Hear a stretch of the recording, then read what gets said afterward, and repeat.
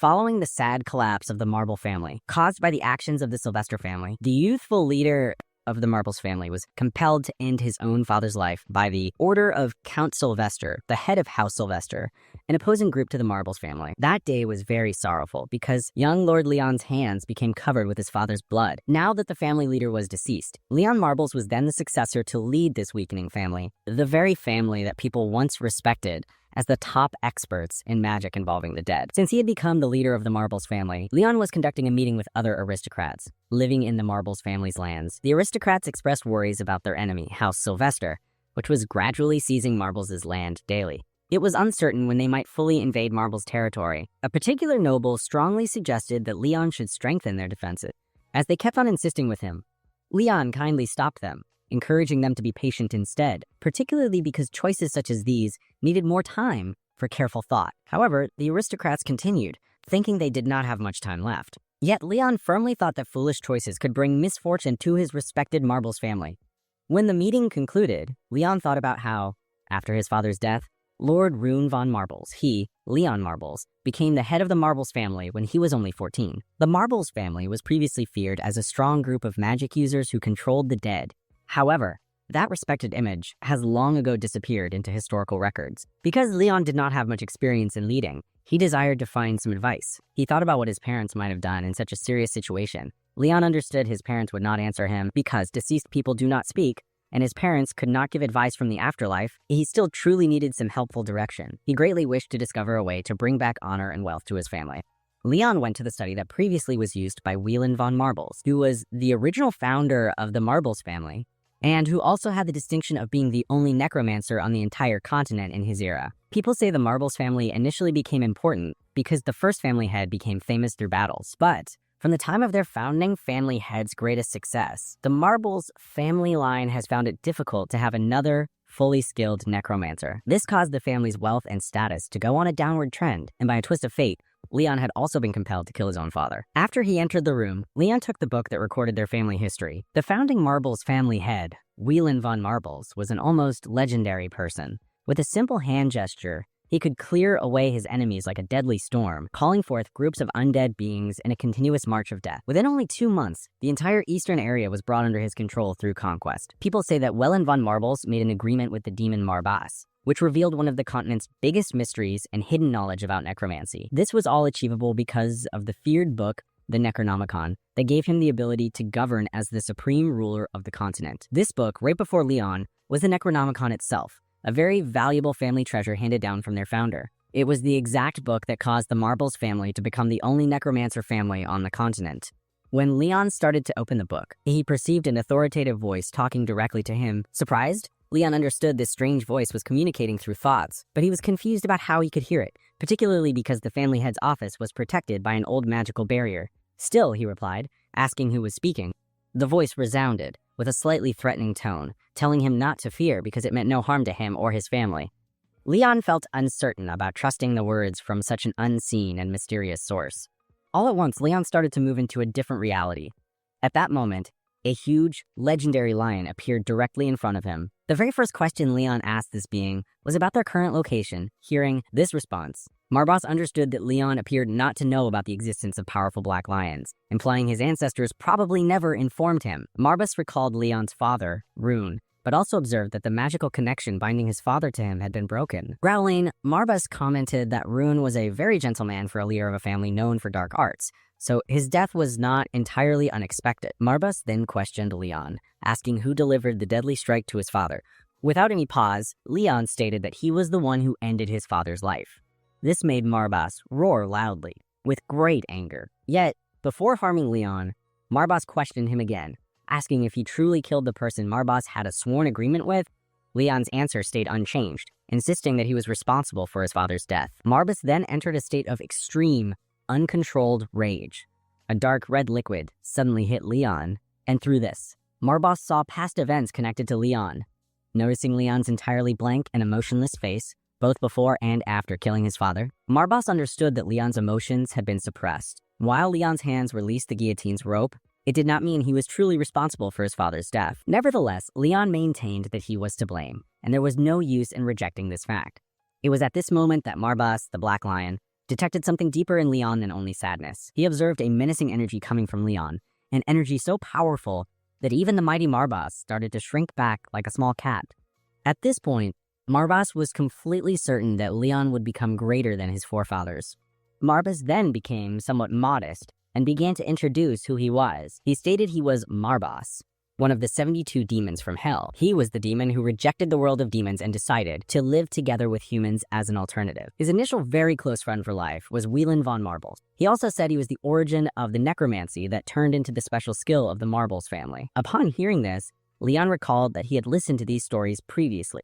Leon was already aware that when their ancestor established the Marbles family, this very lion, Marbas, had taught him the prohibited skill of necromancy. Marbas agreed with this, also saying he was now tied to the Necronomicon, even though he was a powerful demon before this connection. Leon also remembered how the founding family head frequently told them that necromancy was inherent to Marbas, so Leon could not understand why Marbas, the great lion, eventually left the Marbles family. Marbas quickly detected the hostility Leon felt and asked him about this feeling. Leon voiced his worry that since the era of their founder, the Marbles family had not produced a necromancer as skilled as Wieland. The sole explanation Leon could imagine was that the great lion, Marbas, had deserted them. Marbas clarified one specific point very firmly. The cause for Leon and his relatives being unable to use the real power of a necromancer was their insufficient strength to act as a suitable container. Not one of Wieland's successors could compare to the immense talent that Wieland had. The single factor hindering the Marbles family was the weakening of their family lineage. Following a brief period of thought, Leon was prepared to accept what Marbas was stating. Ultimately, it is a natural principle that the powerful overcome the less powerful. This was a contributing factor to why he felt little regret concerning his father's death, particularly as his father had nothing exceptional to provide. Having said that, Leon resolved to bear the responsibility his father was meant to carry on his own. Because Marbas, the Black Lion, asserted he had not abandoned them, Leon requested this lion, Marbas, to perform a favor for him. However, Marbas reminded Leon that a favor is a kind deed in which one side usually experiences a disadvantage. As a demon, Marbas favored an agreement, or a bargain, over simply doing a favor. Given the situation, Leon chose to form an agreement to gain necromantic power. He additionally challenged Marbas's pride by asking if this powerful being was truly able to bestow such an ability. Marbas seemed slightly irritated with Leon for doubting his abilities. For Marbas, the crucial question was if Leon himself could even handle such extraordinary power. Leon immediately affirmed this. He felt he fully deserved it. If he were an unskilled nobody, he would not have been allowed to interact with a superior demon like Marbas, the Black Lion. People say that common individuals merely need to speak with a demon before losing all their magical energy, experience illusions, and in the end, die. That Leon was still standing indicated he must have at least a small amount of potential, making him worthy of this great lion Marbas's notice. Marbas conceded that Leon was definitely not average. He also appeared to have a good amount of courage as well. Considering this, Marbas, the Black Lion, was prepared for the agreement.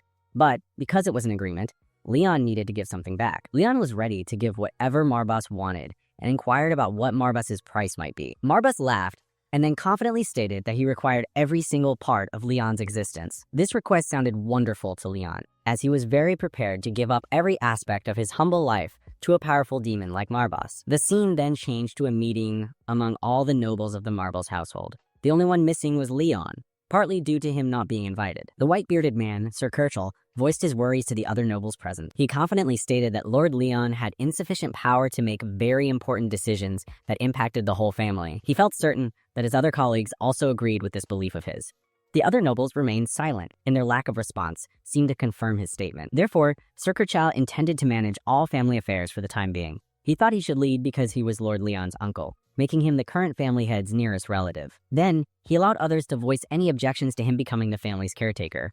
One noble quickly supported Sir Kirchall, thinking it would be foolish to go against him, considering the other option was just a young boy, not yet an adult. He definitely did not want to entrust important choices to an undeserving child like Leon. Gradually yet steadily, the other nobles voted for Sir Kirchall to manage family matters for the present time. However, Pullen, the fat man, indicated his disagreement. He thought Lord Leon was the sole direct heir of the former family head, and their family had no past instances of choosing the next leader against the direct line of succession. Replying to this, another noble stared disapprovingly. He felt lineage was useless if their whole family could be destroyed. Out. The soldiers of those Sylvester ruffians were advancing against the Marbles family at that very moment. Although he acknowledged Pullen's worries regarding the right of inheritance, It was all meaningless if they were all to perish by blindly obeying an incapable leader. Yet Poland continued to disagree with his colleagues' choices and statements. He thought that each person present was there only because the deceased Lord Rune had kindly given them a seat. Thus, everyone there had a duty to the family to fight until the very end, even if the current family head had not yet formed his own group of supporters. Poland would not passively observe Leon's uncle, Sir Kirchall, seize Leon's proper position as heir. Incidentally, this man, Poland, appeared to be a dedicated supporter of the former family head. Hearing this, Sir Kirchall stood up, noting that the current family head apparently had at least a single loyal supporter. Poland told Sir Kirchall to stop the nonsense and clearly state what he truly intended to say.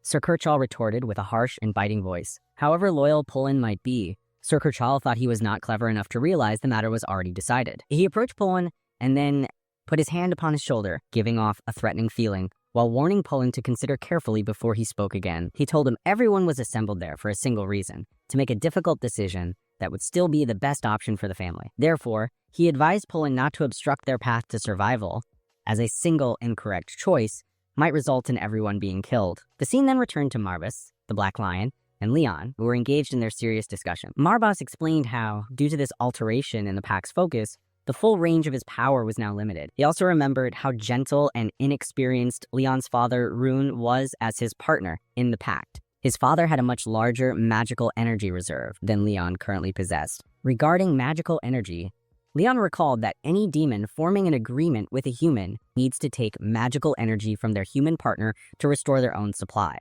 So Leon asked Marbas what he planned to do now. Marbas, the Black Lion, snapped his fingers and then changed his form into a small, adorable fluffy cat, stating this form would require less energy to sustain. Leon felt relieved because with this new appearance, Marbas, the Black Lion, could easily be mistaken for a cute pet rather than a frightening demon. Marbas did not like being called a cute pet, so he gave Leon a very fierce look, projecting a menacing presence for saying that.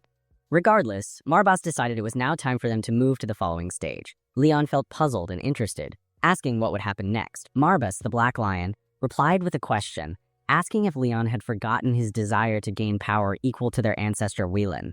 Leon confessed that he truly did desire that kind of power. Marbas reminded him the sole method to get that power and reach the same level as their ancestor Whelan was to do what he did. Therefore, they would be traveling to the secret shrine of the ancestor Whelan. Yet, before they started their travel, Marbas cautioned Leon that the journey might cost him his life, so he asked if Leon still agreed.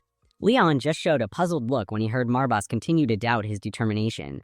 Regardless, Marbas started to walk on his small paws, showing the path. Following their brief travel, Leon found he was moving through a dense forest, specifically the misty woods belonging to the Marbles family territory. Marbas, the Black Lion, explained that this forest could be a very confusing maze for anyone not from the Marbles family line. Leon appeared to already know something about this, as his father had informed him that only the true family head could enter the secret shrine. Yet, something still puzzled Leon.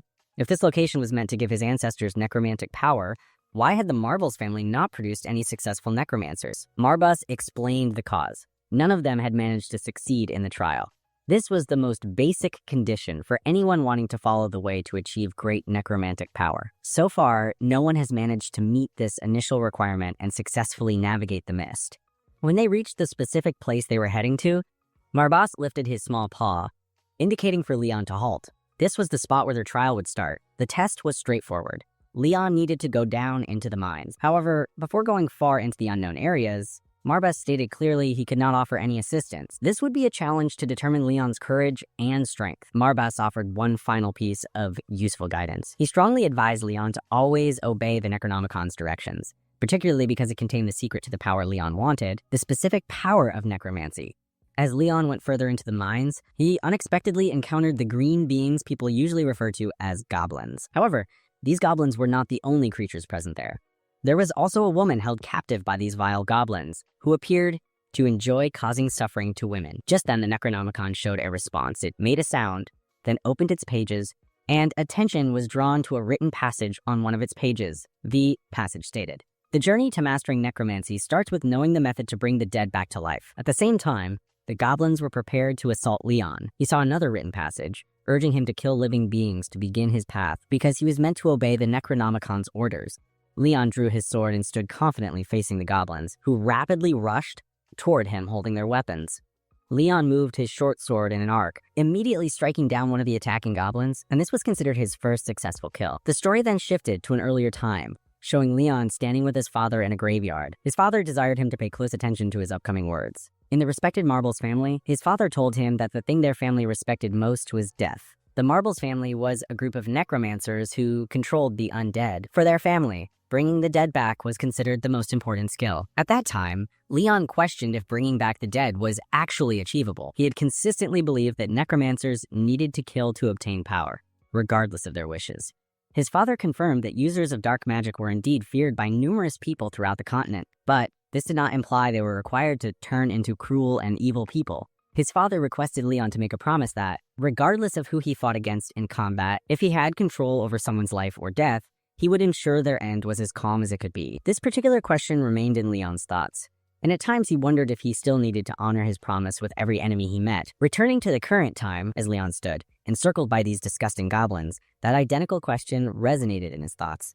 Ultimately, he thought that beings as wicked as these goblins deserved nothing short of a very painful end. However, the kindest method to handle them, he concluded, was to target their neck bones with lethal accuracy. This was the fastest method to kill them while causing the minimum amount of suffering. Meanwhile, Marbas, the Black Lion, was utterly astonished after seeing Leon achieve his first kill so easily. Although Leon did not appear very skilled with a sword, he hit the neck bone with incredible precision. For a brief time, Marbas thought it could have been good fortune or perhaps an inherent talent. Yet, with additional goblins attacking, Marbas, the Black Lion, knew he would shortly discover the truth. Our attention returns to Leon. In his own thoughts, even he felt his latest kill was due more to luck than ability. He was certain that battling these green beings would be difficult because goblins are naturally cunning and tricky. And, complicating things further, it was quite hard to see clearly. The surroundings would become even more dim as he kept killing more goblins. He observed that a torch went out every time he killed a goblin. He understood he must adapt to the growing darkness while there was still time. Rather than just slashing wildly at the enemy, he changed his attention to stabbing and striking with great accuracy. He began his continuous killing of enemies, and for every goblin that he defeated, another torchlight nearby would extinguish. Although the area was becoming darker, Leon's eyesight was adapting, so he could perceive his surroundings adequately now. His main worry was the state of his dagger, which was getting damaged from the fighting. However, he had not anticipated much better from a decorative weapon. Unexpectedly, a goblin jumped high into the air to attack him. But Leon swiftly fought back by hurling his dagger at the attacking enemy, cutting the goblin's cheek. Witnessing Leon throw away his only weapon surprised Marbas, the Black Lion, very much. It seemed crazy that he just got rid of his weapon during the battle. But Leon's reason for throwing his dagger was clear. He intended to take a larger, more effective weapon. As soon as he obtained it, he used it with lethal accuracy, cutting the goblin and thereby stopping the immediate danger. Now that the threat was removed, he moved towards the young woman in trouble and started to untie her ropes. The woman felt extremely thankful, at last saved by a hero, like one from a storybook. However, the conclusion of her tale was not happy and pleasant. Before the woman could even complete showing her thankfulness, Leon stabbed her directly in the center of her chest. Just as his weapon made contact, Leon recalled some advice his father had shared. His father had talked about monsters capable of imitating humans, which he met during his journeys over the continents. Leon cruelly stabbed her once more, which made her moan from the pain. The cause for this surprising second attack was again his father's advice. He had clearly instructed Leon that individuals who trick and misuse the confidence of others should not have a calm death. Such people needed to feel the identical terror and hopelessness their own victims had endured. Therefore, Leon thought this disguised monster deserved to understand that lesson by experiencing great pain.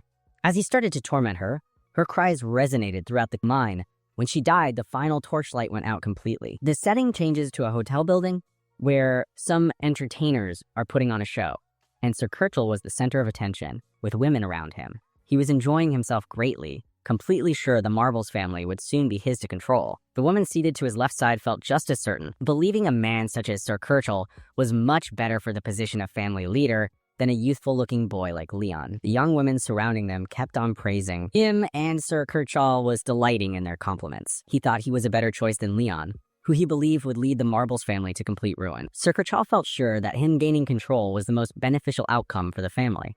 While this despicable man was laughing full of happiness, the brown-haired associate questioned how they would handle Leon. The residents of their lands were very devoted to Leon's father, potentially making it more difficult to get rid of Leon. However, Sir Kirtle comforted him, stating that he already had a strategy prepared. He planned to make Leon's death appear reasonable after it happened. Because dead people cannot speak, Accusing Leon with false stories would be simple. The brown-haired associate was pleased to learn this. Ultimately, the last instance of someone hearing from a dead person was many centuries before. At the time, the founding family head, Whelan, used the power of necromancy.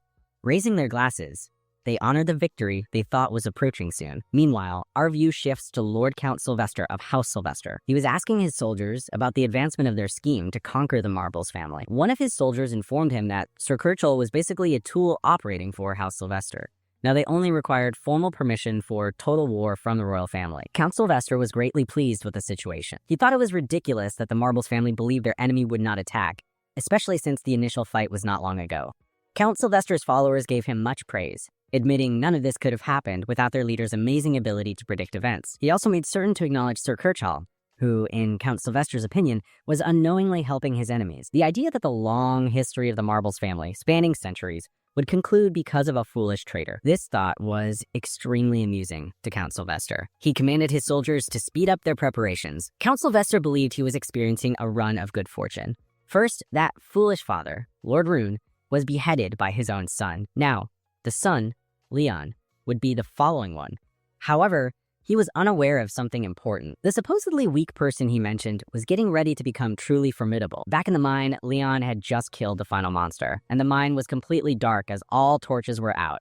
This indicated she was the last monster to defeat. As he stated this, the torches suddenly lit up again. This brought great comfort to Leon. Marbas, the Black Lion, at the same time, was extremely happy to have Leon as his partner. He jumped over Leon's body, making Leon fall into the puddle of blood. Marbas was excited by the power Leon had, which was sufficient to destroy a whole camp of orcs by himself. He was astonished that Leon not only recognized the monster's fake appearance, but also managed to stab its body that appeared impossible to damage. Although Leon was thankful for the praise, he preferred not to face orcs, because he heard they hated humans more than anything. Yet Marbas, the Black Lion, was very interested in how Leon succeeded in seeing through the disguise. He desired to know how he achieved it. The solution, Leon believed, was quite straightforward. After all the other torchlights had extinguished, a single one continued to burn. The important detail was that the illumination from that torch had a distinct color. It was green, which is the color associated with the dead. For every monster that he had killed, the torches went out individually one after another, and as expected, the final torch remained burning until the very end. That provided a sufficient clue for Leon to understand the woman was actually a monster in a disguise, and he therefore killed her based on that realization. Marbas, the Black Lion, became even more thrilled. Now, usually he would not anticipate a young boy of that age to achieve so much in such very difficult conditions. When a person's life is in danger, it is already hard to understand the situation, much less to act immediately, without any delay or doubt. Nevertheless, Leon did precisely that, defeating all the foes alone and smoothly by using his intelligence. Although Marbas, the Black Lion, was at first worried about Leon's magical energy supply, he now thought that a person's capability should not be judged only by their amount of magical energy. He felt sure that Leon was concealing something unique, something truly remarkable that made him even more excited. He was now eagerly anticipating what new abilities Leon might demonstrate next. Since Leon had finished his initial test, it was now appropriate to proceed to the following one. His primary assignment had been to end the life of a living creature, and because he has now achieved this, the Necronomicon directed him to bring back the dead ones. Considering this instruction, Leon could only understand it to mean he needed to make undead soldiers from the goblins he had just killed. And by doing so, he was preparing to take his initial real step to becoming a necromancer who is never defeated. This understanding filled him with an immense amount of excitement. Leon discovered the way of necromancy that was presented to him. Marbas, the small, fluffy creature of doom, urged him to look at the defeated goblins, and then to guide a stream of magical energy into his sight. This action would then permit a network of threads to form and connect to the dead bodies. By obeying those directions, Leon successfully found and joined each thread to the goblins. These particular threads are called death lines. They float above the limits of death, with each thread connecting the soul from this existence to the next one. Marbas clarified that a necromancer's main skill involves detaching the souls from the corpses of the dead. This confirmed the soul removal process, and after filling those souls with their own magical energy, the necromancer effectively started the reanimation spell. This was soon demonstrated when the goblins were brought back to life, surrounded by a dark energy and marked with a symbol above their heads. Marbas provided him with a clear visual example by commanding one of the undead goblins to assault Leon, but then stopped the goblin's attack just before it hit. Marbas, the demon, called this stage of the procedure branding. And although there were various methods for raising the undead, this specific technique was preferred for monsters. Marbas promised to explain other types of necromancy in more detail later. Leon stood ready, having gained new knowledge from this demonstration. Now it was his opportunity to completely replicate the entire procedure. However, before he started, a question remained in his thoughts, recalling his ancestors' statements. Leon mentioned how it is much more difficult to bring back a human compared to a monster. At this moment, he was eager to find out if his skill level allowed him to safely reanimate a human as one of his undead fighters. In response, Marbas asked if Leon needed that specific ability among his skills. Leon affirmed that he did, which led to a sarcastic remark from Marbas, who questioned which human would be the target of Leon's magic. As it happened, Leon announced the man's name was Kirchall, his sole uncle, the disloyal scoundrel who was trying to seize control of the family. Shifting back to Sir Kirchall's point of view, we observe him speaking ill of Leon's father, considering him an ignorant fool. He viewed himself as a man who seizes opportunities, believing he was destined for greatness following his own brother's death. Now, the sole remaining task was to deal with Leon, the family's direct successor. Any normal person would experience guilt, maybe even deep sadness, at the idea of killing their own nephew. However, this man was like trash, thinking it would not cause him any problem whatsoever. Actually, he wished for this time to be a celebration rather than a period of sadness. But while they were happily savoring their drinks, a strong tremor shook the entire building. The large ceiling light broke and fell right in the center, shocking everyone present. Sir Kirchall paused to understand what was happening. None of them could accept that the place experienced such a powerful tremor, especially since a magical item protected it.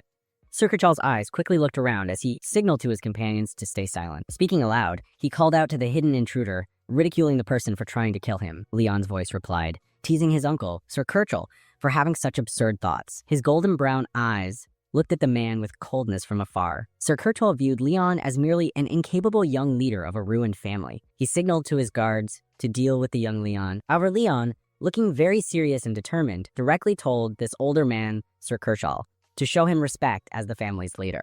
Sir Kirchall asked why Leon had come there so late at night. Leon coldly retorted, saying he did not require an appointment to visit one of his followers, and even mocked Sir Kirchall for his arrogance. Sir Kirchall, now visibly annoyed, shouted at Leon for considering himself a deserving family head, able to lead them. He questioned if Leon feared that his valuable position would soon be lost to someone else. The contemptible man, Sir Kirchall, believed it was much too late for Leon to be concerned about those matters because Leon's father was already deceased, and no one could offer him protection any longer. Revealing his true thoughts, Leon countered that he fully knew he was the only one who could defend himself. Sir Kirchall laughed at Leon for proudly coming there by himself, confronting his uncle even if it meant risking his life. Leon promptly corrected him. He stated he had never mentioned anything about arriving there alone. Sir Kirchall did not understand the strange things Leon was saying, when all at once the floor below him started to shake violently. Sir Kirchall's body trembled, and he wondered what kind of magic was being employed. He could feel the frightening presence of a dark power. He could not accept the appearance of the undead creatures in front of him. This was clearly necromancy, and he recognized it all too well. The despicable Sir Kirchall whispered his confusion. Even his own brother, the deceased family head, and Leon's father, Rune, could not control such a powerful, death-altering skill. Leon pointed out that the Marbles family had a more significant history with necromancy in earlier times. Despite the current circumstances now turning against Sir Kirchall unwisely commanded his guards to immediately overcome the undead goblin creatures. Together, they rushed forward, trying to vanquish the undead goblins. Just as one of their swords was about to touch Leon's face, an undead goblin blocked by striking against the guard's weapon, which surprised the guard very much. With his sword pushed aside, the guard was left completely vulnerable to an attack from another goblin. His life ended when the goblin's blade cut across his stomach, thereby killing him instantly. As his lifeless body fell to the floor, Sir Kirchall's expression was one of pure terror. This man was extremely frightened. The other undead goblins advanced to defeat the guards who were still standing, killing all of them completely. Witnessing this terrible event unfold, the disloyal Sir Kirchall could only believe he was confronting a madman. The goblins ripped Sir Kirchall's guards apart, yet he just stood there, incapable of forming coherent thoughts. This terrible slaughter was unlike anything he had ever witnessed. It was indeed true that Leon was controlling necromancy filled with both anger and terror. Sir Kirchall questioned how this situation could have ever started. As he formed a dark sphere of energy in his hand, he yelled at Leon for disrespecting the genuine abilities of the founding family head, Whelan. In reply, Leon mocked him, asking what was improper about the actual family leader being able to use such magic. Incapable of tolerating his remarks, Sir Kirchall declared Leon's explanation to be nonsense, because necromancy had long been thought of as a forgotten skill, something even Leon's father, Rune, could not control. Sir Kirchall's pride could not handle the reality that a child, much younger, was capable of controlling such a strong power. Choosing to give weight to his own statements, Leon moved his hand before cautioning Sir Kirchall that he was committing a serious error. At that instant, he commanded his goblin minions to rush forward and assault Sir Kirchall. This man, Sir Kirchall, was essentially being overwhelmed by multiple attackers simultaneously, and using the small amount of power he possessed, he launched the Dark Sphere, which burned the goblins instantly when it hit them. Sir Kirchall's assault might have appeared to cause some harm, but it had minimal effect on the undead goblin bodies, which simply healed from the damage and continued their relentless assault. The despicable old man was powerless, so he pleaded with his guards for assistance. However, when he turned to look, his eyes showed only complete hopelessness. Lifeless bodies were scattered on the floor, every one of them dead. As a final attempt, Sir Kirchall swore quietly and launched several more attacks. Naturally, in these circumstances, his command of magic was merely somewhat better than average. In summary, he was completely ineffective here. Sir Kirchall tried to use persuasion, claiming Leon would face repercussions for betraying him in this manner. Leon ignored his uncle's complaints and simply ordered one of his goblins to stab Sir Kirchall in the chest. The weapon struck accurately, sending a shock of intense pain through Sir Kirchall. His blood poured onto the floor. He tried to resist by using his magical abilities, but his command over them and his foresight rapidly weakened. As his final option, he called Leon a traitor for attacking his own family member. Leon's thoughts wandered to a connected memory he once had with his father about the continent's history. Leon knew that every region has its conquerors and then it's defeated, and eventually their positions would inevitably reverse. Sir Kirchall believed Leon was squandering time by lecturing him then, but Leon carried on with his words, stating that although his methods might be unfeeling and harsh, there was one important lesson he had learned from reading a book. According to Leon, forgiveness was a privilege granted exclusively to the winner, and Sir Kirchall had also been that winner previously. Nevertheless, he ultimately betrayed the family head, Rune, to chase his own ambitions for power. But circumstances were different now. The harsh reality struck Sir Kirchall painfully, but Leon kept stating truths and logical points to a man facing imminent death. He offered no goodbye to his disloyal uncle and sincerely wished Sir Kirchall would suffer into his next existence, promising to commemorate this day annually. Leon planned to punish Sir Kirchall by ending his life. Within just a few seconds, the goblins attacked the old man with their weapons. His life concluded painfully, accompanied by a terrible, loud cry of agony. Now that this man was dead, Marbus was somewhat impressed by Leon's ruthless and effective tactics. He was quite amazed that a novice necromancer could use its powers so accurately. It seemed as though Leon possessed 10 years of experience. Hearing this, Leon, the main character, achieved an exciting new understanding, a plan so scary it even frightens Marbus, the demon furball. The story now changes to a very important meeting of the council, where some rich landowners are unsure why Sir Kirchall has asked them to meet yet again. They cannot understand why he has been so very bothersome recently. But one bald noble thinks this meeting must be about something very important, because they were called so quickly. They consider if House Sylvester is responsible by breaking the peace agreement and attacking House Marbles when they are very weak. Not all of them think this is true, because breaking a big agreement like that would be a very daring action from the enemy family. A war also cannot keep going unless the family leaders give their permission, so in the end, they decide to push aside these worries and wait for Sir Kirchall to arrive. Well, a person does come, but it is not Sir Kirchall. It is a young boy, and his every step makes the council members feel uneasy and start to think very deeply. They cannot understand at all why Leon is there when his uncle, Sir Kirchall, called the meeting. It makes no understandable sense for Leon to come instead of his uncle. Leon does not waste any time at all, and right away he talks about the big unspoken issue. He knows they thought they would see his uncle, Sir Kirchall, and he has some very interesting news for them. Sir Kirchall will not be coming to this meeting, mostly because he is unable to come and cannot be at the meeting. Wanting to understand more clearly, one of the council members asks him to please explain. Leon calmly sits down before he announces that Sir Kirchall is dead, which makes everyone in the room feel a sudden chill of fear. He even says very clearly that he was the one who killed his uncle.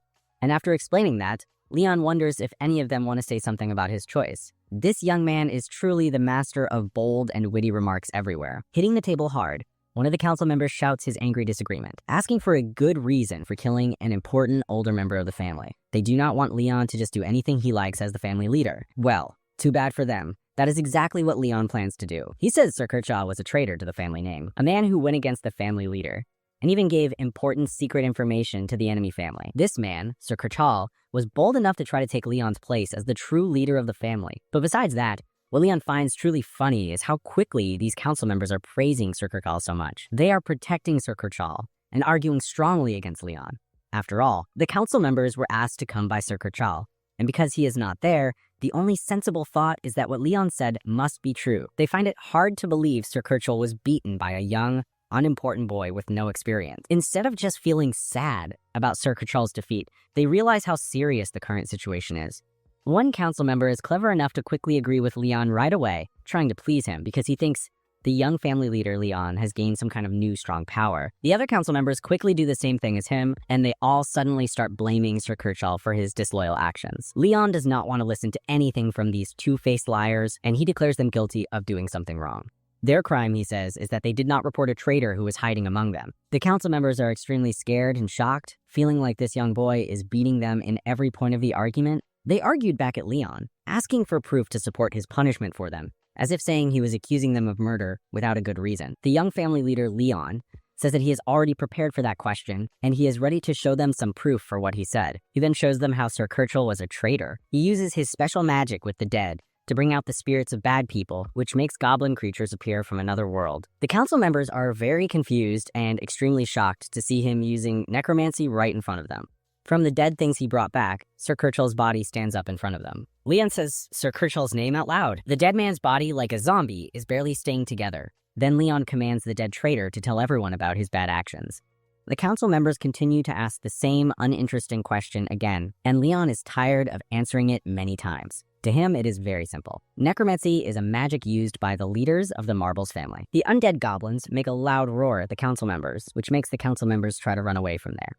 But before these terrible people can even get away from their chairs, one of them falls to the floor already, with his head cut off from his body.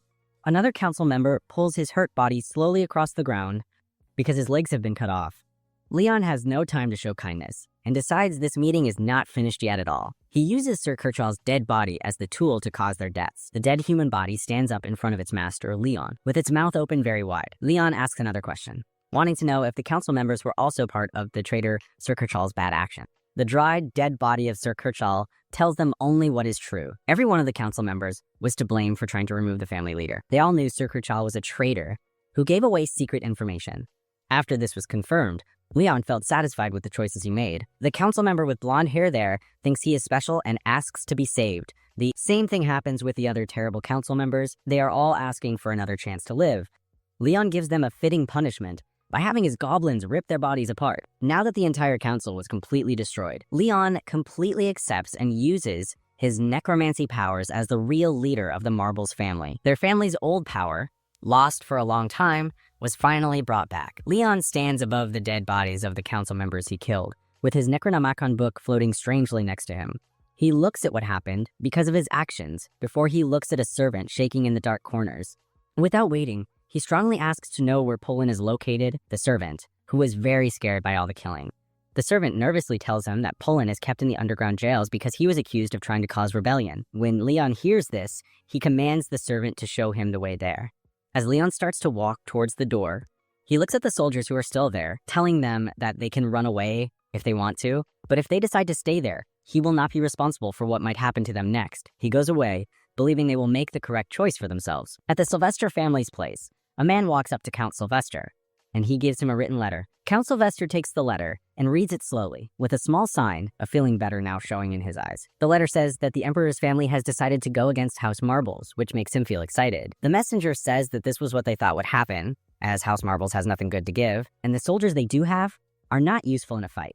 Count Sylvester agrees with him and tells his men to continue with their plan, feeling very sure that House Marbles will be defeated in 1 month. He then asks the messenger if he is ready for his job, and the messenger confidently says that he is ready. Still, Count Sylvester makes sure that his soldiers are completely ready for what is going to happen. His main planner, finding Count Sylvester's confidence funny, says as a joke that the only real dangers to their victory would be if a very strong necromancer suddenly appeared, or if House Marbles' founder, who died long ago and possibly came back to life. This joke only makes Count Sylvester feel even more sure of himself. In the underground jails of House Marbles, Leon finds Poland locked in a jail cell. The moment Poland sees him, he starts begging and saying sorry, admitting he let Sir Kirchhoff's bad plans grow, which in the end put Leon in danger, feeling very guilty. Poland insists that he should die because he failed. But Leon thinks about the situation in a different way. Poland was the only person who went against Sir Kirchhoff, which showed he was loyal and made him a good person to have on his side. Because of this,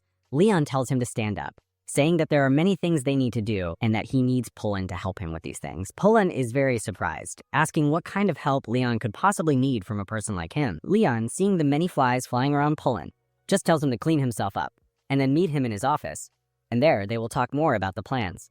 Pullen happily agrees, promising to be loyal as Leon walks away. When it becomes night, Leon stands near his window, looking outside, while Marbas, in his small cat shape, sits on his shoulder, and Marbas is slowly cleaning his own fur. Marbas, the cat, speaks first, asking what Leon plans to do next. Leon stops for a moment, thinking deeply until Pullen finally comes into the room. To Pullen's great surprise, Leon shows him a very daring plan, to pretend to be Sir Kirchhoff to trick House Sylvester. Pullen right away said he was worried, explaining that to pretend to be someone so well would be almost impossible to do. But Leon has different ways to do things. Without stopping to think, he calls out a special creature, a doppelganger, and it changes into the exact look of Sir Kirchhoff right in front of Pullen's eyes. Very shocked, Pullen can barely believe what he is seeing. Leon has just easily called an undead helper. He had heard people talking about Leon's powers, but seeing this himself makes him understand just how strong this necromancer really is. Still, Pullen has worries in his mind. Even if the doppelganger looks exactly like Sir Kirchhoff, controlling it well enough to trick House Sylvester is a completely different, harder problem. He nervously tells his worries, afraid that their trick will be found out very quickly. Pullen says that undead creatures cannot perfectly copy how a person talks, writes, or acts. But this is not just any normal undead creature. It is a trick made by a creature called a doppelganger, which Leon was able to find. Different from normal undead, this doppelganger can not only copy someone's looks, but it can also remember their thoughts and act like them to show its powers. The doppelganger uses Sir Kirchhoff's magic, which shocks Pullen because it is so perfectly copied. Leon then remembers when he first met this creature in the Dark Mine while he was looking for a book. At that time, the doppelganger looked like a woman. After Leon killed it, he had asked for its name. Marbas then told him it was called a doppelganger, a being that could copy a person's looks, how they act, and even their special powers. At that moment, it had been copying a traveler it had killed, along with the traveler's friend. When Leon heard this, he had started to think of a plan. Without waiting, he had used his special necromancy magic to make the doppelganger's dead body rise up from the ground. This creature was once a servant of the first leader of House Marble's, Whelan, and now the creature belonged to Whelan's family member, Leon. After so many years, it had finally come back to the master it should serve. This other powerful demon-like being seemed very angry about this, while Leon looked at his new servant, Marbas, knowing Marbas liked him more than this other being. Marbas warns Leon that this doppelganger creature can change into any person a necromancer has met. The only rule is it cannot change into someone stronger than the necromancer. Marbas strongly tells Leon that he should act modest because he is still not very strong yet. Even though Leon trapped his uncle, Sir Kirchhoff's spirit, into his group of undead soldiers, Marbas says that a human spirit will finally disappear completely. That is why Marbas suggested Leon should not get involved with House Marble's problems, because he did not have a way to fix things forever. But Leon disagreed very strongly, saying he would not betray his own family. If he leaves the family, innocent people on their land will be killed by the Sylvester family members. Marbas, the demon furball, asks if Leon cares so much about others that he would risk his own life for them. Even though Leon can be cruel, he is ready to die for his family. Marbas thinks Leon is being too loyal for no good reason. Instead of talking more about that, he talks about the more important problem they have now. A purple ghost-like creature appears in front of them, and Marbas suggests Leon should bring this creature back to life and use it to help him. Leon asks if Marbas knows this creature. It seems this creature was part of the first family leader Whelan's group of undead servants. With Leon's current situation, it will help him a lot, as long as he can handle its bad temper, that is. Without waiting any longer, Leon says the magic words, which makes the ghost-like creature appear in a shape that looks almost like a human. The creature stares angrily at its new master, Leon, before Marbas, the demon furball, roughly pushes it for coming back to its newest master. The creature has just come back to life, and Marbas is already being mean to it. Leon watches their small fight happen. The purple creature, Crow, thinks for a little while before it decides what to do next. This creature, Crow, actually copies a powerful fire attack using special hand movements before it changes to look exactly like Leon.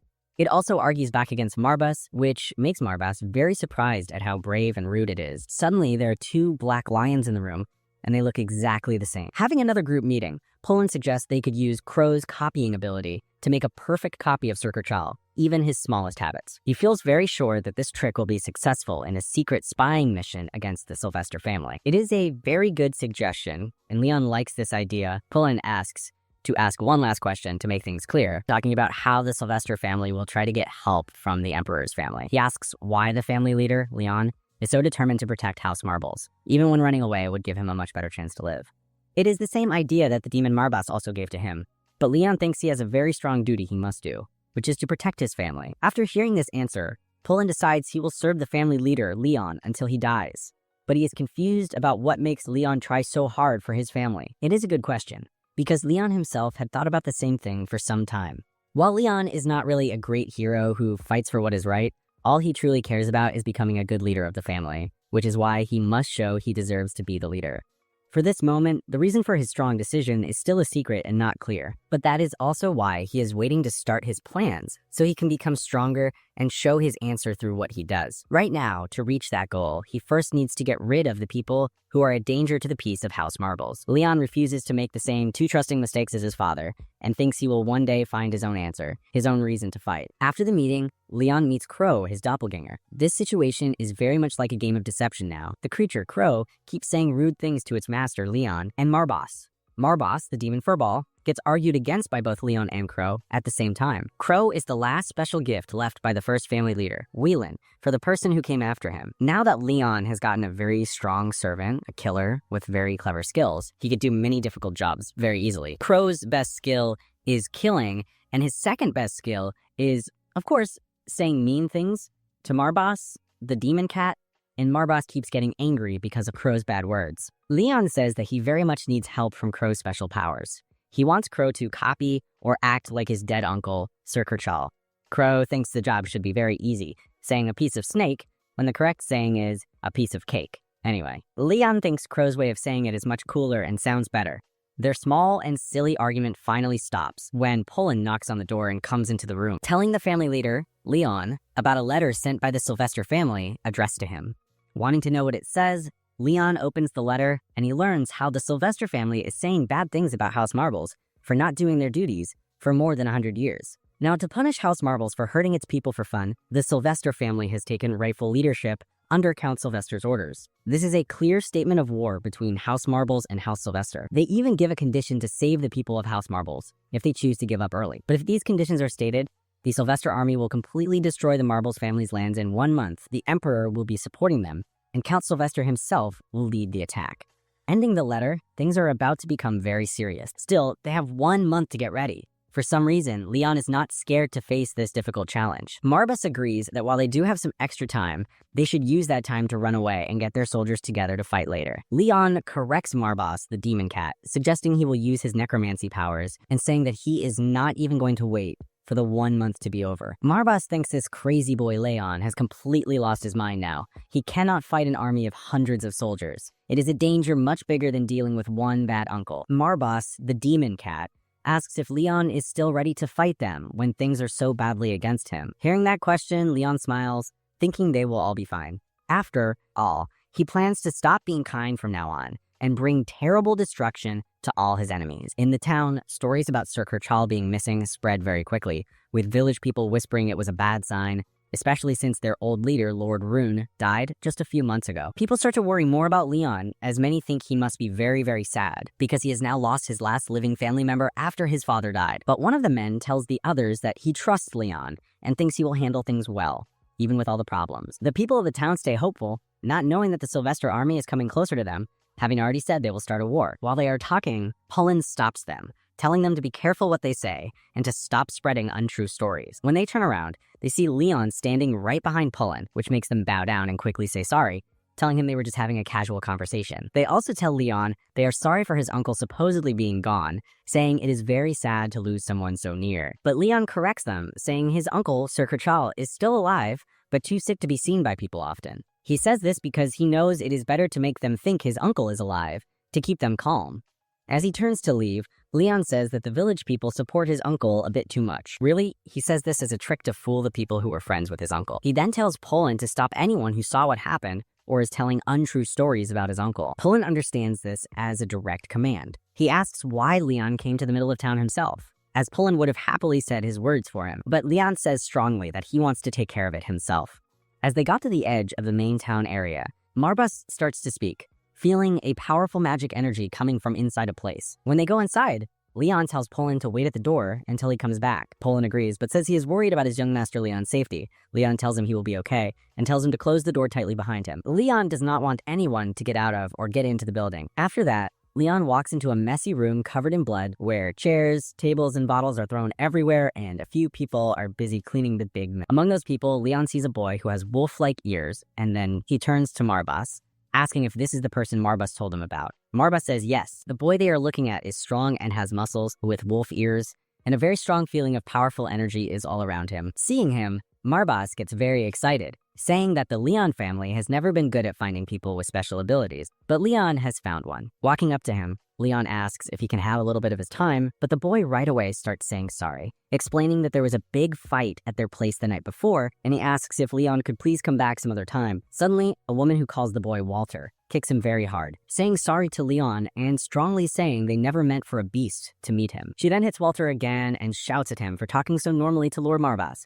Kneeling on the floor, Walter quickly says sorry, explaining he did not know who Marbas was because he was new to this place. Not paying attention to the noise, Leon strongly asks again for a little bit of Walter's time. The woman steps forward, offering to talk to Leon herself instead of Walter.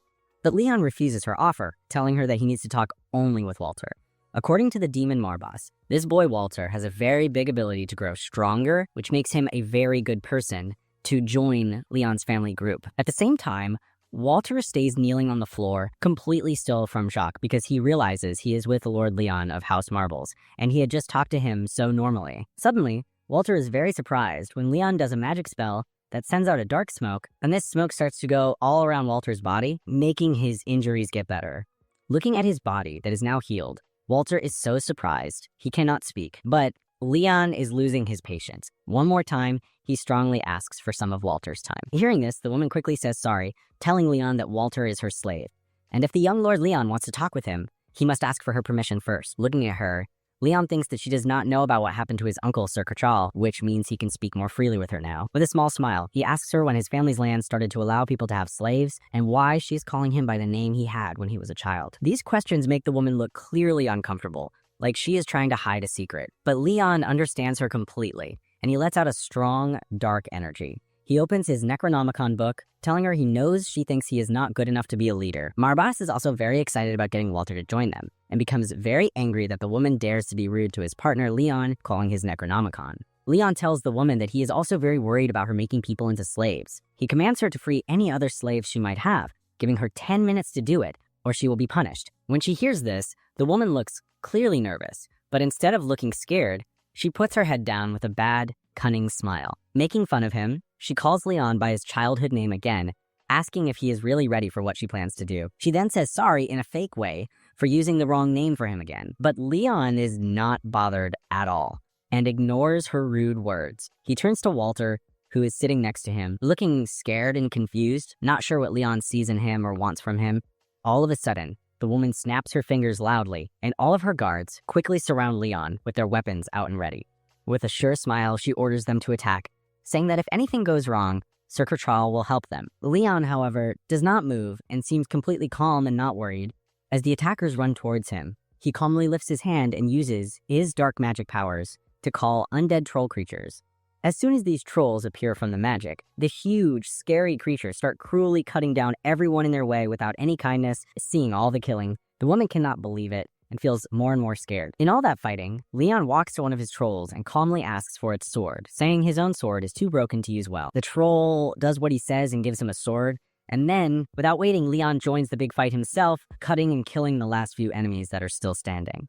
The woman, who is still alive, watches everything in great shock, finding it very hard to understand how Leon has gotten such very strong power. Walter, just as shocked as her, stayed quiet and did not speak, feeling his confusion. Leon turns to him and says clearly that the only reason he let him live is because Walter will be very important for his plans later on. Walter still cannot understand why a man from a rich, important family would be talking to someone like him. He knows he is just a wanderer that people ignore all over the land, yet Leon seems to want something from him. Since he was a child, Walter had been hurt badly and treated unfairly, like someone who did not belong, because he was part beast. He was seen as a sign of bad luck by the human children in his village who hurt him with beatings all the time, which was something he never really understood. He was just an innocent child, and none of it seemed fair to him. But one day, when he could not take it anymore, something inside him broke and changed.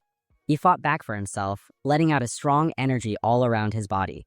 His mind went crazy as he remembered the faces of the children who hurt him, and with a wild, unstoppable feeling of wanting to kill, he killed all of them. When he finally understood what he did and saw the dead bodies all around him, he could not believe what he had done himself.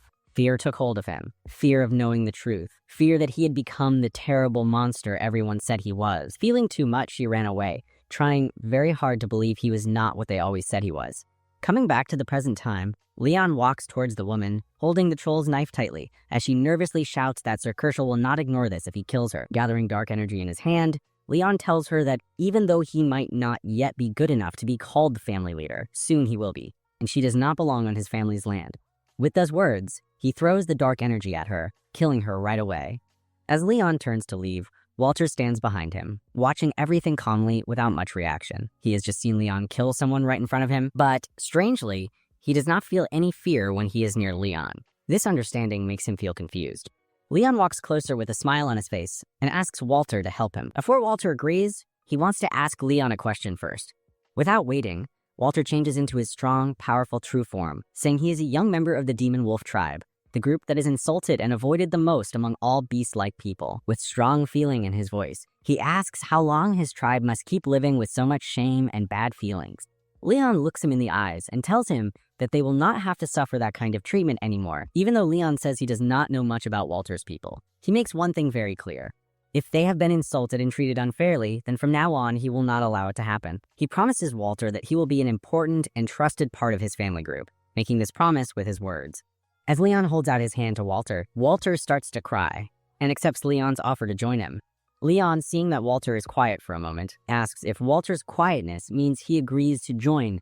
Crying very hard, Walter says yes, telling Leon he will be happy to serve him no matter what happens. At the same time, in the powerful archival empire, Esteban, the emperor of their current time, is sitting on his royal chair while his son Louis stands next to him. Louis speaks to the man kneeling in front of them, asking why he was called to come there. The nervous man says that he has brought a letter from the Sylvester family. This annoys Louis, who thinks being called for something small like a letter is rude to him. He says that his father, Emperor Esteban, will be very angry because of such rudeness. The man quickly says sorry, begging and saying his only wish was to give the message very quickly because Crown Prince Louis is now the most powerful man in their time, and the messenger is clearly scared of making him angry. But Louis's annoyance changes to interest when the man says that House Sylvester has warned about an attack on House Marbles. The messenger suggests that Louis should use this chance to help House Sylvester, making sure their shared enemy, House Marbles, is defeated. Louis thinks about the idea, but says he has some worries. House Marbles has a past of using necromancy, so starting a big war against them is a dangerous plan. The man tells him not to worry, saying that even though House Marbles once had strong necromancy powers, neither the current leader Leon nor the last leader Lord Rune could use such power well. He also says that House Sylvester's army has become much stronger. Hearing this, Louis agrees and tells the man to send an answer, saying the archival empire supports House Sylvester. Getting rid of an enemy at such a time is a chance they must take.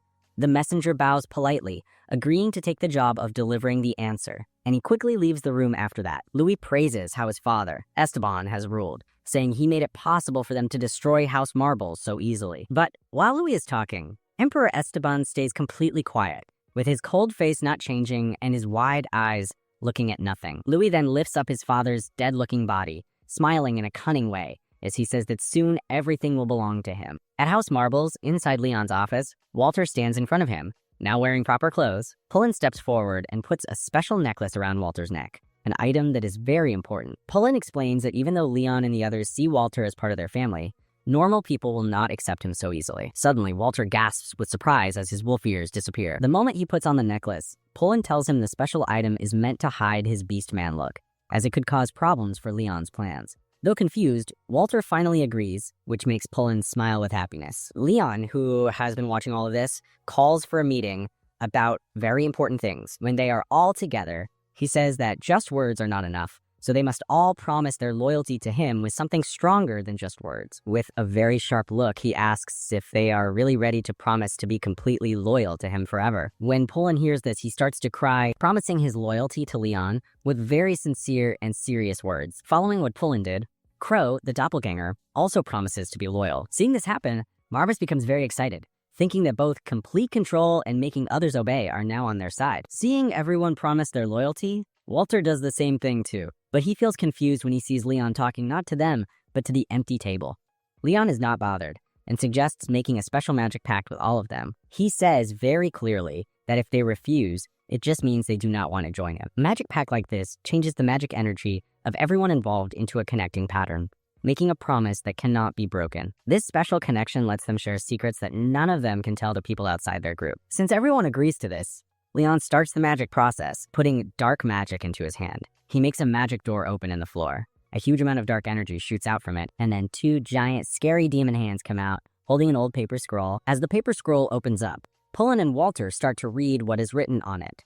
At that exact moment, the giant Marbas shows his real, scary demon form, saying he is the godlike protector of the family and the demon that House Marbles got its name from. With a very deep, loud voice, Marbas recites the rules of the pact, asking for their loyalty to this promise, and announcing Leon as the king of all undead. Pullen and Walter are both staring at the huge monster standing very tall in front of them as Marbas stands behind Leon. Leon introduces Marbas as his trusted friend and helper and tells them Marbas has promised to treat them with respect too. In a very deep, scary voice, Marbas sees their quietness as agreement and says this pact will be made permanent with their actual souls. Once it is made, they can never break it. Pullen nervously tells him that they would never even try to do something like that. In his own thoughts, however, he cannot believe it. The demon Marbas, the exact same being that the First Lord Wayland made a deal with, is standing right there. At that moment, he finally understands why Leon suddenly became such a very strong necromancer. A very strong pressure from magic energy fills up the entire room. Even though Pullen and Walter are naturally good at feeling magic energy, they find they cannot move because of the very strong feeling from Marbas' powerful presence. Pullen cannot stop thinking about what other amazing things Leon can do. However, as they look at the giant beast, to their great surprise, Marbas suddenly changes into a very small kitten. Walter, very surprised, is about to ask what just happened there, but Pullen quickly stops him from talking by putting his hand over Walter's mouth. Marbas sees this and asks Walter what he was going to say. Thinking very fast, Pullen nervously answers, saying that Walter was just amazed at Marbas' huge size and shape, as he probably had never seen such an amazing thing before. Marbas believes this explanation, but he warns them not to tell anyone that he exists. With a war coming soon, knowing about Marbas could be very helpful to their enemies. He also explains that his true form can only be seen by those who have made a special pact with Leon. To any other person, he cannot be seen at all. Marbas then says that there are many people who liked Sir Kurtrell. When Walter hears that name, Sir Kurtrell, Walter suddenly remembers something from the past. He once saw Sir Kurtrell visiting the woman who was his master, giving a letter to her. Hearing this news, Marbas becomes very excited, understanding they now have their next clue. Leon asks more questions, but Walter says he does not know anything else about it. But when they left the pub before, Crow, the doppelganger, took a special box with him as something won from the fight. When Marbas sees this box, Marbas remembers that Crow, the doppelganger, has always been a very greedy creature. He tells Leon that because they had killed everyone in the pub, Crow must have thought he could take anything he wanted. Feeling curious, Leon looks at the box himself, and he finds a written letter inside of it, and the seal on it is already broken. It looks like they have found the exact letter they were talking about, all because Crow, the doppelganger, was so greedy. Leon opens the letter and starts to read it out loud for everyone. The letter is written to House Marbles from House Sylvester, officially saying they are starting a war against them. The letter says that House Marbles has not done its job to serve Emperor Esteban of their time, which is seen as a very serious crime. Because of this, House Sylvester has given them 1 month to give up. If not, they will start a war and destroy everything that tries to stop them. The letter is signed by Count Sylvester, the leader of House Sylvester. When they hear this, both Pullen and Walter are very shocked. Leon, however, thinks the situation is funny. He tells Marbas his idea of controlling undead creatures with his thoughts, something he thinks could be very interesting. With that idea in mind, they look towards Crow, the doppelganger, and Leon gives him a special job to do. At the Sylvester family's place, a messenger comes back to tell Count Sylvester that he has given the war letter to House Marbles. He also says that Sir Kurtrell's face when he saw the letter showed only pure fear. Hearing this, Count Sylvester laughs at the idea of tricking Sir Kurtrell, but he tells his men to keep Sir Kurtrell alive, thinking he is a stupid person who can still be useful. They think it is better for power to be with Sir Kurtrell than with anyone else, so it is best for them if he stays alive. Count Sylvester then asks about Leon, and the messenger says there is no special news about him. He guesses that Leon might have already been killed by Sir Kurtrell. Count Sylvester thinks this idea is very funny, which makes the messenger ask why he is so worried about just a 14-year-old boy. In reply, Count Sylvester asks his own question. What does the messenger think is the worst unfair thing people have ever felt? The messenger waits nervously before saying that he does not know the answer. Count Sylvester then tells him the answer. It is facing a very, very strong enemy you cannot escape from, and watching as everything you have is destroyed. According to Count Sylvester, there is no greater pain than feeling that. He then asks the messenger what he would do if he faced such an unfair situation. The messenger stays quiet, so Count Sylvester adds that his worry is about Leon. Leon, who has a special skill that is not easy to see just by looking. The messenger still does not fully believe it, doubting that Leon has any kind of amazing skill. But Count Sylvester ignores his doubts, saying that Leon is from the Marbles family line, and nothing should be surprising when it is about them. The messenger finally agrees with what Count Sylvester says. Back at House Marbles, in Leon's office, Crow, the doppelganger, has completely changed to look exactly like Leon. Every movement, every word, it is all copied perfectly. Watching his copy speak and move so exactly the same, Leon has to be impressed by how amazing the copying is. Getting the praise, Crow, the doppelganger, smiles slyly and looks at Marbus, making fun of him by saying he has much more to give than someone who spends time as just a small kitten. The rude comment is barely finished before Marbus quickly starts to attack Crow. Seeing the sudden fight start between them, Walter looks very confused by what is happening. He moves closer to Poland and quietly asks if things are always so crazy and disorganized there.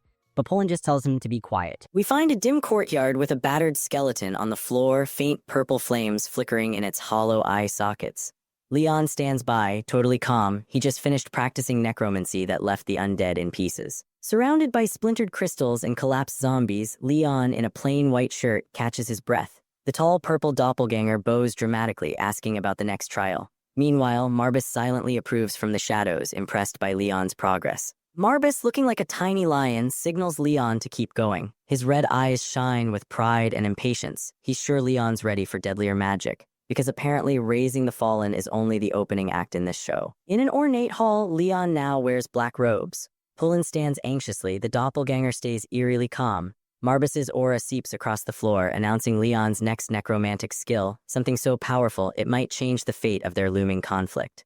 Marbus's huge, fiery gaze demands Leon's definition of dark magic. He suspects Leon's basic skeleton raising won't cut it. Those crimson eyes practically shout, "You think this is serious now? Wait till you see the real horrors lurking in advanced necromancy." Leon stands firm in sleek black attire, returning Marbus's stare without flinching. He's calm on the outside, but a flicker in his eyes hints he knows things are about to go from spooky to downright terrifying in record time. Leon admits he studied dark arts with Uncle Kirchel, sounding halfway confident and halfway unsure. He wonders if that training will measure up to whatever monster-tier magic Marbus has planned. Probably not, but you've got to start somewhere. Marbus dismisses Uncle Kirchel's teachings as cheap illusions. He growls that if Leon wants real power, he must forget those amateur tricks. That's one way to encourage a student, trash everything they've learned and offer no comforting sugarcoat. Leon strokes his chin, recalling how Wellen von Marbus once conquered entire continents. Clearly, reanimated skeleton armies alone couldn't explain those lightning-fast victories. Maybe Great-Grandpa had an even darker bag of tricks up his tattered necromancer sleeve. In his mind, Leon envisions Wellen, tall and cloaked, swirling with necromantic mists. He realizes this ancestor wielded magic beyond simple undead troops. The family legacy might be bigger and much creepier than anyone let on. Leon snaps his fingers with renewed determination, the sound echoing through the hall. He's done settling for beginner-level spells. Time to unearth the truth behind Wellen's unbeatable power and maybe earn some bragging rights for House Marbus. A small swirl of dark magic dances above Leon's palm. He understands that necromancy is just one sliver of a huge, forbidden domain. Controlling hordes of undead takes massive mana, and he's ready to chase that power. Purple flames crackle in his hand, alive and fierce. It throbs with hidden might, marking a step up from typical death magic. Leon seems almost thrilled to wield this new level of darkness. Pullen practically cheers over Leon's rising power. Leon stands tall in ornate black robes, while Marbus watches without much excitement. It's the typical House Marbus dynamic. Everyone's either starstruck by necromancy or too cool to care. Marbus bristles at being labeled a mere vassal to Wellen. His fluffy lion form might seem cute, but he's seriously insulted. He even calls the doppelganger a shape-shifting clown, just to vent his lingering resentment. Leon smirks, reassuring Marbus he's loyal to House Marbus. The cat's ego stays intact. Leon's green eyes reflect ambition to surpass every ancestor. If he's got demon cat approval, he must be on the right track. Marbus teases the doppelganger, calling it a coward. The doppelganger retorts with flair. Both throw snarky lines like rival siblings. Sometimes the afterlife's biggest conflict is two magical entities bickering while Leon tries to learn gloom and doom spells. Leon calmly steps in, telling them to save the quips for later. With a deep breath, he asks Marbus which dark magic branch comes next. He's had enough cat and doppelganger drama, time for real necromantic growth. Marbus raises a paw and warns Leon there's a prerequisite before unlocking truly advanced spells. The serious gleam in his red eyes suggests this next step won't be a casual stroll through the graveyard. Leon tilts his head, looking puzzled. He braces for whatever new ordeal looms. Let's face it, every time he finishes one trial, Marbus tosses a bigger challenge at him. That's Demon Cat mentorship for you. Marbus reveals that Leon must delve into his own subconscious to unlock greater power. The hall's atmosphere thickens as the Demon Cat's words sink in, because nothing screams fun weekend like exploring the darkest corners of your own mind. Leon repeats my subconscious, and the purple glow around him flickers. He's part curious, part uneasy. Let's be real, diving into the mental abyss is not your everyday hobby, but apparently it's a must for real Necromancer upgrades. Marbus explains that hidden regions of the mind store untapped magic. Ordinary undead raising is child's play compared to what Leon can achieve by unlocking that vault. His half-lidded gaze suggests the cat knows just how dangerous this can get. Marbus grins, claiming a noble war will be easy once Leon harnesses these powers. The cat's practically drooling with excitement. Clearly, he wants House Marbus back on top, and he's betting big on Leon's monstrous potential. Leon conjures a small wave of shadowy flame while Marbus warns him of the high mana cost. The sizzling purple sparks hint this power comes with a hefty price tag. Still, Leon doesn't look too worried. He nods, accepting the price of power. His eyes remain calm, showing a steeled resolve. If it means restoring House Marbus, Leon seems ready to pay with every scrap of mana he's got. From below, Marbus reassures everyone not to worry. Leon's mana pool might be massive. Pullen hovers anxiously, but the cat seems confident. When a demon lion says you're special, you either panic or feel oddly flattered. Marbus predicts Leon's reserves could rival even Welland's. This might be a blessing or a curse. Leon stands there, quietly resolved, probably thinking, challenge accepted, because these guys love flirting with cataclysmic levels of magic. A quick text note, Leon can't back out now. If he wants House Marbus restored, forbidden magic is the only path. He exhales, hand on heart, grateful for Marbus's confidence. Next stop, unstoppable Necromancer territory. Marbus cautions that tapping Leon's hidden potential so quickly is risky. There's a shortcut, but no safety guarantees. Typical Demon Cat disclaimer, might explode your brain, might unlock godlike power, proceed at your own peril, kid. Leon, undeterred, politely asks for details. He's all manners, even when dealing with taboo spells. That unwavering curiosity glows in his eyes. He'll do whatever it takes to rescue his ancient house from complete oblivion. Marbus narrows his gaze, hinting at a forbidden ritual that could define Leon's destiny. Each word drips with ominous promise like a cat unearthing old secrets. Things are about to get a whole lot darker. Marbus smirks at Leon's fierce determination to revive House Marbus. He's amused by this near-limitless ambition, like a demon lion patron proud of his chosen champion. If reckless drive is the key, Leon's got it. Marbus explains the first step. Leon must burn every last drop of mana. Purple energy swirls in a dramatic flourish as Leon's curiosity meets his hunger for power. Time to push that magical engine to its limit. After he's drained, his subconscious will guide him. Leon stands firmly, telling Marbus he's ready to begin.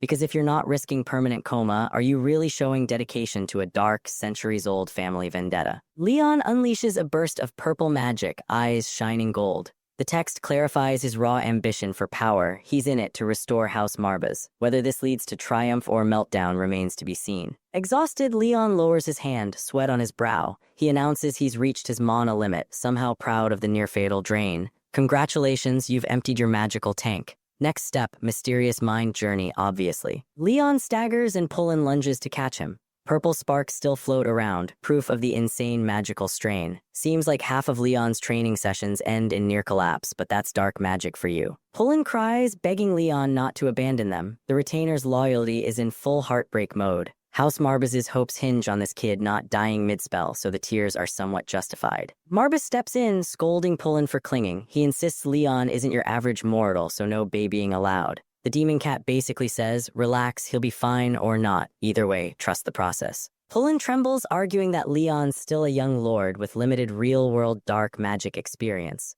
But hey, Marbus never cared about age or caution. You either drown in demon magic or learn to swim quick. From across the hall, the doppelganger dismisses Pullen's fears. It gestures at Leon, calling him the most promising heir to Marbus. Because in a dark fantasy, optimism sounds cooler when delivered by a shape-shifting shadow. Marbus surprisingly agrees, nodding at the doppelganger. He's certain Leon's talents go way beyond average necromancy. Look at that demon cat and shapeshifter in rare harmony, bonded by their faith in the scrawny kid passed out on the floor. Marbus tells Pullen to hold those tears. If Leon is truly Welland's equal, he'll awaken tougher than ever. That's the demon cat pep talk. Basically, stop crying, kid's unstoppable. Probably real comforting. Pullen tries to collect himself, promising to trust Leon's strength. He's still trembling, but House Marbus can't afford any more breakdowns. Faith in Leon is all they've got left in this undead-littered chess game. Walter bursts in, wielding a training sword, bragging about mastering basic swordplay. Then he sees Leon sprawled on the floor and his excitement vanishes. Guest swordsman triumphs pale when your necromancer lord is unconscious. Walter's eyes go wide, rushing over to Leon's side. Panic flashes in those red irises. Clearly, this guy loves dramatics almost as much as Leon loves dabbling in world-ending magic. Perfect combination, right? Walter kneels beside Leon, voice shaky.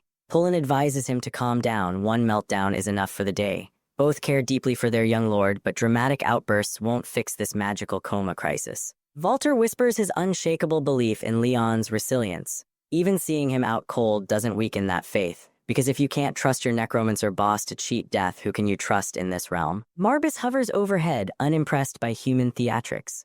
He wonders how Leon's colossal power stayed hidden so long while House Marbus almost fell apart. It's like discovering your candle was a raging bonfire all along. He reflects that given House Marbus's decline, missing Leon's potential makes sense. Pullen looks relieved yet guilty, realizing they nearly lost everything before they noticed the unstoppable force disguised as a teenage necromancer. Leon lies silent on the polished floor. He appears serene, but inside he's locked in a private war for deeper power. Because of course your biggest battle happens when you're unconscious in fancy black robes. Suddenly he's alone in a vast darkness outlined by a faint glow. Welcome to the inside of Leon's head, folks. This is where the real nightmares lurk and hopefully a few hidden magic power-ups. His footsteps echo against invisible ground as each step parts the shadows slightly. It feels like a beckoning journey into secrets only he can reveal. If this were a vacation spot, I'd request a refund. Suddenly, the void reshapes into a wrecked courtyard, collapsed walls and tattered banners everywhere. In the debris stands a lone figure, back turned, waiting like it's been expecting Leon's arrival for ages. As Leon steps closer, the figure turns around, older, eerily similar to Leon. He greets him with a knowing smile like, "Finally, you made it."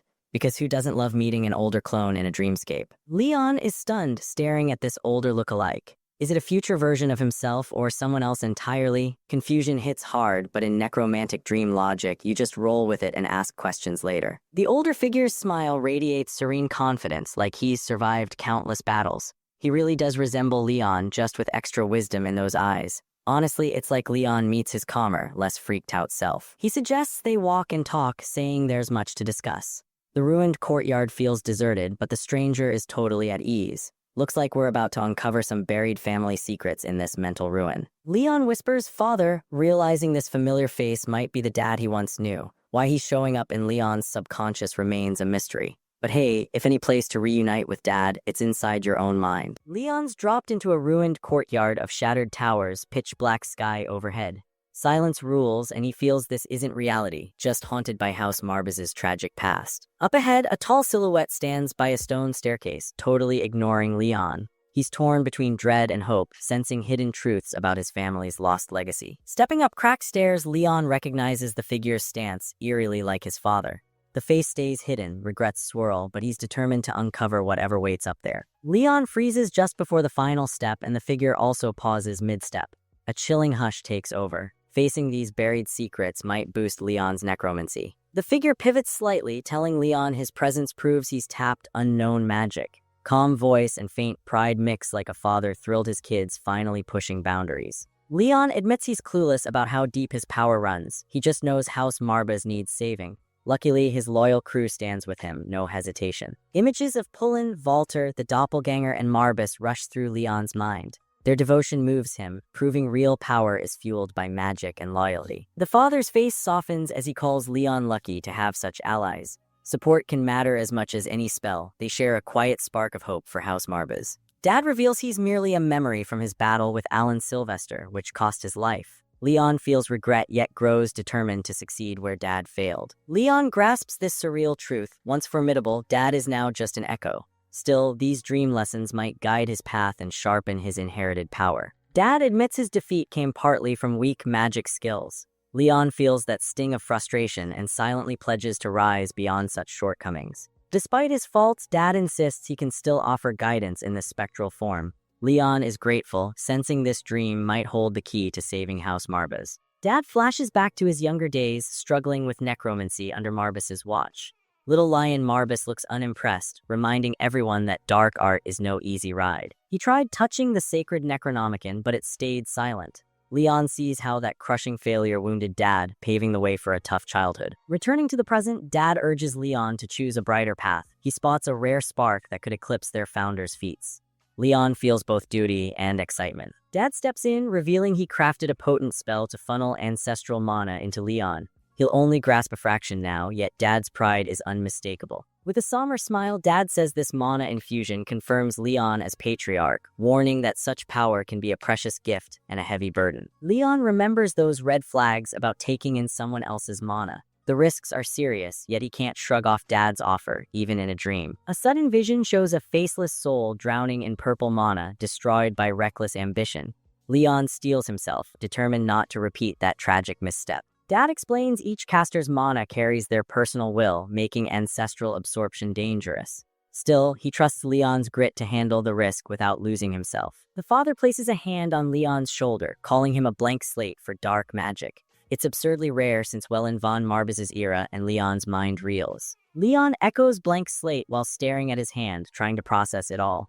The broken courtyard glimmers in anticipation, as if the dream senses his potential. Dad reveals Leon's stash of pure dark mana is unbelievably rare in their bloodline. A purple aura flickers around him, hinting Leon might remake necromancy's entire future. Dad conjures a pulsing violet orb, glowing like a miniature star. The courtyard quakes, bowing to the potent energy father and son command together. The orb flares wildly, shooting arcs of deep violet across the night air. Leon feels it tug at his soul, leaving him breathless and awestruck. Dad announces Leon's bottomless dark mana is his ultimate gift. Pride mixes with sadness in his gaze, knowing such raw power can easily lead astray. Leon's sight blurs under the orb's searing brilliance, time practically crawling. He senses the colossal might and looming danger that could define his entire path. The orb swells into a violet tempest while Dad remains calm, urging Leon to embrace this legacy. The courtyard seems ready to splinter under so many possibilities. Purple flames rage around them, but Dad's eyes hold gentle pride. This chaotic trial somehow draws them closer, forging a stronger father-son connection. Dad claims this spinning chaos reflects Leon's true essence. Sparks dance on crumbling stones, hinting at enormous potential sleeping beneath his cautious exterior. Leon feels both excitement and dread as Dad reminds him that big power demands a big price. Another wave of purple fury rattles the courtyard with unstoppable force. A colossal blast rips through the dream, toppling walls into darkness. Dad's voice echoes, warning Leon he's on the cusp of unimaginable power shaping his destiny. In a sudden hush, Dad smiles at Leon with genuine warmth. A swirling purple halo frames them, reinforcing their bond despite the chaotic dreamscape. Dad places a hand on Leon's head, a rare affectionate touch. Tiny specks of light drift around, highlighting the gentle warmth in this fleeting moment. Dad quietly notes their time is nearly up, with the orb blazing above them. Leon's heart tightens as he realizes these are the precious seconds they have left. Leon wonders if they'll meet again, but Dad's silence carries a heavy promise. Purple motes whirl around them, suggesting their connection might outlive this dream. Dad offers a gentle smile, saying he has plenty more to show Leon. Though the purple maelstrom intensifies, he stands firm, hinting this is only the beginning. Raising a gloved hand, Dad directs the glowing violet orb toward Leon's chest. A faint hiss accompanies its descent, as if the orb recognizes Leon's budding potential. The orb settles against Leon's chest, shooting purple sparks all around. Leon gasps at the raw power pulsing through him, while Dad remains calmly confident. Leon's thoughts spin wildly under the orb's radiance as the courtyard darkens around them. Dad's unwavering belief hovers nearby while Leon's transformation takes root. Dark shadows coil behind Leon as he bows his head, absorbing the mana. Wisps hover protectively, suggesting his magic and spirit are finally sinking. A soft glow coalesces over Leon's chest, blending into the pendant he wears.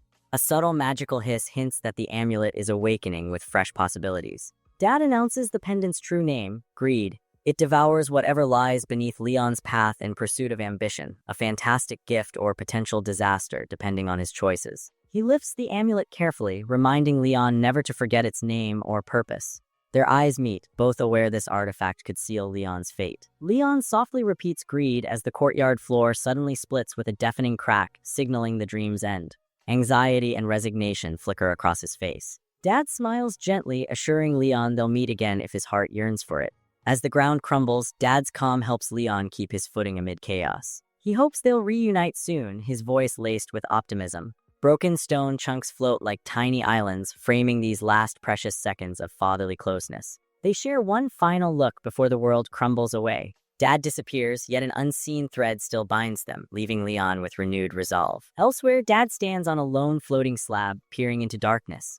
He yearns for Leon to surpass every predecessor, with violet flecks swirling as hope and nostalgia merge. He envisions Leon becoming the brightest star on the continent, banishing past failures.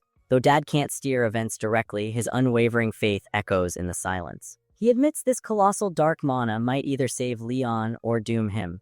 Dad's expression flickers between pride and anxiety, a conflicted father knowing the stakes. With a faint violet shimmer, Dad fades completely as the dream collapses. The emptiness signals not an ending, but a new beginning Leon must forge alone. A last whisper of Dad's voice surfaces, confessing he fears Leon's power might one day lead to ruin. Purple script swirls, hinting that this worry will linger. Back in reality, Walter, the doppelganger, Marbus in his cat-lion form, and Pullen huddle around Leon's unmoving body. Their eyes anxiously wait for any sign of life. Leon glistens with sweat, his breath shallow. Marbus perches close, worried yet snarky, while Walter and the doppelganger stand guard as Pullen fidgets nervously. Pullen trembles, wondering if Leon will ever awaken. Despite his fear, everyone silently agrees they're not leaving his side no matter how long it takes. A burst of purple mana erupts from Leon's body. Pullen jumps back, the doppelganger slips into defense mode, and Walter braces for whatever might come next. Marbus, ever the smug demon lion, watches calmly. He declares this confirms Leon's transformation, a magical upgrade that was long overdue, and nothing surprises him. Walter carefully brushes a tendril of mana, startled by its density. He glances at Marbus, who smirks, as Leon's newfound strength speaks loud and clear. The doppelganger assures Pullen there's no need to worry. Everyone senses that this prolonged slumber might be a crucial step toward House Marbus's revival. Marbus orders everyone to give Leon some space while the dark mana intensifies. Purple mist swirls around like a living force, testing everyone's composure. Settling near Leon, Marbus explains that his newly unleashed power needs time to integrate. The demon lion's eyes spark with excitement at Leon's rapid evolution. Walter tests the floating magic, seeking clarity from Marbus. The crackling energy hums with fresh potential as each second builds anticipation for Leon's awakening. Marbus hops onto the bed and peers at Leon with a smug once-over. He's certain Leon will snap awake any moment, unbothered by the swirling purple aura. Marbus proclaims Leon's revival is imminent, but warns he won't be the same kid anymore. The purple energy thickens, fueling excitement and uncertainty among them. He tells everyone to brace themselves because Leon's new power might blow their minds. Pullen gulps, Walter squares up, and the doppelganger stands vigilant. Suddenly, Leon's eyes snap open, shining bright yellow. A surge of magic ripples through the room, causing Pullen to stumble as Leon's gaze sharpens. Leon slowly sits up, locking eyes with his relieved friends. Pullen nearly cries, while Walter and the doppelganger lean in, and Marbus grins slyly. Marbus then flops onto Leon's chest, refusing to budge despite Leon's polite request. This playful standoff shows that even with power, some things never change. Meanwhile, Walter trains fiercely in an open courtyard, preparing for war with House Sylvester. Each swing of his wooden sword shatters dummies as loyalty fuels his strikes. Leon arrives, conjuring a glowing violet orb to guide Walter in refining his bluish aura. Their teamwork speaks volumes of their trust in House Marbus's future. In a grand hall, Leon addresses newly gathered retainers with House Marbus banners behind him. Soldiers kneel, sensing his upgraded presence as he vows to resist House Sylvester. Meanwhile, dawn bathes House Sylvester's polished castle. Towers gleam, gardens sparkle, and an announcement declares only 4 days remain until war begins. In a training yard, rows of armored knights raise shields marked with bold crosses. Black banners snap overhead as they form a disciplined force ready to crush opposition. Count Alan Sylvester lounges on a lavish throne, draped in purple and gold. His regal air reassures his courtiers that defeating House Marbus will be effortless. Standing tall, Count Alan declares it's time to eradicate Leon's legacy for good. His knights roar, convinced House Marbas is too frail to resist. A herald booms the order from a high balcony. Soldiers pound their spears in unison, thirsting for battle and believing their campaign is unstoppable. Alan's advisors sneer at House Marbas, calling them ancient necromantic fossils. They hype the soldiers with scornful taunts, blind to Kirchel, who is actually Leon's doppelganger undercover. Count Alan paces dramatically, promising to rewrite history by obliterating Leon's name. The knights cheer fanatically, unaware of Kirchel's secret infiltration. Cries of glory to House Sylvester thunder through the fortress. Kirchel raises a fist, fueling the fervor while secretly working for Leon behind enemy lines. As the rally peaks, a subtle violet glow flickers around Kirchel's eyes. Unnoticed by the troops, this hint of dark magic sets the stage for a decisive clash. In the fog-shrouded graveyard, a black crow with fiery red eyes perches on an iron fence, glaring like it's daring intruders. Trust me, you'll feel its chill. Count Alan Sylvester, decked in regal purple, leads armored riders among battered tombstones. He's sure House Marbas left an open back door. Spoiler, overconfidence rarely ends well. Kirchel, actually Leon's disguised double, points out every Marba's weak spot. Count Alan beams, thrilled he's got a defector. Meanwhile, Kirchel quietly enjoys steering Alan into Leon's plot. Impressed by Sir Kirchel, Alan showers him with praise, unaware the real Kirchel is dead. The imposter bows, hiding a grin that hints at Leon's grand plan. The silver-haired fake thanks Alan for his trust, nailing the polite act. He effortlessly blends in, secretly fueling Leon's ambush with each carefully chosen word. Alan halts near a forgotten headstone, remarking how lightly guarded the Marba's graves seem. He assumes its weakness and dismisses the possibility of danger. Big mistake. Kirchel slyly suggests House Marbas obsesses over necromancy, not strategy, feeding Alan's confidence.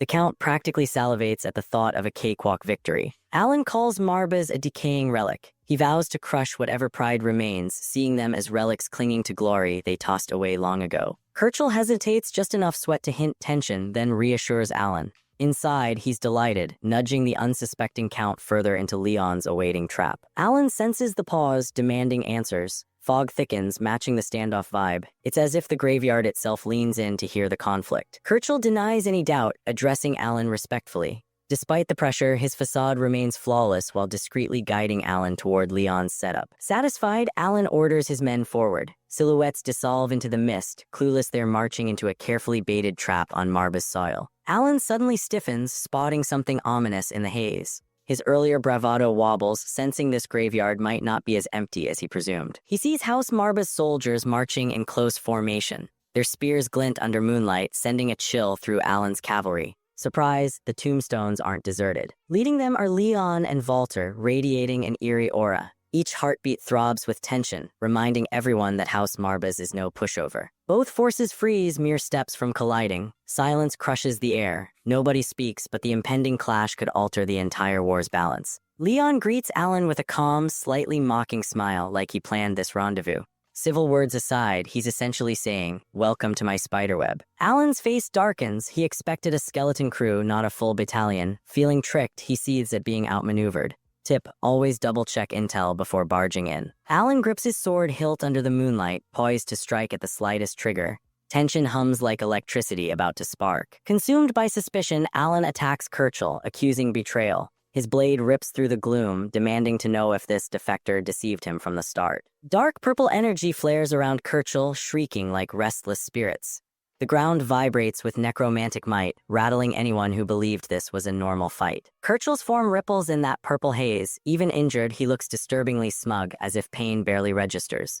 Clearly, he's no ordinary mortal. His eyes blaze, declaring only Leon may strike him down. This vow echoes with forbidden magic, showcasing the twisted bond forging Kirchel to Marbas's dark arts. Kirchel's severed head dissolves into purple mana instead of hitting the soil. Everybody flinches, realizing decapitation doesn't mean much when necromancy rewrites the rules. The headless body stays upright, sparks dancing along the severed neck. This spectacle screams that normal biology doesn't apply to Marbas's undead brand of warfare. Under Alan's horrified gaze, Kirchel's head reforms from swirling magic like a grim magic trick. Clearly, losing one's head is just a temporary setback here. Reattached, Kirchel grins eerily, joking he's never been beheaded before. That casual remark cements how unnervingly durable his necromantic form really is. Alan mutters a shaken curse, dumbfounded by a head that simply reappears. This glimpse of Marbaz's power cracks his once steadfast pride. Leon and Walter advance with their army, Marbaz banners flapping through the haze. They're here to defend their house, bolstered by the undead's unstoppable fury. Alan, livid, vows to punish Leon. He loathes being outsmarted by a teenager, letting his pride fuel a dangerously aggressive response. He gestures at his larger force, calling Leon arrogant. In Alan's mind, numbers always rule, but he's forgetting House Marbaz's unlimited skeleton supply perk. Leon calmly says he doesn't need equal numbers. He hints a secret weapon, prompting everyone else to suspect it's more bone-chilling necromancy. With a smirk, Leon dismisses Alan's arrival as trivial. Insulted, Alan simmers while Leon stands like a grandmaster controlling each move. Alan's rage boils over. He hates being belittled by this necromancer princeling. Suddenly, the battlefield feels very personal, pride overshadowing tactics. Leon lifts his hand, dark mana dripping like ink. This ominous gesture signals a terrifying twist about to erupt in the foggy graveyard. Violet magic coils at Leon's feet, crackling ominously. House Marbaz's true strength isn't in fancy uniforms, it's in potent necromantic sorcery. Purple mana circles ripple on the earth like portals to a macabre realm. Trust me, you don't want to see what emerges next. In a heartbeat, skeletal warriors explode upward, howling with unearthly fury. Their blazing eyes and rattling bones confirm Marbaz just upped the ante, literally rising from graves. Alan stands frozen, sweat dripping, whispering necromancy. Welcome to the undead extravaganza, folks. This is precisely why you don't ignore creepy purple warnings. Leon sarcastically applauds Alan's astute observation. Meanwhile, monstrous undead rampage across the field. Beneath that politeness, House Marbaz has fully unleashed its forbidden power. Leon addresses Alan's shock over necromancers leading undead hordes. Then grotesque creatures swarm Sylvester troops, rattling shields and nerves alike. Alan tries to maintain composure as vile abominations close in. Dark mana crackles, shattering the confidence he flaunted just moments earlier. He flashes back to old nightmares of an unstoppable foe. That dreaded scenario now breathes down his neck, living up to his worst fears. Alan recalls faceless specters towering over him in helpless visions. Reality mirrors those terrors, overshadowing any flicker of hope he once had. Elsewhere, his knights scream as undead batter their lines. Steel clashes with bone, magic thrums, and the horror crescendo proves Marbaz's might is no fairy tale. Alan mulls how innate talent obliterates fairness. He remembers gifted rivals overshadowing him. Now Leon's raw power cements that same merciless truth. Cut to Leon serenely confirming Alan's darkest suspicion, unstoppable genius. Layer that with necromancy and you get a nightmare formula. Marbaz's undead crush Sylvester lines. Arrows hardly faze them, ramping up the soldiers' panic. This unstoppable wave is exactly what Alan once dreaded. One bold Sylvester knight fells two skeletons triumphantly. The victory vanishes in seconds, more undead surge forward, unafraid of a second death. He eyes Leon and his robed necromancers conducting this chaos. Figuring he must sever the puppet strings, he decides Leon's downfall is the key. Steeling himself, the knight thinks Leon's just a teen, hoping a single thrust can break that smug facade. Desperate times, desperate logic, right? He charges, sword raised, ignoring skeletal claws. If he can just pierce Leon's defenses, maybe this horrifying necromantic carnival finally ends. Walter intercepts at the last second, blades clashing in sparks.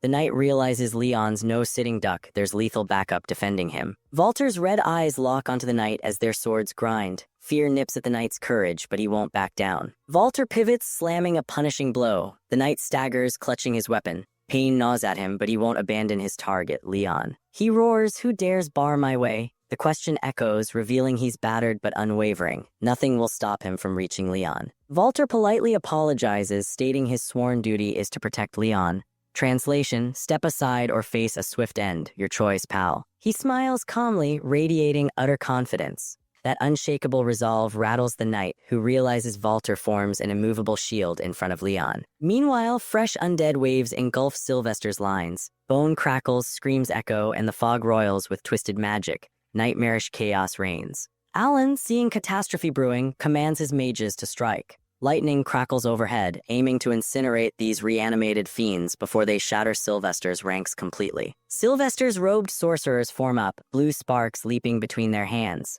The tension builds like a thundercloud ready to release raw electric fury. They unleash a blinding storm of electricity, forcing both allies and enemies to shield their eyes. The deafening crackle overshadows even the skeleton's piercing shrieks. A thunderous boom scatters skeletal troops into fragments. Some vaporize instantly, others crash in a jumbled heap. Sparks dance across the ravaged battlefield. Alan remains stony, summoning his elite knights of the vanguard. The roar of magic still echoes, but he's already planning his next all-out assault. He leads the charge, sword held high. Hooves thunder, armor rattles, and desperation fuels their push to breach Marbaz's front lines. Battle explodes in brutal chaos. Steel smashes bone, sparks fly, and undead shriek. Both sides fight like victory hinges on a single blow. From just behind the action, Leon watches calmly. Neither sparks nor swirling mana faze him, implying he's plotting a decisive countermove. Alan, astride his horse, rallies his troops to break through and reach Leon. Their battle cries pierce the fog as they press forward. Blood smears Alan's face. He admits he's always been a scaredy cat at heart, locked in a swirl of violence that exposes the self-doubt he's long concealed. Galloping through carnage, Alan reveals he hated his elder siblings. Years of resentment fueled his ambition, and he still wrestles with second-place status. Leon observes this outburst coolly. He couldn't care less about Sylvester family squabbles, remaining laser-focused on orchestrating Marbaz's triumph. Dark mana flickers around Leon's glove, hinting vast power held in reserve. He waits, measured and patient, poised to unleash a finale. Alan's eyes blaze, calling Leon a spoiled kid with no grit. He believes Leon's soft background can't withstand genuine pain or war's harsh reality. Brandishing his bloodied blade, Alan demands Leon's true motive. He suspects vengeance, insisting no one attacks House Sylvester just from duty or loyalty alone. Alan warns that vengeance leads only to a wasted death. He shouts Leon's anger will leave him empty, insisting real victory comes from something else. Leon, unruffled, points out two big holes in Alan's logic. Though his voice stays calm, the quiet determination says Alan is gravely mistaken. Leon places a hand on the Book of Necromancy, dark mana swirling around its ornate cover. "Allow me to explain," he says ominously. A violet glow from the book's embedded eye heightens the tension. Even the air seems to tremble, sensing forbidden secrets about to emerge. Leon grips the ancient tome, black mist coiling like a guard dog. He's cool as ever, reminding everyone necromancy is his real weapon here. His golden eyes meet Alan's stunned gaze, revealing Marbaz's true edge. They don't need numbers when they command the raw, dreadful power of the dead. Bathed in eerie purple light, Leon calmly claims no lust for revenge, doubting Alan can kill him. His tone is factual, not threatening, unsettling everyone present. As the rally peaks, a subtle violet glow flickers around Kirchel's eyes. Unnoticed by the troops, this hint of dark magic sets the stage for a decisive clash. A few days ago, the Marbaz camp was busy. Tents stood under banners, and soldiers prepared for the coming fight in the hilly green landscape. Inside, Leon, Walter, the doppelganger, and grumpy Marbaz gathered around a map. It looked like a very serious planning session, indeed. Marbaz grumbled that he'd seen worse plans in his time, maybe. But he insisted Leon's idea was way too risky, practically asking for trouble. Leon calmly faced the little lion demon. He agreed the spot was good, but confidently stated his plan was definitely the best they had. Leon looked completely sure of himself. He felt playing it safe would be silly when the perfect, bold solution was right there for the taking. The spooky doppelganger chimed in quietly, showing its support. It declared it had complete faith in whatever Master Leon had cooked up. The doppelganger then muttered, wondering why they should listen to the silly lion cub. Poor Walter jumped, looking nervous about disrespecting the ancient demon. Walter quickly agreed with Leon, saying he'd follow the plan too. He nervously added he still respected Master Marbaz's great wisdom, of course. Marbaz flopped onto the map like a dramatic house cat. Annoyed, he asked if Leon would just ignore him, then sighed, telling him to do whatever he wanted. Loyal Pullen puffed up his chest. He declared he'd gather all their soldiers, promising on his honor Leon wouldn't face the war alone. Leon stood up, ready to go. He announced that with everything settled, it was time for them gentlemen to make their move. As they prepared to leave, Walter stopped Marbaz. He mentioned he had one quick question he'd been meaning to ask the little demon. Leon held up that interesting amulet he wore. He asked Marbaz seriously, what exactly happens if someone actually uses this thing? The amulet shone a golden cross shape with a red gem wrapped by something dark and twisty. It certainly looked important, maybe dangerous. Marbaz shrugged, guessing using it probably meant death. The doppelganger shivered with annoyance nearby, muttering how rude the little lion was being. Marbaz got serious, warning Leon his father might have held back some details. He explained the amulet was like poison, far too powerful for Leon now. Leon pointed out Marbaz still gave it to him, so there must be a reason. Marbaz admitted that, but insisted the time wasn't right yet. Dark energy flowed around Leon as Marbaz spoke. Marbaz assured him he was strong enough for now, having a gift far beyond normal people. But Marbaz added with a stern look, Leon's power wasn't fully grown yet, like waiting for a tasty fruit to get perfectly ripe. Leon listened quietly, his face serious. He seemed to be carefully thinking over Marbus's words about his power and the amulet's danger. Marbus continued his lecture, reminding Leon his followers were only human and could mess up. As a mortal, Leon should understand their hidden feelings. Marbus warned that humans could turn traitor easily, maybe like some did to Leon's father. He questioned why Leon thought these mortals were worth such a huge gamble. Leon just looked calm, taking in all the doom and gloom warnings from the ancient demon without showing any reaction. Back to the present, Leon stood strong on the battlefield, Necronomicon open, purple energy swirling intensely around him as he worked his magic. Leon's eyes glowed a fierce amber color. He looked totally focused, channeling immense dark power from the ancient book he held. Count Alan, bloody but furious, yelled at Leon. He arrogantly demanded if that little shit thought he couldn't just kill him right now. Leon didn't answer with words. He just stared back, his glowing eyes radiating pure, cold power, a terrifying silent challenge to Alan's stupid threat. Alan froze, completely stunned by the sheer force in Leon's gaze. His anger vanished, replaced by sudden shock and a flicker of fear. Spooky dark energy tendrils spread across the ground, surrounding Alan and his knights. The air felt heavy, pressing in with terrifying power. Alan's face twisted in horror. He finally realized the insane amount of dark mana pouring off Leon. How the fuck is this possible? He thought, terrified.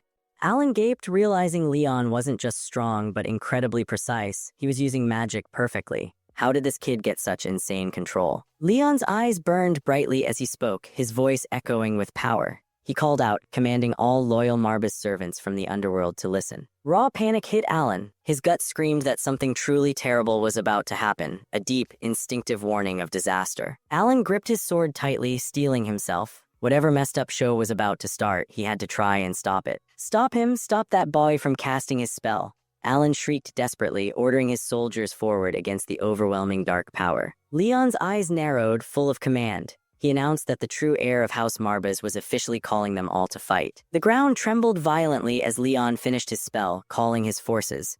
Dark shapes began clawing their way up from the disturbed earth. Skeletal warriors in dark armor emerged from the ground. Their eyes glowed red as they stood ready with swords, answering their master's summons. More nightmares appeared, creepy monsters and undead archers, all rising from the dirt surrounded by swirling purple magic, an army of horrors. Alan stared, completely dumbfounded. His eyes were wide with pure terror as he watched Leon unleash true necromancy. What fresh hell is this? The undead army stood ready, skeletons, monsters, dark archers, all glowing eerily. They formed a terrifying wall facing Alan's doomed knights. Marbus watched from a nearby rock as the undead rose and distant screams echoed. Looked like things were getting interesting from his perspective. Marbus sighed, muttering under his breath. He thought Leon was just as stubborn and disobedient as his famous ancestor Wellen, like grandfather, like grandson. A bright purple light flashed from the undead ranks. It was the signal the horrifying assault was about to begin. The undead monsters let out awful roars. Their red eyes blazed as they got ready to charge Alan's terrified soldiers.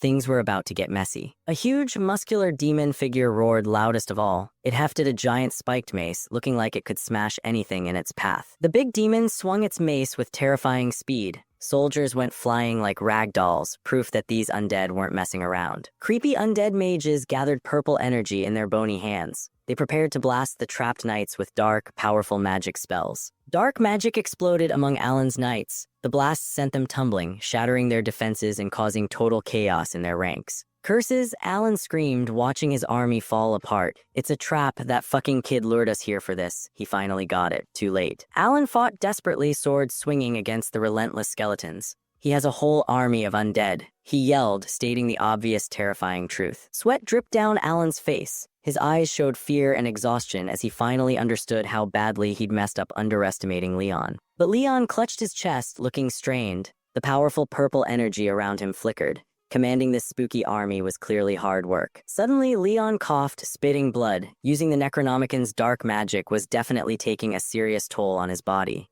Ouch. Seeing Leon stumble gave Alan a crazy idea. Stop this now or you'll die. He yelled, then quickly added, damn you, fine, I promise you and your people will be safe. Stop this nonsense now, Alan demanded, but Leon turned slightly, saying weakly, sorry to disappoint, my lord. His voice sounded faint now. The scene flashed back to the planning room again. Marbus's critical voice echoed, asking Leon why he thought these humans were worth the huge risk. Back then, Marbus had tugged Leon's cloak, trying hard to get the stubborn boy to listen to his warning about being reckless. Marbus had advised Leon to wait until his powers were fully grown before trying any heroic, selfless stuff. He wasn't strong enough yet to save others. In the flashback, Leon just listened silently. His thoughtful face suggested he heard the words, but maybe didn't plan on following the advice. Still lost in the memory brought on by his weakness, Leon's voice recalled addressing the demon, Master Marbus. Marbus had turned in the memory, listening to Leon's counter-argument, maybe expecting the boy's typical stubbornness.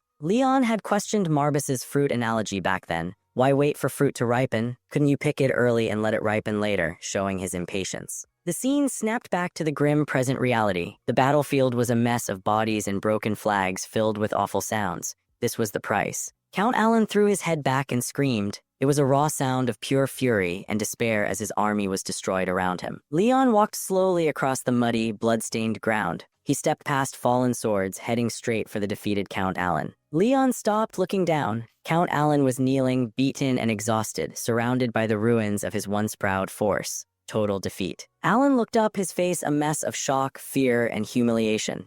He met the intense gaze of the young necromancer responsible for this disaster. Leon stared back down at the broken Count. His amber eyes glowed fiercely. Despite coughing blood earlier, his gaze was cold, steady, and completely victorious. After the big fight, the sky looked super gloomy, like it's upset. Dark clouds gather overhead, and a deep sound hints a storm is coming soon. Cold raindrops start hitting the muddy graveyard ground and old stone steps. The rain washes things clean, but makes the whole place feel even more sad. Leon stands tall in the pouring rain, looking serious. Defeated Count Alan kneels before him amongst the fallen soldiers, surrounded by Leon's spooky skeleton knights watching silently.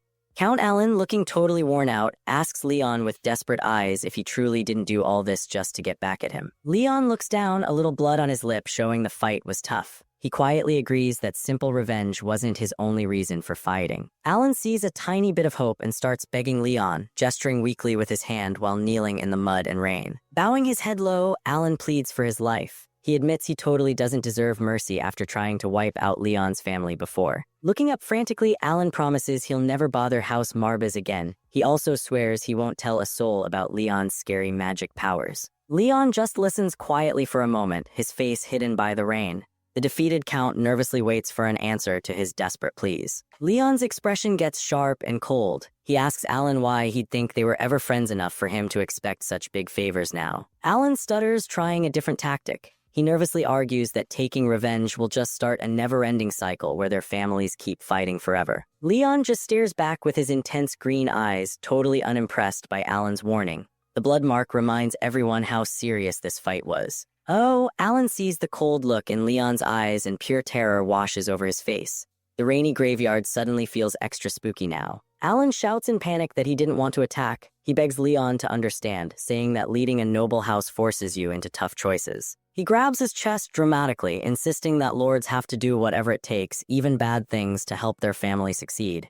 It's their duty. Leon pauses, tapping his chin like he's thinking. He sort of agrees that being the boss is tough, a heavy job for both of them. Alan jumps on this tiny agreement, eagerly saying the weight of his title made him do awful things. He hopes Leon gets it now. But Leon's face gets cold again. He says, okay, being boss is hard, but why should that make Leon decide to show him mercy? Alan just freezes, his eyes wide with pure shock. That little bit of hope he had is totally gone. A tear rolls down his cheek. Leon explains calmly while a sword glints nearby that this isn't personal. It's just logic. Keeping Alan alive doesn't help House Marbus at all. Leon's eyes glow slightly yellow, showing his power. He looks right at Alan and says a very formal, very chilling goodbye to the Count. Alan clenches his teeth hard, making a pained noise. A tear of anger or sadness slips out as he realizes this is really the end. Finding his voice one last time, Alan yells that Leon is an arrogant kid. He warns Leon that he'll regret this big time later on. Too late, Leon moves super fast and his blade flashes through the rain.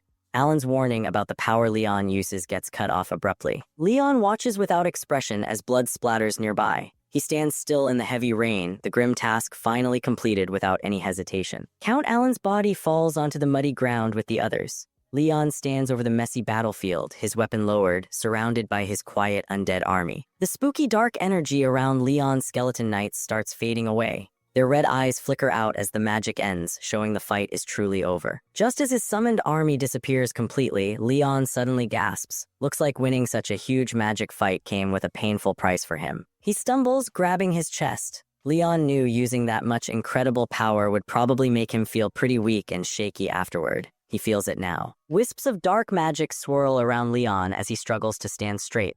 The immense power he used leaves him staggering in the rain. Seeing his master wobble, the loyal, white-haired knight Walter cries out worriedly. He rushes forward quickly, reaching out a hand to catch Leon. The fluffy little demon Marbus appears, telling Walter not to worry so much. He explains Leon just used up way too much magic energy, called mana. Marbus watches Leon, thinking the kid's natural magic talent is amazing. He's definitely as good as his famous ancestor Wellen was way back then. Leon looks pale and sweaty, clearly exhausted. Marbus silently wonders if it's really okay for just a boy to have so much incredible power inside him. Marbus thinks that deep inside Leon is a monstrous force. It's so huge, maybe even Marbus himself can't completely control it if it breaks loose. A tiny, sneaky smile appears on Marbus's face. He remembers the dangerous deal he made, a big bargain involving Leon's whole future and being. Marbus then spots something important near Count Alan's body. It's lying there on the muddy ground next to the Count's dropped sword. Tucked in the dead Count's hand is a weird little charm. It's giving off a faint, strange pink glow that looks very unnatural. Marbus frowns, recognizing the magic. Looks like other demons might be interfering in human fights now, and that's definitely not a good sign. Zooming in on the glowing charm, we see a creepy dark scorpion symbol etched inside. Yep, that confirms it came from some nasty demonic source. Back at the graveyard scene, Walter, Pullen, and the doppelganger are all rushing towards the staggering Leon, worried about him after the fight ended. Later, safe inside, Leon's bright green eyes snap open wide.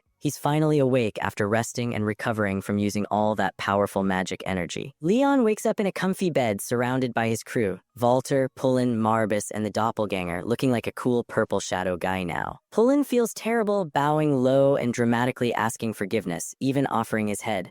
But grumpy Marbus just thinks the old man's drama would be funny to watch. Walter mutters that Marbus lacks sympathy. The doppelganger calls Marbus foolish, but Marbus snaps back, reminding them he's a demon and doesn't like insults. Leon sits up calmly, telling Pullen to chill out, no execution needed. He assures his loyal retainer that he did his job perfectly well. Walter gives good news. The enemy house Sylvester is falling apart without their leader. They probably won't be strong enough to attack Marbus again soon. Pullen is overjoyed, puffing his chest out proudly. He declares that thanks to Leon's awesome leadership, House Marbus is finally strong and respected again. But then Pullen gets serious and a bit sweaty. He nervously adds there's one more big, awkward problem they really need to talk about now. Leon looks straight at Pullen, totally calm and collected despite the sudden mood change. He simply asks what this other problem might be. Pullen stands before everyone in the room, looking embarrassed. He admits he feels ashamed having to bring up this next bit of bad news. Taking a deep breath and sighing sadly, Pullen reveals the major issue. Oh dear, House Marbus is basically completely broke, with almost no money left. Leon looks surprised, a little sweat drop appearing.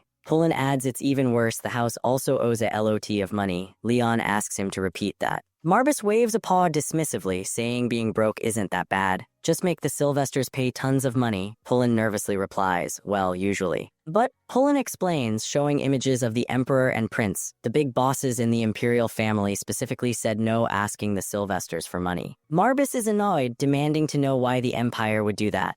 Poor Pullen looks super stressed, caught between his lord and the Emperor's orders. Pullen reminds Leon that the Empire keeps a close watch on the 3 demonic bloodline families, including theirs. They don't want them getting too powerful. Leon gets it now. The Empire blocked the money to deliberately slow House Marbus down and stop them from becoming too strong after winning the battle. Marbus thinks the whole money mess is awful, thumping his paw. Leon, staying cool despite the bad news, calmly asks Pullen just how big the debt is. Pullen shuts his eyes tight and holds up his hand, like he's bracing himself to say a really, really big and scary number out loud. Leon tries guessing, looking a bit worried now. Is it maybe 50 million gold? He asks, hoping it's not too much worse than that. Pullen just keeps his eyes squeezed shut and stays quiet. That means Leon's guess wasn't even close to the real, much bigger number. Yikes. Leon tries again, sounding more stressed and sweating a bit. Okay, maybe 500 million gold. That's a huge amount of money. Still no reaction from Pullen, who looks like he's about to faint.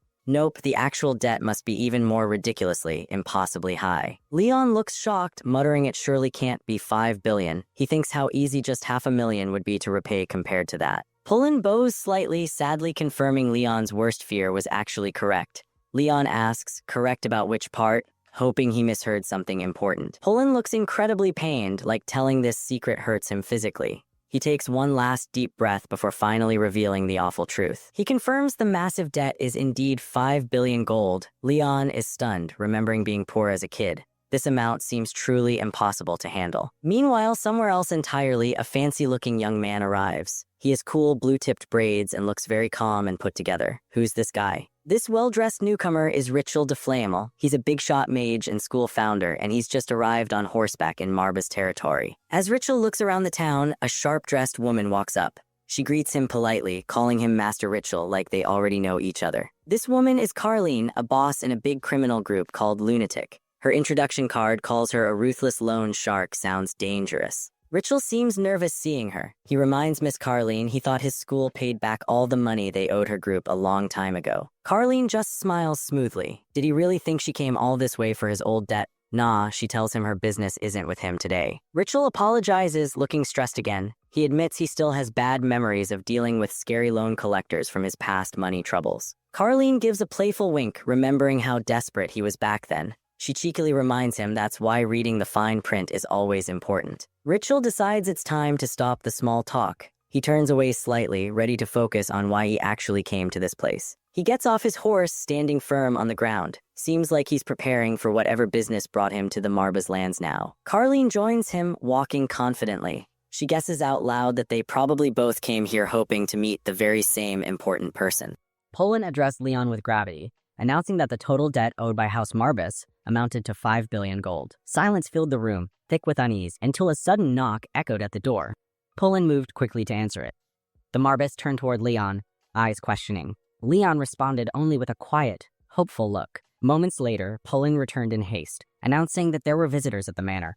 When Leon asked for the number, Poland replied, 2 individuals, a man and a woman. Soon after, the guests were shown inside and seated comfortably. One of them introduced herself as Matrikel, head of the Ermina school, while sipping tea with calm authority. The woman beside her followed, identifying herself as Carlini, chief of the southern branch of looting. Leon offered a courteous welcome to both, showing formal respect to the guests of House Marbas. Walter leaned in, whispering to Marbas the lion that both individuals gave off a dangerous air. He remarked that inviting them may have been the right decision. Marbas questioned Walter's concern, but Doppelganger reassured them that their master was far stronger than they believed. If danger presented itself, he would handle it. Carleen brought up the recent victory in the War of Dobelhaus. She congratulated Leon for winning and hinted that the spoils should be used to repay the debt. However, she made it clear that she expected more than just repayment. Poland whispered something into Leon's ear, prompting a measured reply. Stepping forward, Poland reiterated the scale of the debt owed by House Marbas, 5 billion gold. During the time of Lord Guy, the estate had fallen into ruin. Of the total amount, 4 billion were owed directly to Carleen and Lanty. He emphasized that Carleen was the worst type of lender to be indebted to. Leon recalled that Carleen was the chief of the southern branch of the Lunatics, the largest criminal organization on the continent. She was known as the most dangerous kind of loan shark. Those who failed to repay were sold off to a dark mage for horrifying survival experiments. Carleen, unfazed, offered a cold smile. She acknowledged Leon's knowledge of their reputation and turned the conversation directly to business. Leon asked for the current outstanding balance. Carleen retrieved a document and stated her terms. A minimum of 10% had to be repaid immediately. The remaining 90% could be paid later. But the loan accrued an annual interest of 30%. She placed the document on the table, smiling knowingly, confident that repayment would come soon. Leon calculated quickly. 10% amounted to 40 million gold. With an annual interest rate of 30%, the remaining debt would grow by over 1 billion gold in a year, even after making the initial payment. He silently wondered how such a reckless agreement had been accepted. Poland hesitated before admitting the truth. Leon's own father had signed the deal. Leon sighed internally, cursing the man. Richel attempted to lighten the mood, asking Carleen to allow Leon time to enjoy his recent victory. He pointed out that the young lord likely didn't have such a massive amount readily available. Carleen responded with a chilling laugh. She warned Richel against interfering in her business. She loathed unnecessary chatter and suggested that such meddling might result in a corpse. Richel, visibly shaken, took the warning seriously and left the room, stating he would return once their business was concluded. Carleen sipped her tea with disdain, commenting sarcastically on the waste of good tea. Leon opened his mouth to speak, but Carleen cut him off before he could say anything. She had heard every excuse before from his late father and wasn't interested in hearing them again. Turning to the Marbas, Leon whispered his frustration. Why couldn't they just take Carleen down? Marbas shut the idea down instantly.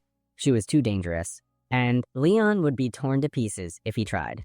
Doppelganger remarked solemnly that, at this rate, they would be left with nothing. Even the doppelganger Crow seemed disappointed with his contractor. Pullen stepped forward to defend the former Lord Rune, stating that he had done what he believed was necessary for the estate's survival. Walter, still young but full of conviction, spoke up and encouraged Leon to have courage and faith in his own wisdom. Leon gathered himself and turned to Carlene. He pleaded with her, not for his sake, but for everyone who lived on the estate. The boldness of his words sent a shockwave through the room. Outside the manor, Raquel stood quietly, his eyes on Wellen von Marbas' portrait. He whispered to himself that meeting Leon von Marbas alone had made the entire journey worthwhile. He could sense the immense mana flowing through the boy. If he could convince Leon to enroll in the Ermina School of Mages, it would be a monumental gain for the institution. He knew he had to find a way to win the boy's favor. Summoning a magical vision, Rico reached out to an old man. The elder mage answered in panic, calling Rico headmaster and pleading with him not to vanish again. The academy had descended into chaos in his absence. Rico dismissed the concern and told the old man the explanation could wait. He had a more pressing question. When asked what it was, Rico inquired about the number of gold coins currently in the Ermina vault. Back at the manor, Carlene raised an eyebrow at Leon's desperation. She questioned whether he thought of the lunatics as some mere street gang. Without warning, her aura flared. Magic surged in a sharp burst, shattering Leon's teacup with a violent shockwave. Walter leapt forward, furious that anyone would threaten his lord. Carlene explained calmly that their wrath was only reserved for defaulters. She wanted everyone present to understand the consequences clearly. Leon, shaken but honest, admitted the truth. They had nothing left. The estate's coffers were completely empty. Carlene's gaze sharpened. She finally understood the reason behind Leon's trembling. Rising from her seat, she declared that it was time to demonstrate what happened to those who defaulted on their debts. Her body radiated power as a terrifying aura enveloped the room. Just then, Rico returned to the manor. Carlene sneered at the situation, mocking their lack of money and likening them to a picky puppy. The atmosphere in the room grew tense, but Raquel stepped forward with authority. Raising her voice, she demanded that everyone calm down. She firmly told Carlene to stop crushing the potential of Eremita School's future. Leon and Walter were stunned by her boldness. Walter turned to Leon, commenting that as expected of the young master, Leon had already planned ahead. However, even Leon was taken aback by how quickly things had escalated. Carlene eyed him with suspicion for a moment, but quickly regained her composure. Leon then requested that everyone step back, indicating his desire to speak privately. He turned to Rachel and asked if she truly intended to recruit him into her academy. Rachel confirmed it, adding that Eremita School would pay off 10% of his debt. Leon questioned if that was all they had to offer.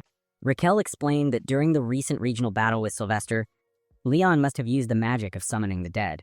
Leon asked what made her believe that. Raquel answered that it was a battle impossible to win without necromantic magic. She noted that Carlene had likely come to the same conclusion. Carlene sipped her tea, agreeing calmly with Raquel. That was indeed the reason she had come, to investigate, for the head of House Marbas seemed to have regained his original power. Leon, however, questioned Carlene's previous claim that she had only come to collect the debt. Carlene admitted that she had originally come to collect the debt, but after seeing the situation firsthand, she believed they wouldn't be able to pay it back immediately, so she decided to postpone.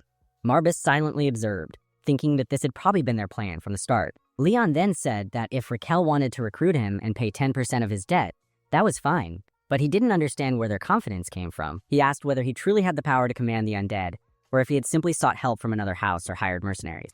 Carlene responded that hiring mercenaries or securing help would require a fortune. Raquel agreed, saying that she never imagined Leon could win without her help. Her first suspicion was that House Marbas had awakened the ancient power of necromancy. Carlene added that even a trace of First Aid Wieland's level of power was enough to justify investigating the current head's unique talent. Leon acknowledged that, but reminded them that the debt still needed to be paid. In response, Carlene pulled out a gleaming object and declared that she was not someone who would ignore unpaid debts. From her possession, she drew a gun and aimed it directly at Leon, stating that she could now explain her real reason for coming. But Raquel quickly interrupted, asking Carlene for a private moment. She insisted that Leon was a valuable talent, whom Eremita School wished to recruit. Carlene lowered her gun and agreed, but she made it clear that Raquel would have to recover the debt first, as that remained her top priority. With that, Carlene turned and walked away. As she left, Raquel sighed in relief, muttering that they had narrowly avoided a major problem. However, Marbas remained wary, still eyeing Raquel with suspicion. He told her she was not someone he could trust. Raquel responded that the same applied to him, since he was one of the 72 demons. Marbas was surprised. A match capable of seeing him even without his permission was rare. He transformed into his original form, demanding to know who Raquel truly was. In turn, Raquel also transformed, revealing her demonic form with distinct horns and a tail. Marbus was shocked. A dragon. He had thought they had all perished during the anti-magic war. Leon, confused, asked if it was really a dragon. Marbus confirmed it, pointing out the unmistakable horns and tail. Raquel took note of the situation, observing carefully. She expressed curiosity over why one of the 72 demons was traveling with a human.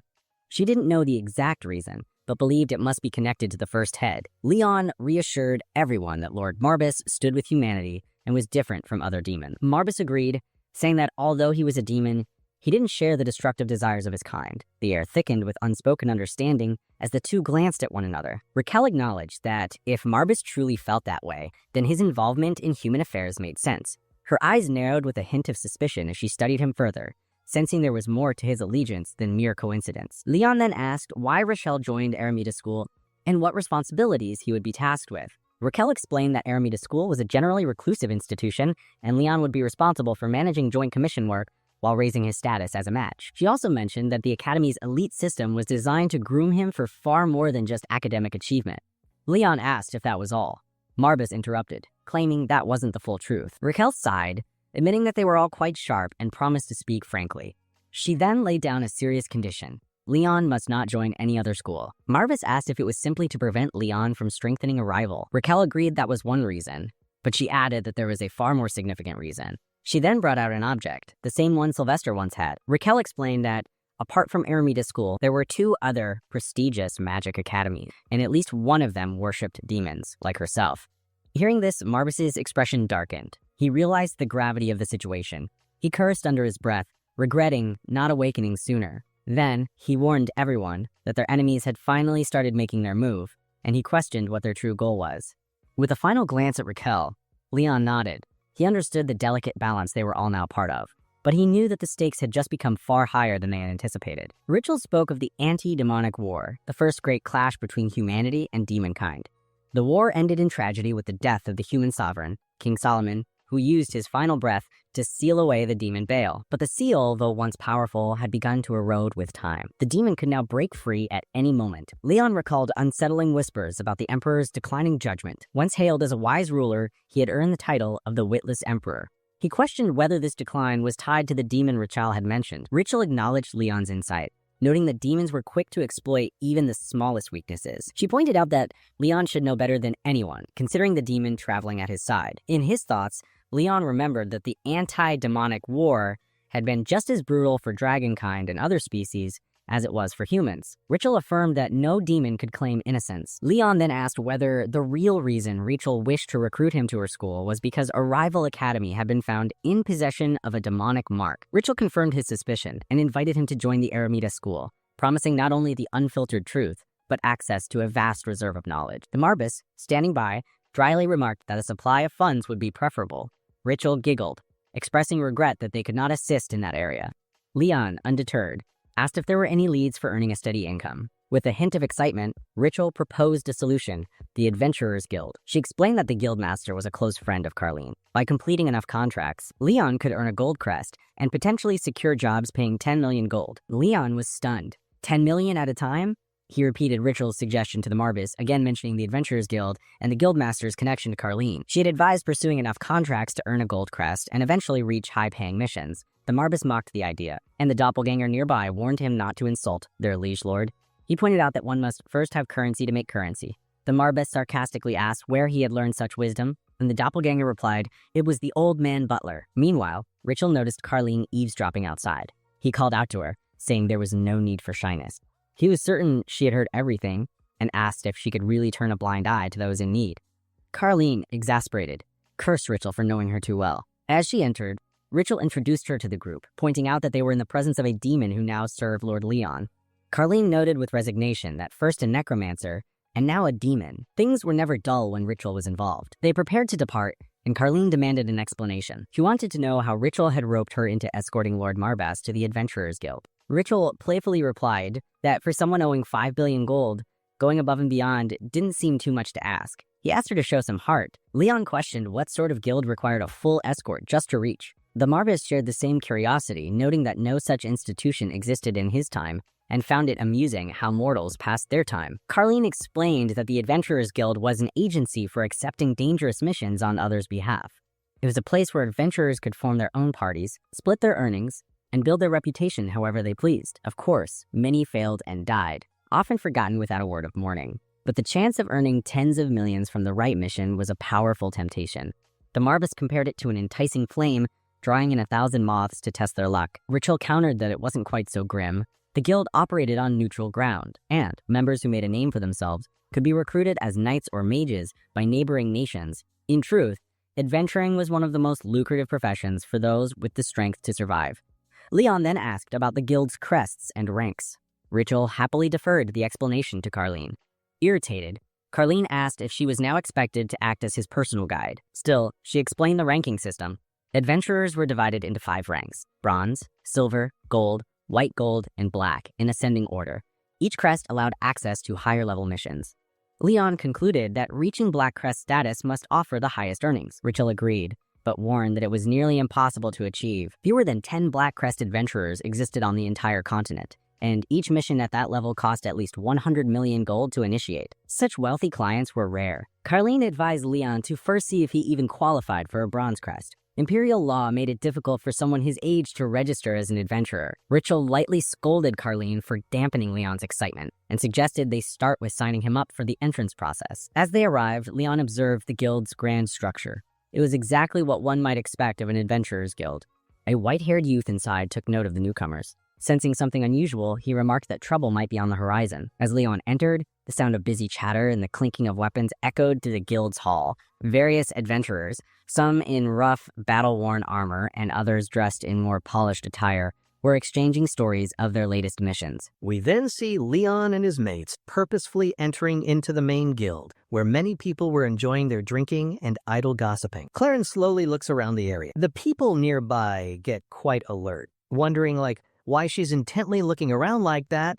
Guild members started muttering quietly to themselves, saying, "Isn't that indeed Claren?" People are clearly scared by her imposing looks. They really don't want to mess with her, for sure. They very soon realized the quiet boy next to her was Lykel, the renowned head of the Aramina school. People are noticeably jealous of his fine looks and considerable skills. One person, while still drinking, tells that his current drink doesn't taste much like the drink which he often used to drink. This is very probably because he simply drank too much. As Leon briefly turns back, he noticed the quiet gossip spreading around the guild. Claren firmly tells him to focus on their main mission and just let them talk freely. Leon from the back quietly inquired about the particular person they were indeed looking for. He tells that he doesn't sense anyone truly strong there yet, but the fluffy cat quickly said, "Wait." He says he can keenly feel someone secretly watching us all, using his own mana. A person with distinctive yellow hair is visibly sweating in his pants nearby. Leon slowly closed his eyes to properly focus his attention. As Leon uses his unique skills to search more around him, thus spreading his sharp senses wider. Finally, he indeed found someone suspicious, but suddenly she dashes towards him with speed, drawing her sword clearly to take his life. With a deadly serious look now on her face, she was preparing to cut off his head. Leon, in his immediate defense, swiftly takes his gun out from its place. The girl with the drawn sword expertly stops at the correct moment because Claren has firmly pointed the gun at her head. A wrong move, and she would certainly blow her head off. Everyone around was in sheer, utter disbelief by now. Even Leon himself was visibly stunned at the quick turn of events. Claren calmly compliments her, remarking that she used to be a bit more polite back in the day. With a cold glare, the girl shortly said, "Is that really so then?" Then she drew her sword back, firmly telling, didn't she clearly tell her to keep her identity a close secret? Leon curiously asks, so she's the truly strongest person here around the entire guild. The girl with an itchy, sharp attitude tells him pointedly she never gave him any permission to speak, and then asks him, what exactly is his name? She notices Marbas more closely. She soon realized he's a demon. Indeed, he is more powerful than his mere looks suggest. He introduces himself simply, Leon von Marbas, the acknowledged youngest heir of the well-known Marbas family. That's indeed what many people used to call him before this time. As we see the Beastman stoutly guarding the closed room ahead, while they were presently having a nice cup of tea together, and a generally good, quiet chat. Now as I notice she's actually more beautiful than Claren is, she then tells him that The great house of Marbus has somewhat changed, but she truly never expected that the heir would be a such remarkably small young kid. Claren tells her confidently that his magical skills and clear talent are very admirable to see. The girl pointedly questioned, but why should any noble come to a rather lowly adventurers guild? Claren just tells her, they had some specific work there. She tells Claren that, and then asks, why is there a demon among them? She states that her current friends are definitely too odd. Fluffy Cat insists she apologize to his contractor. The nearby yellow-haired guy then encouraged them. The yellow-haired guy jokes around that the black cat has maybe finally returned to his senses. Leon tells them quietly that he's in a massive debt, so he simply can't say anything much. Leon tells her plainly that he wants to properly work as an adventurer there at the Claren, subtly looking like Makima from Chainsaw Man, tells them this is a guild where anyone can readily join anonymously, truly resembling its defining main feature. Even Lykel then vouches for him, and firmly insists in giving him a solid chance to adequately prove his potential worth. The girl tells them that if you are insisting that much, then fine, they can let him have a fair shot, but he could actually die. Leon, with a calm, composed look, told her that the Marbus family inherently lives closest to the brink of death. With a screwed, unhappy look on his face, he tells them all, if he can't somehow pay that lunatic's pressing debt, it can indeed be even worse. With a quiet sigh, she thought grimly too, it surely can be far worse for him. As she unexpectedly spills a little tea from her held cup, it drips down. The spilled brown tea slowly makes an unusual pattern right there on the table's surface. Then bright magic circles suddenly began to clearly form within the small room all around. Leon was visibly puzzled to observe the unusual magic spell of this specific kind unfolding. The black cat calmly tells him that it's advanced teleportation magic. It's a difficult high-level magic spell, which she has now simplified.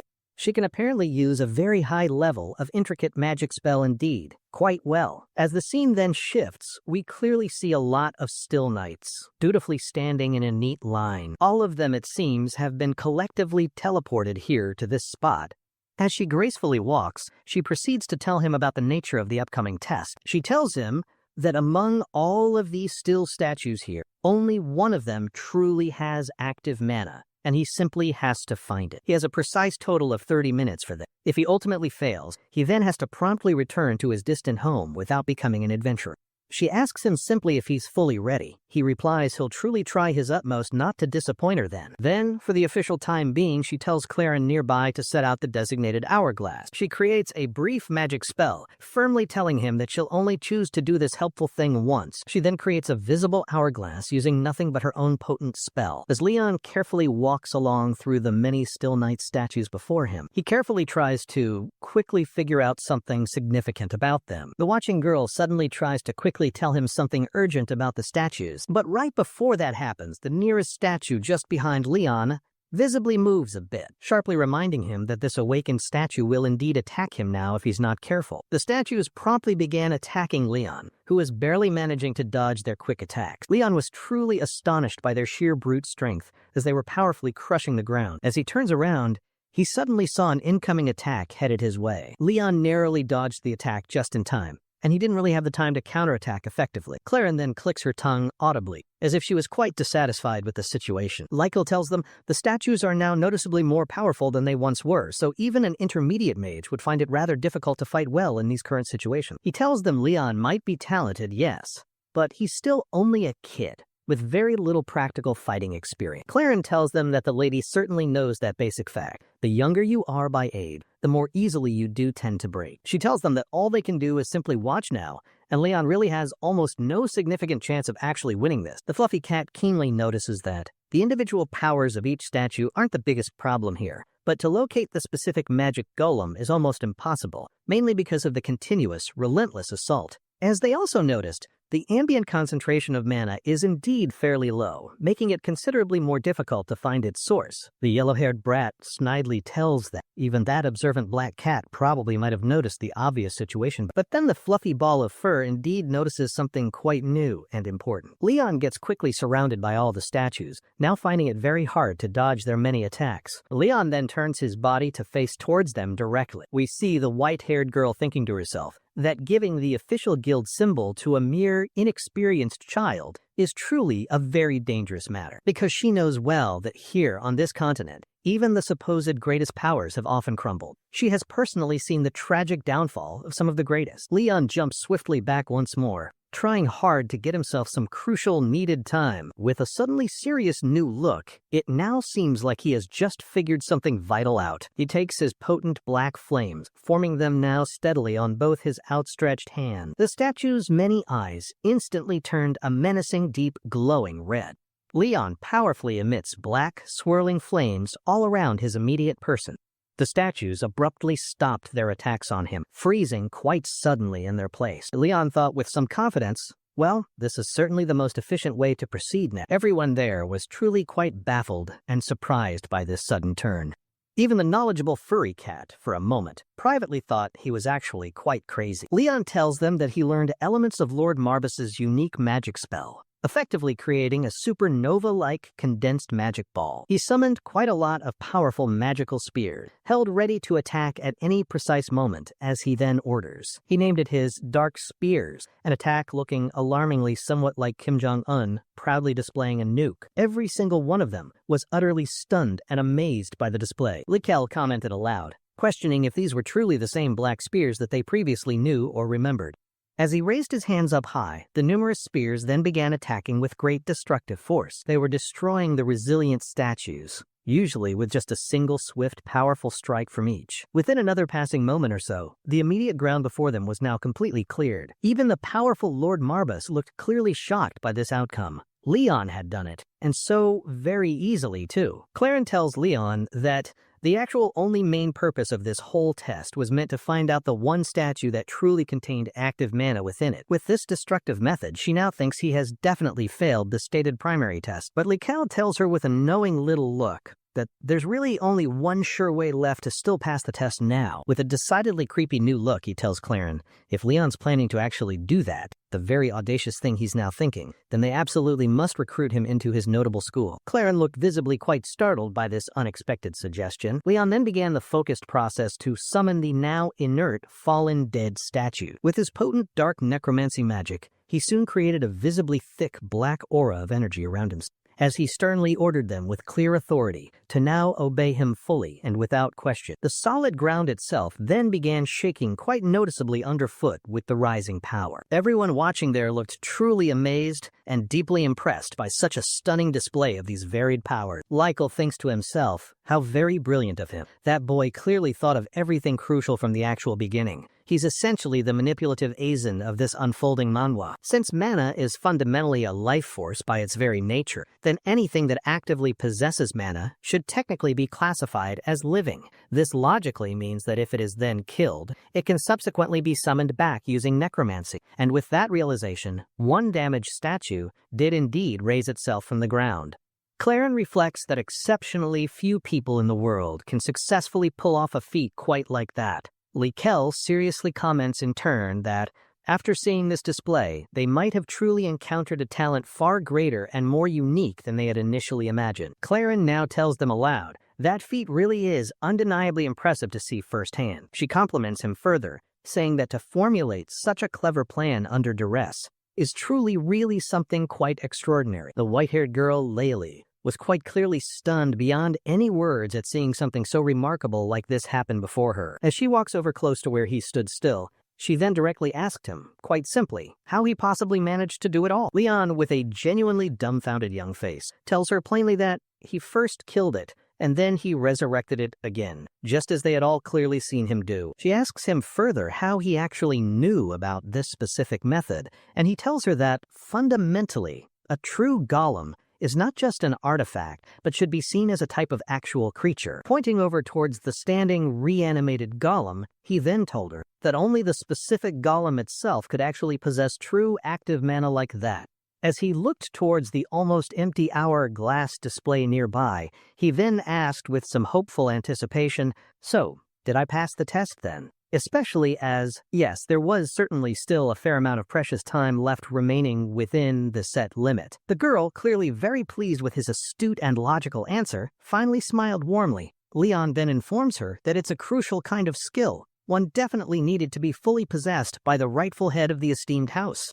She joyfully tells him that he officially passed the difficult test. She will now assign him the notable silver rank badge because she felt that giving him only a common bronze badge simply didn't suit the kind of advanced magic he showed, especially with his evident high mana level. Claren was visibly quite shocked to now see that Laylee had apparently been considering giving him a significant silver badge almost from the very start of this whole evaluation. Lickle then remarked to her that this particular turn of events is certainly something most interesting indeed.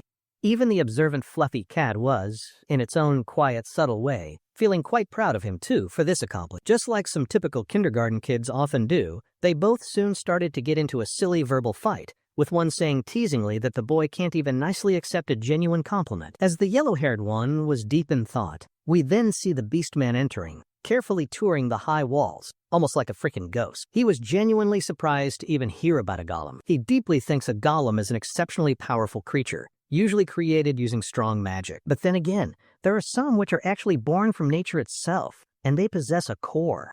He was quite flustered and amazed to see his own master actually knew the clear difference between the green golem and an artificial golem. He was truly amazed at his remarkable skill. The girl inwardly thought to herself, he really is quite a prodigy. She warmly compliments him about his wonderful magical capabilities, and Leon gladly accepts her positive appraisal. He then asks her, if he's now a Silver Badge member, then surely he could earn good money from commission work, while Marbus thought, what a truly stingy brat that. Lachelle quickly thought, he's asking about money just after barely clearing the important test. Claren had told him it really depends, but now he can probably earn at least 3 million. With a somewhat deadly smile, she then said, considering the sheer amount of his debt, he's definitely going to need at least a gold badge. To try and encourage him further, Lachelle kindly tells him, it's actually a very good start. It's truly been ages since she's provided a silver badge right from the very start. Claren readily confirms it by nodding. The girl kindly tells him his very first official mission will be assigned to him tomorrow, so he should definitely take some well-deserved rest for now. He sincerely thanks the guildmaster for conducting the test. She then just flicks her hand. And just like that, everything returns precisely as it was in the very beginning. The observant Beastman was utterly amazed at seeing such incredibly powerful magic. Just a simple flick of her wrist is all she apparently needed to make everything return to normal. It was not only the vast amount of mana involved, but also the incredibly precise control demonstrated. He honestly expects nothing less than that from a true guildmaster. Likel, now with a gentle smile, kindly tells him, let's go ahead and head back now. As the current scene then shifts, we next see the guildmaster herself, quietly sitting in a comfortable chair. She then quietly starts thinking to herself, my, what a truly amazing young boy Leon is. Just as he had probably thought, she indeed acted somewhat weirdly, yet he still managed to pass the test. He could easily tell the golem, infused with mana, was actually just a piece of cake for him to handle. But then, why exactly did he choose not to say anything about it? She seriously thought, was he perhaps deliberately hiding his true strength? As she slowly stands up from the nearby chair, she vividly recalls the desperate family of Marbas standing right on the very edge of life and death. But really what concerned her even more so is that very specific look in his young eyes, seemingly ready to sacrifice absolutely anything. Standing out there on her private balcony, deeply thinking about Leon's powerful vision, it certainly looks like she's becoming quite interested in him. The very next morning, they all gathered once again in the very same place. She then clearly tells him, now with his new silver badge, this here is his very first official mission. She carefully hands him the necessary mission document. As he begins to read the provided information, it seems there's a particular church in Arden. He now has to thoroughly investigate the rumors about the alleged corruption. She calmly tells him, yes, that's perfectly correct. There's indeed a notable city in the Selishi region. There is a persistent rumor going around that the head priest there had been secretly committing serious corruption. He now has to solve this tricky matter, and if successful, he could possibly get 1 million. Claren worriedly tells her, ma'am, that isn't this perhaps a bit too much for a very first mission? Both of them then briefly exchanged sharp glares. She confidently thinks to herself that, really, it's almost nothing, and he should certainly be able to handle this particular matter. Lachelle also thinks it's probably nothing much, especially if it's genuinely helping him to rank him up that much more quickly. Leon, meanwhile, thinks he will definitely give it a good shot. She then practically blackmails him, saying if he foolishly gave up this important mission, he would unfortunately have to start all over from copper rank. He reluctantly accepts the mission. She firmly tells them both to help him out. Lykel grumbles and tells her, it really is quite a hassle. Does he truly, absolutely need to help him? Lykel then tells her, Well, he's actually been quite curious about Leon's unique kind of skills. Claren interjects and pointedly tells him, "And so, what exactly about his own opinion on it?" He respectfully bows, sincerely thanking them both. He then tells them his own dear father always taught him that when being helped by others, he should always properly thank them. Claren is visibly quite shocked at such a sudden, marked change in the usual behavior of Leon. The observant, yellow-haired guy genuinely compliments his cunning master, telling him he really, truly knows how to expertly handle different people. Marbas, the one with black fur, retorts, well, of course, a powerful demon must naturally know how to skillfully handle the fickle heart of any human. The loyal beast man quickly interrupts them, firmly saying, "But the young master is actually human." Marbas immediately looks back at him with a truly deadly, cold glare. The poor beast man was instantly scared as all hell. Just then, as Leon calmly speaks up, confidently saying that they will surely succeed in this, mainly because he really needed a whole huge lot of money. The entire scene then smoothly shifts over to the aforementioned church. There, inside, we can clearly see two devout priests fervently praying. We then also see a tall man with striking white hair standing nearby. As he finally speaks up, he simply just said, "Sorry." We then see clear water held within a plain bowl. We then see something mysteriously written forming in the still water. The truly miraculous saint,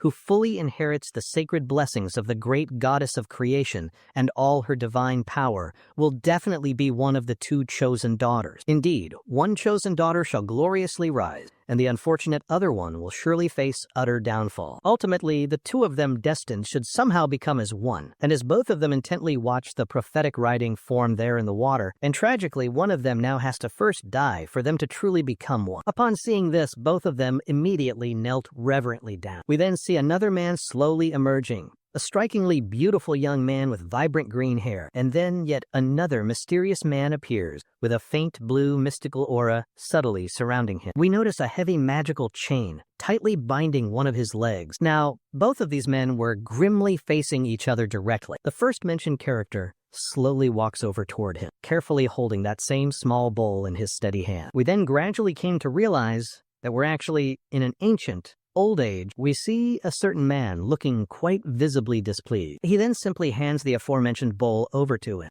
He calmly says, "Please feel entirely free to slowly savor every single last drop of it." He slowly takes the offered bowl into his own trembling hand. He proudly said he once was the absolute supreme one in the entire martial arts world, as we see another man humbly bowing down. He then turns, calmly explaining that the true martial world really isn't just something that you're currently thinking of. He sharply tells him, then why indeed are there powerful sects being formed, great clans long established, and strong alliances also formed? He then loudly screams at him to finally take his one shot now to attempt to become the new demon lord. He confusedly questions him back. What on earth is he even talking about now? He boldly tells him to directly challenge him right now in a fair contest. He further tells him to try and take the coveted title of future Demon Lord candidate simply by soundly defeating him in combat. Absolutely everyone present looked completely and utterly shocked. Even the skilled kung fu guy himself looked quite shockingly surprised. The scene suddenly shifts, and now we see them devoutly praying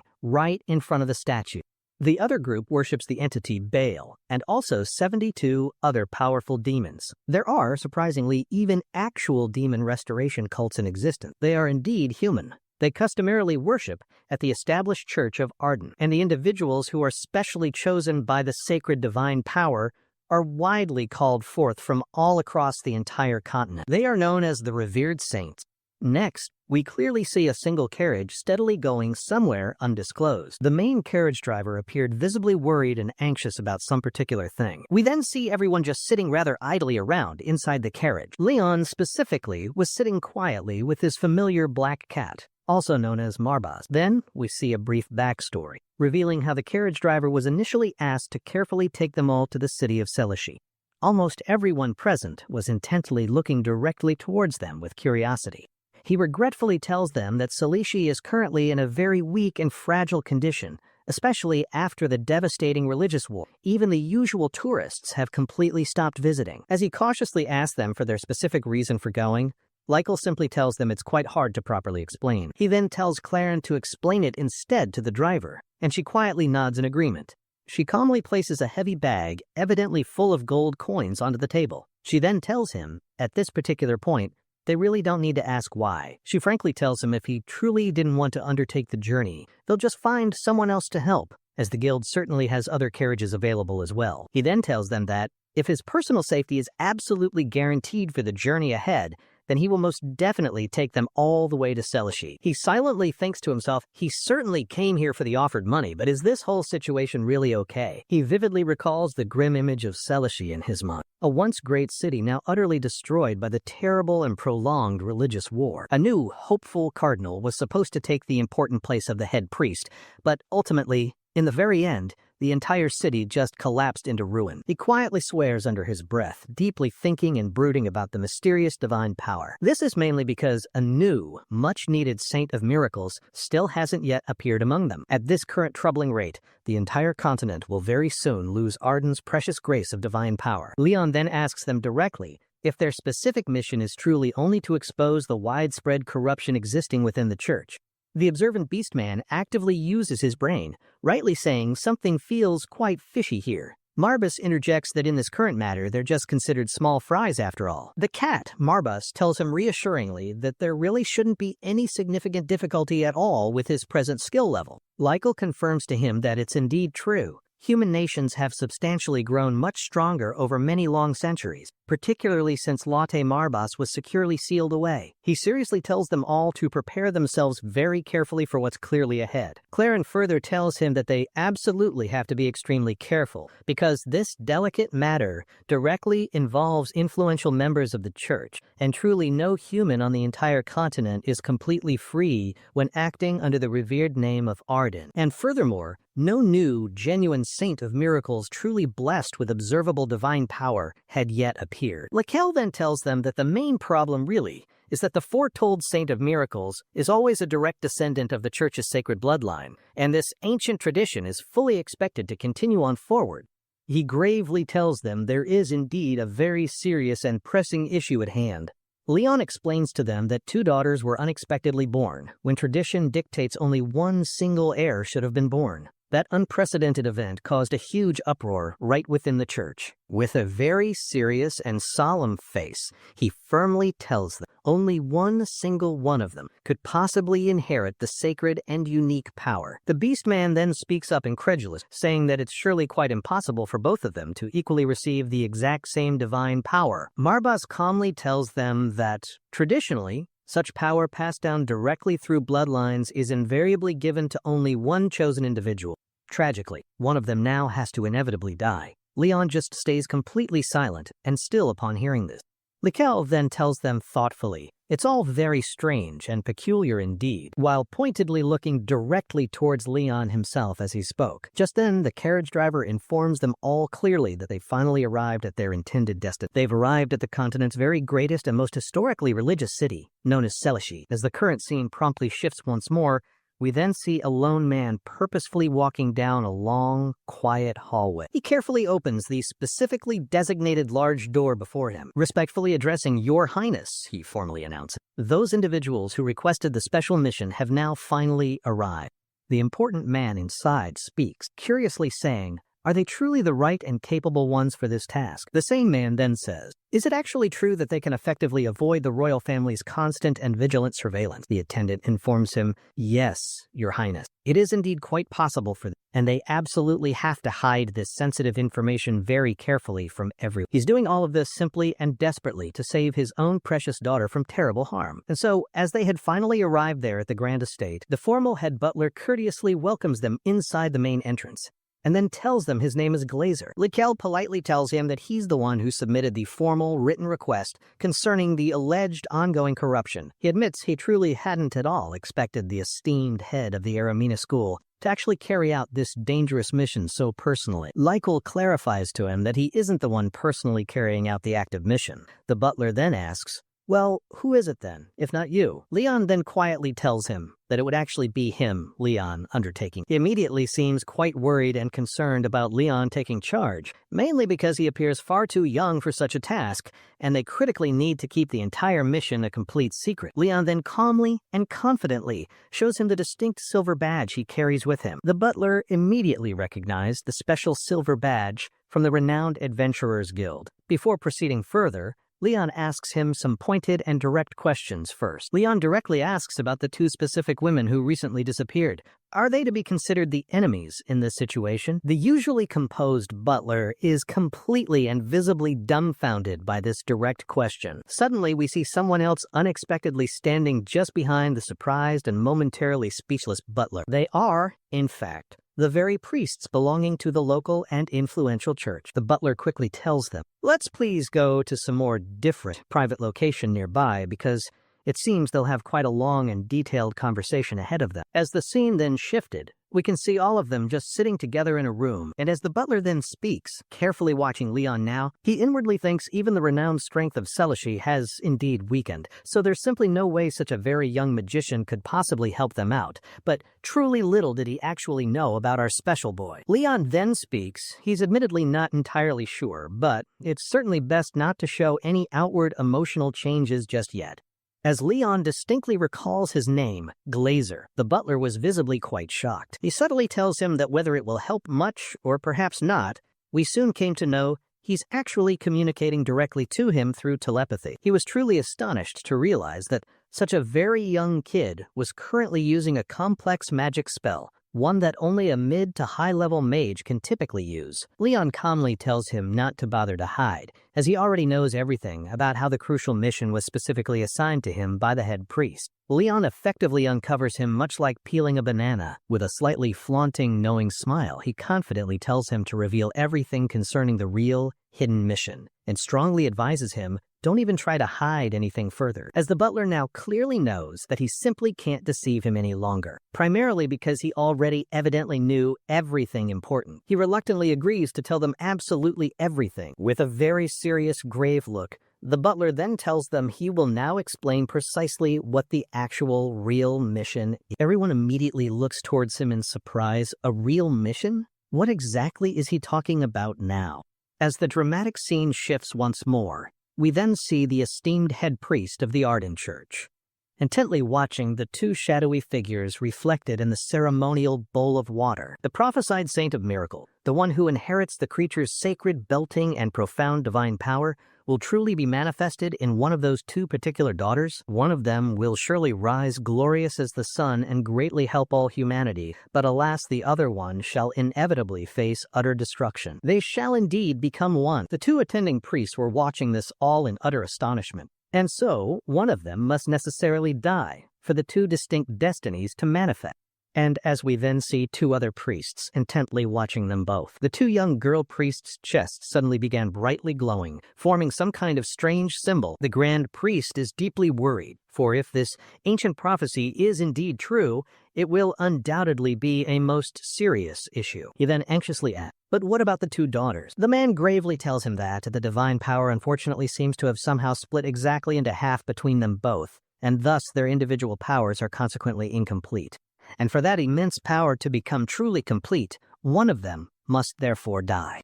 He furiously shouts out in pure rage, "Is he completely out of his mind?" The man humbly apologizes, but insists this is truly the only one way. Then suddenly, the large main door to the church creaks open, and we then see three imposing people purposefully entering into the church. He formally introduces himself by name as Caliban, the stern commander of the renowned Imperial Knights. By the direct and solemn order of His Majesty the Emperor, he has specifically brought a sealed letter addressed to the concerned people of this church. Speaking in the great name of Esteban, the glorious sun of the entire empire, there simply cannot be two shining suns under the very same sky, and you surely believe he also believes this fundamental truth as well. One of them has to live on and dutifully serve her divine purpose as the true saint of miracle, and consequently the other one unfortunately has to die in order to fully complete the chosen saint's immense power. She will then have to tragically die in front of absolutely everyone, burned at the stake under the terrible name of a fallen saint. He desperately tries to argue back, vehemently saying, "This is nothing short of clear, cold-blooded murder." He coldly tells him to simply think of it all merely as a necessary, small sacrifice for the greater. Then they all turned and returned back from whence they came. The Grand Priest was terribly afraid now and deeply troubled, utterly fallen down to his very knees in despair. He wretchedly thinks, why, oh why is he the one chosen to bear such terrible, heartbreaking trials, especially as he has tragically already lost his much-beloved younger sibling and now faces losing his precious daughter. He finally cries out in utter, profound helplessness. They all patiently listened intently to his sorrowful, heartbreaking story. But young Leon was still quietly thinking hard about everything. Lycan then tells them that, in very short terms, the true Saint of Miracles has actually not properly appeared for several long decades now. And this time, the prophesied saint born were actually identical twins, so consequently, the divine power was unfortunately divided somewhat between them. The butler gravely nods his head in solemn yes. He earnestly seeks for their invaluable help, desperately asking them all to please help in this dire, critical situation. He further tells them that even now, he's consciously going directly against the powerful, ruling empire by asking this of them. Leon then tells them that, this particular time, he actually wants to ask for the opinion of someone else for a change. Instead of just Glazer, he politely asks for their excuse for a brief moment of his time. He calmly walks directly towards the two young lady priests. He gently sits down before them, softly asking them both, if by any remote, slight chance, is there truly anyone here among you who genuinely thinks it's somehow okay for one of them to actually die? Marbus sharply questions him then, asking if he's completely crazy to ask such a direct thing. Leon calmly tells him it's simply the most direct and efficient way to quickly get the honest, true answer. They sorrowfully replied, one certainly can try to escape, but truly it's quite impossible to ever evade His Majesty's watchful, pervasive eyes. Ultimately, only one of them really has to die. Everyone present was utterly shocked and dismayed by this grim reply. But this very next time he pointedly asks again, so then, is there actually anyone here who genuinely doesn't want to die? Both of them immediately look up with clear, understandable suspicion in their eyes. Leon watches their subsequent reactions very carefully and indeed intently. As the scene unfolds, we see a man who is being terrified at the sights. The demon army was flying in the sky, wreaking chaos in the city, and there were a lot of them in numbers, while the head priest was worried about the situation. Because all of a sudden at that time the Saint of Miracle was not present in the city, he shouted towards the city saying that we had the power of light, they are useless. Suddenly a man behind him came rushing to inform him. He addressed him as Your Holiness. It was dangerous to stay outside. He told him to enter inside to a safe place. But his eyes were already watching in anger, saying that a demon was attacking their city and there's nothing that he can do now. He's not going to forget this time and will take revenge. Watching everything from his palace, he said that he will not forgive the one who betrayed his god. This scene shifts to another time, where you see a woman. Holding her stomach, she said that their child can become the new Saint of Miracles and help them fight against the demon and evilness. But the old man was worried, saying that every role comes with a burden.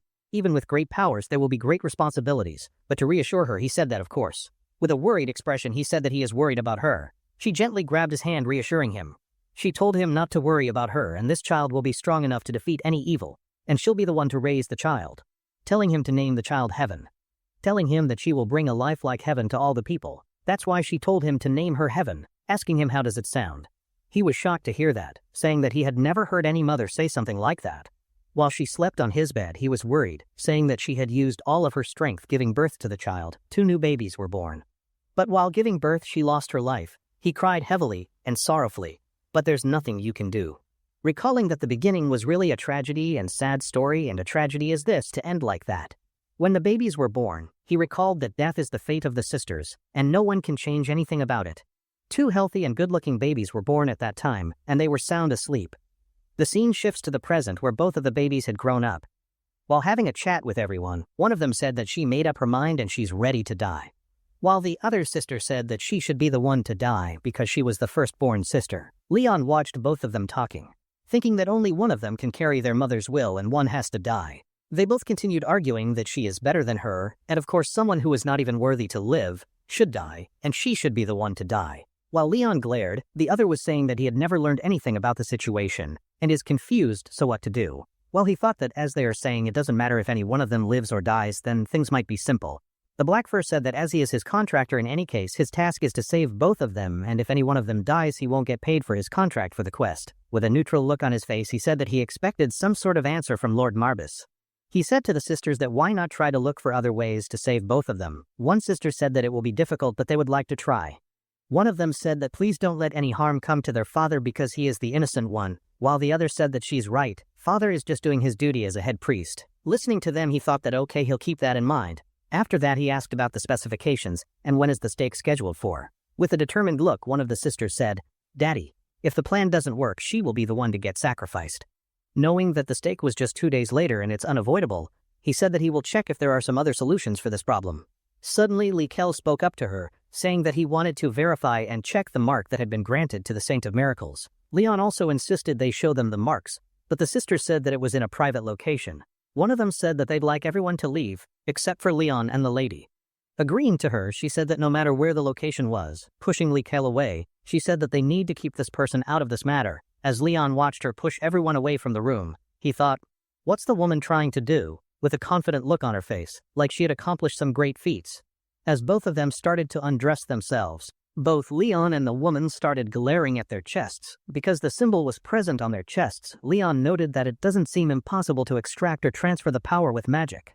But the woman said that since it is in that location, it must have been hard to show to anyone before them.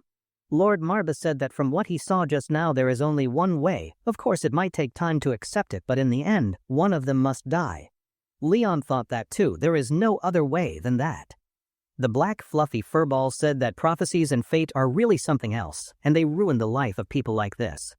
He asked Leon if he was angry about that because his face was really in an angry expression. The narrative shifted to the castle, where the prince said that it's time to get started now. Moreover, the Saint of Miracle is being born. It's been more than a decade, and everyone will finally be happy. The man beside him said that one of them must be a witch and had to be burnt at a stake. Leon was watching both of them talking from the side. As they spoke that in the first place, why were they born as twins? They had to wait all this long for them to grow up. Thinking that, Leon noticed it really was right to say one wants to live and the other wants to die. Confused, Lord Marvis asked him what he is thinking about, as he thought that one is a good spirit and the other might be an evil one out of both of the twins. Creating black magic in his hand, maybe he is the only one who is death, and could really feel it, as the burning stake was already ready for another day. He was really confused whom to save and whom to let die. The black fur said that if he is going to decide that on the day, or has he already decided it, he just stayed silent because he hadn't thought about it yet. As the prince greeted everyone, saying that he is Louis von Archheim, declaring himself as the new emperor, and to witness the birth of the new Saint of Miracle with him. As the people were shocked, he ordered them to calm down. Just with that, he said that tonight the darkest night will come before them and it will be past soon, because a new ruler and a new Saint of Miracle will be born that day. Everyone in the crowd was puzzled, thinking that, did he just self-declare that he was the new emperor? The stake has already been ready to burn down the witch. The man beside him spoke that just as two suns cannot exist under the same sky, the same goes for the Saint of Miracles. One of them must die, so that the Saint of Miracle could be born. But since the children were a twin, they disrupted the continent's order that had been passed down through generations, thinking that it was some kind of tragedy. Throughout the process, the emperor will be in the name of royalty in front of everyone. With a deadly look in his eyes, he asked if there is any objection among the crowd. Everyone was silent, nobody could speak against him. Suddenly both the twins arrived with the head priest and Leon. As Louis went to meet the twins, remarking that it would be such a waste of beauty that one must die. With a look of a pervert, he said that if she hadn't been born as a witch, she would be worth keeping as a concubine. The word made the head priest angry, but he just ignored him and left from there. "There's nothing that the old man could do now," he asked the butler. "Is there any hope to save the children?" Leon spoke up from beside them, saying that it's impossible to save them, saying that. "But there's something I'd like to ask them here. A question for the holiness of the priest." The butler insisted that he could ask any question. He decided if there is any chance he would like to try something. Inside the church, one of the sisters said that if someone had to be sacrificed, it should always be her, not the other. With tears in her eyes, she said that what did they exactly do wrong such that they have to be sacrificed? She doesn't have the answer for that, but she said that in the end, they have to follow the orders because prophecies never failed and it must be fulfilled. As they at last decided this time it's actually better, at least they can choose who can die. Outside the church, the man ordered his guard to restrain the witch and take her to the stake. Without any delay, one of them went outside, while the other knelt down to her knees praying to God, saying that she should be the one to die. But suddenly Leon appeared behind her using his magic spell. He made her unconscious. She fell on the floor without any senses, and Leon's magic covered her. As he stood beside her, the black fur said, "Are you sure about this, and was this the best choice he could make now?" He nodded, saying that yes, though the word best doesn't fit here, this is the least he could do for now, as there are no other choices because one of them had been marked as a witch, and as the prophecies say, it never failed. Outside, the sister was tied to the stake. The crowd watched her and cheered, "Burn her alive." As the man put the flame to the wooden stake, it burned rapidly, covering up the entire stage, while Louis was laughing, saying that finally the moment has arrived, and the Saint of Miracle will be born along with the new emperor, and with this act, it should silence enemies who had been doubting him and his powers. His bodyguard spoke, saying that now no one would doubt the first prince and the emperor, he's the Almighty One. And with a menacing glare, he said that those who do not intend to follow his majesty, they will be sentenced to death. As the scream of pain was clearly visible from her mouth, while the fire was burning at full flames. Everyone watched them burn, standing silently. There's nothing that they could do. Clary said, "Daddy, it was brutal to use such a method these days, and are you sure that he is the young lord now?" Lykel thought that this is neither a way of success nor a failure of the quest. But it's not exactly a failure either. And what kind of emotion does it take to become a father? Leon had never known about it, and he thought that he just had to make them survive. As the screams of burning were heard across the town, but he didn't know everything about the holiness.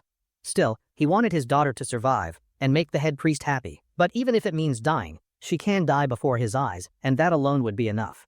We haven't known about it yet, but if someday he'll understand the necessary emotions and weights carried on the heart, it seems very unpleasant.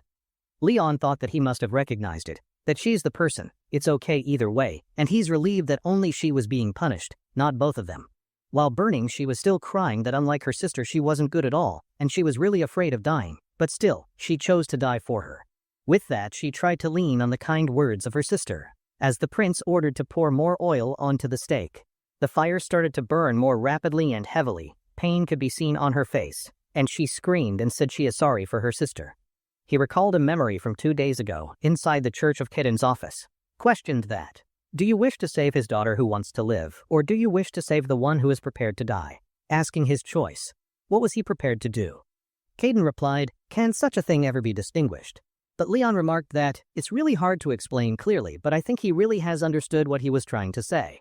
The old man said that if you truly have the eyes to see it, then he can save both of them. He said that then save the child he wished to give life to. It's his decision now. While his sister watched her burning, she cried, covering her mouth. Lykel and Clary watched silently from the side of the carriage. Inside the carriage, Leon said, asking them, "Who do you think was the one burnt just now?" Questioning that why did His Holiness try to see the other daughter was prepared to die, but not to save the one who was ready to live. Lord Marbus said that he is asking something obvious. He spoke further, saying that because he wanted them to feel the weight of life.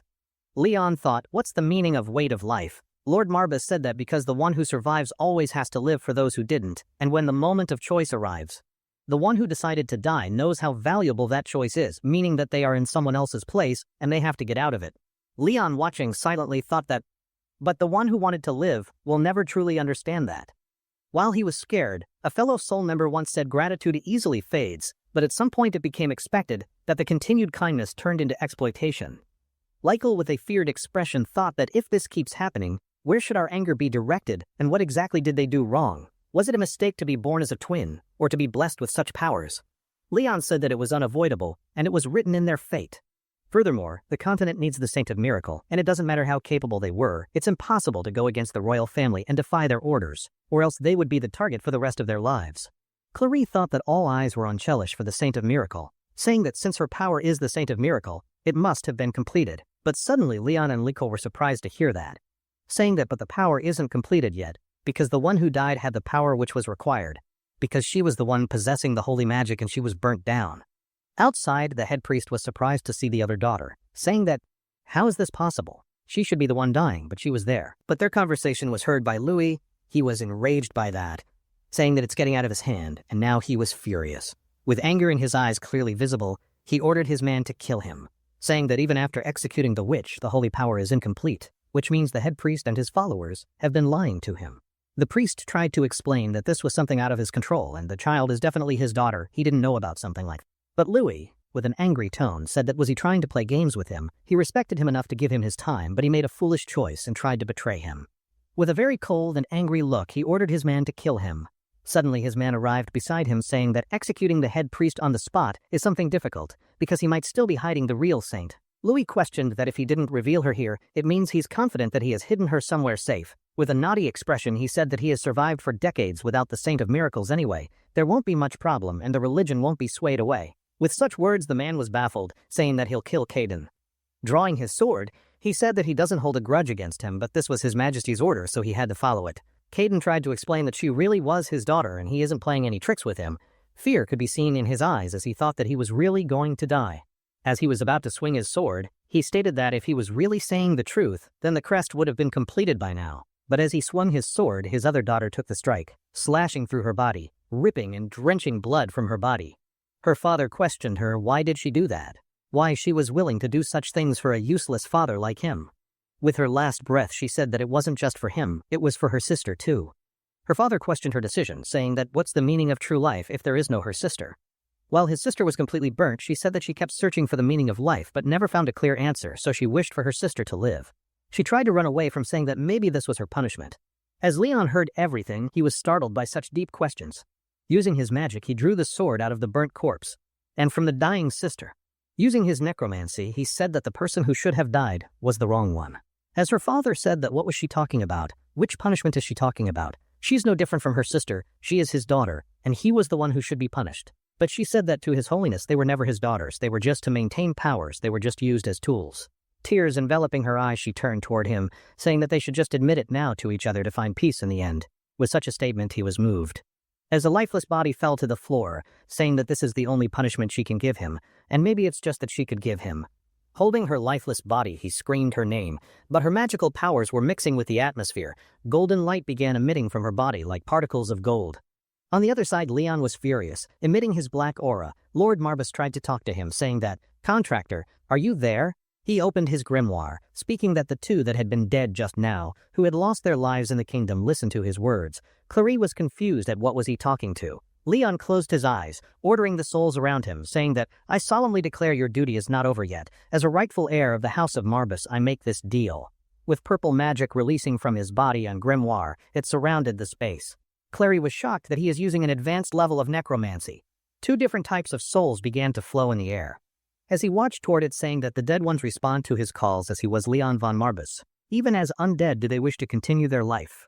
Suddenly both of the sisters' spirits appeared, saying that, "Can you bring us back to life? Or will we remain like that?" He said that if they wish to continue to live even as dead, he is ready, and even if they want to live without a warm heart, he is ready for both of the options. Raising his hand, he ordered both of them to follow his command, binding both of them with spiritual chains. They didn't even resist his chains. Leon said that this might be shameless, but he ordered both of them to work for him. But they were satisfied with his command, saying that it's fair, and if he asked nothing from them, then they would be more suspicious about his thoughts.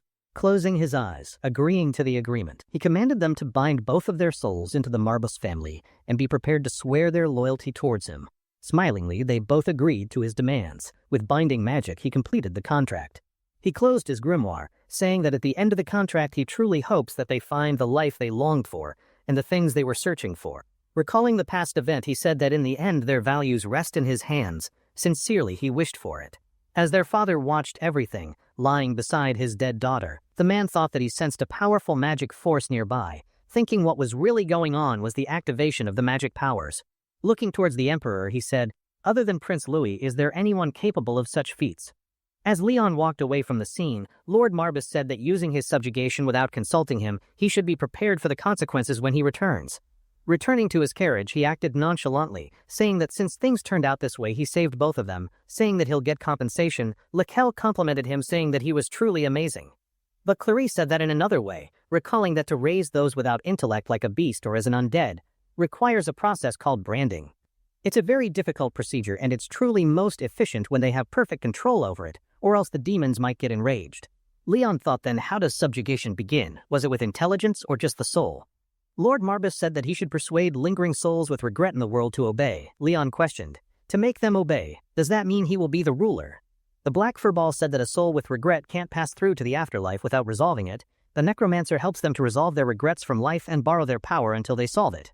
And this whole process is called subjugation. Leon began thinking that so this is all about resolving the regret of those who are still clinging to their life even after death. The Black Fur said that the stronger the regret, the greater the power to gain. He told him to remember that the Necromancers are not just the people who exploit it for profit, there's something more than that. After a while, as the heir of the Marbus family, he opened his grimoire, commanding, "Heaven, Helen, answer my call." Suddenly 2 spirits came out of the book. After fusing with each other, a girl appeared before him. Leon questioned why only one of them arrived when both of them were revived. The Black Ball said it's obvious because they weren't fit to be born in a body, so they fused with each other.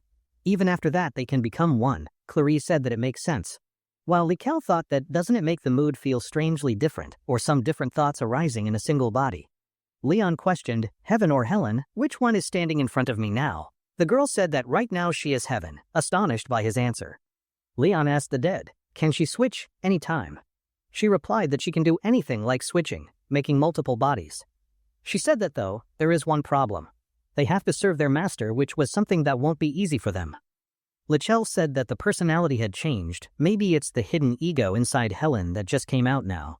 She told Lichel to shut his mouth as they were talking with the master. Leon questioned then what are both of them good at.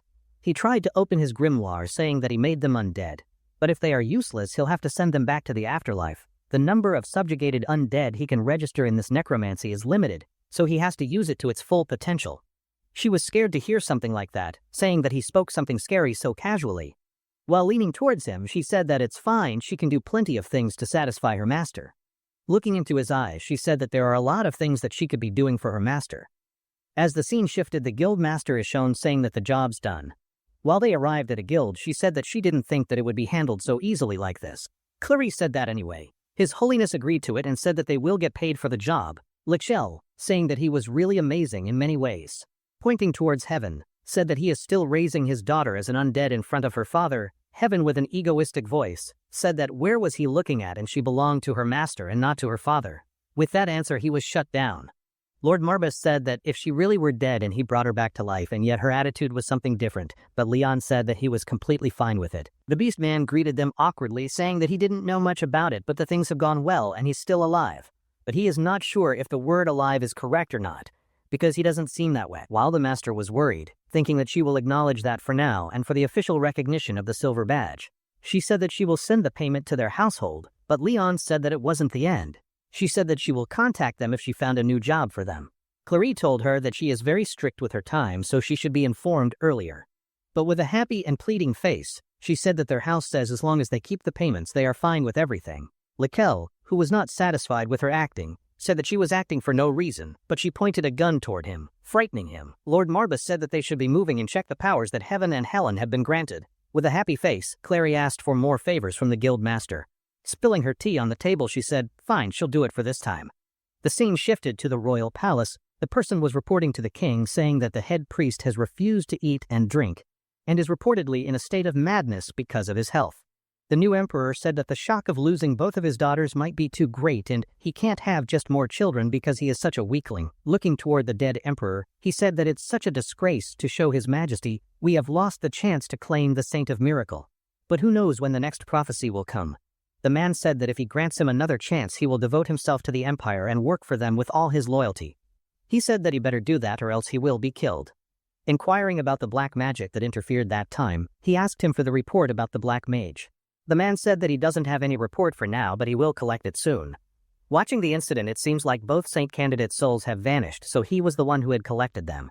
Caliban said that as far as he knew, no mage can perform such precise magic control unless they are a necromancer. He hadn't heard about a necromancer for a long time. The scene shifted to the forest where everyone was standing. The guildmaster said that so they should be beginning the test.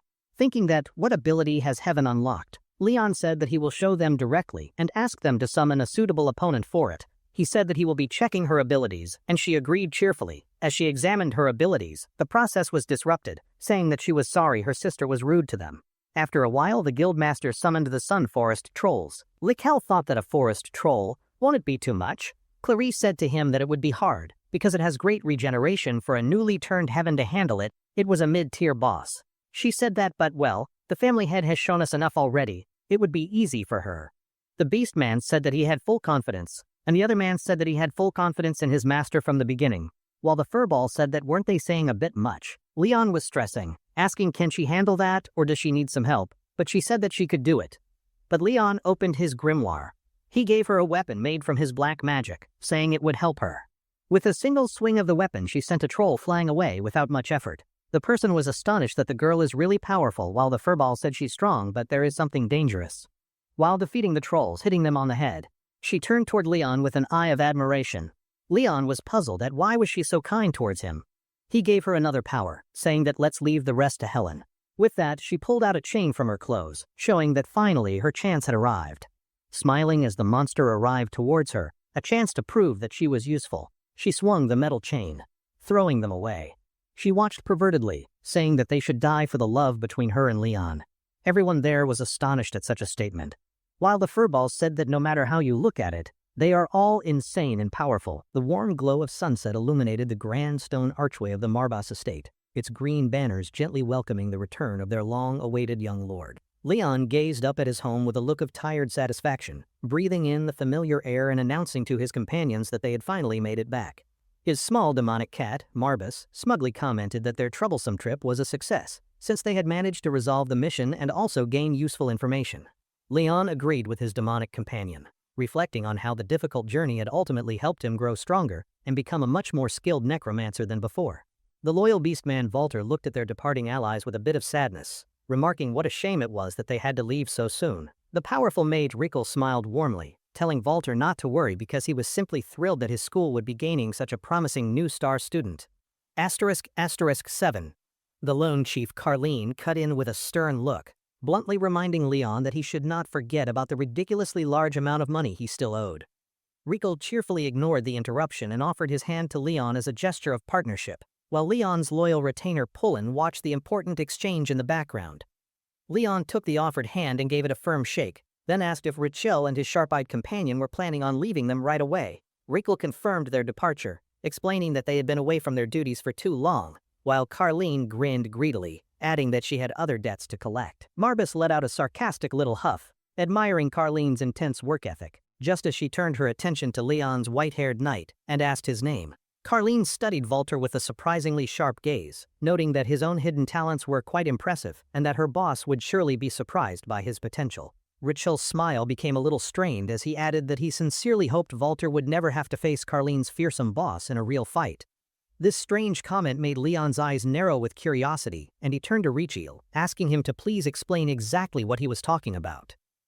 Richel's expression grew serious, and he began to sweat, warning that the criminal group's captain was an absolute monster as an image of a golden-haired warrior appeared. He elaborated that while he and Carleen were quite strong, the captain of Lunatic was a different kind of terrifying beast who actually enjoyed hunting down and killing demons. The conversation then shifted back to the Beastman Knight, as Richel told Leon that Walter's talent was undeniable and that he would surely thrive under his guidance. Walter blushed at all the sudden and unexpected praise, stammering that he was really not used to receiving so many compliments from such powerful people. Leon looked over at his loyal vassal with a sense of great pride, declaring with absolute certainty that Walter was destined to become an excellent knight for him. He leaned in with intense focus, promising that Walter would grow even stronger than anyone could imagine because he would personally make sure it happened. Rikel laughed heartily at Leon's confidence, suggesting that instead of a sad goodbye, they should look forward to the next time their paths would cross again. Leon gave a small, confident smile in return, agreeing that this was a much better way to part ways, with his faithful retainer Pullen watching proudly nearby. As she prepared to depart, Carleen gave Leon one last sharp look, reminding him that she expected her money back now that she had helped him out. The blunt reminder of his crushing debt instantly ruined Leon's good mood, and he let out a heavy sigh as he reluctantly agreed with her. Rikel playfully turned to Carleen, chiding her for bringing up the massive debt and spoiling the mood on such a pleasant and otherwise lovely day. In response, Carleen whipped out her firearm and aimed it directly at Rikel's head, making the powerful mage jump back in comical surprise and fear. She then playfully wrapped an arm around his neck, remarking that having a partner who talked far too much could sometimes be a very annoying thing.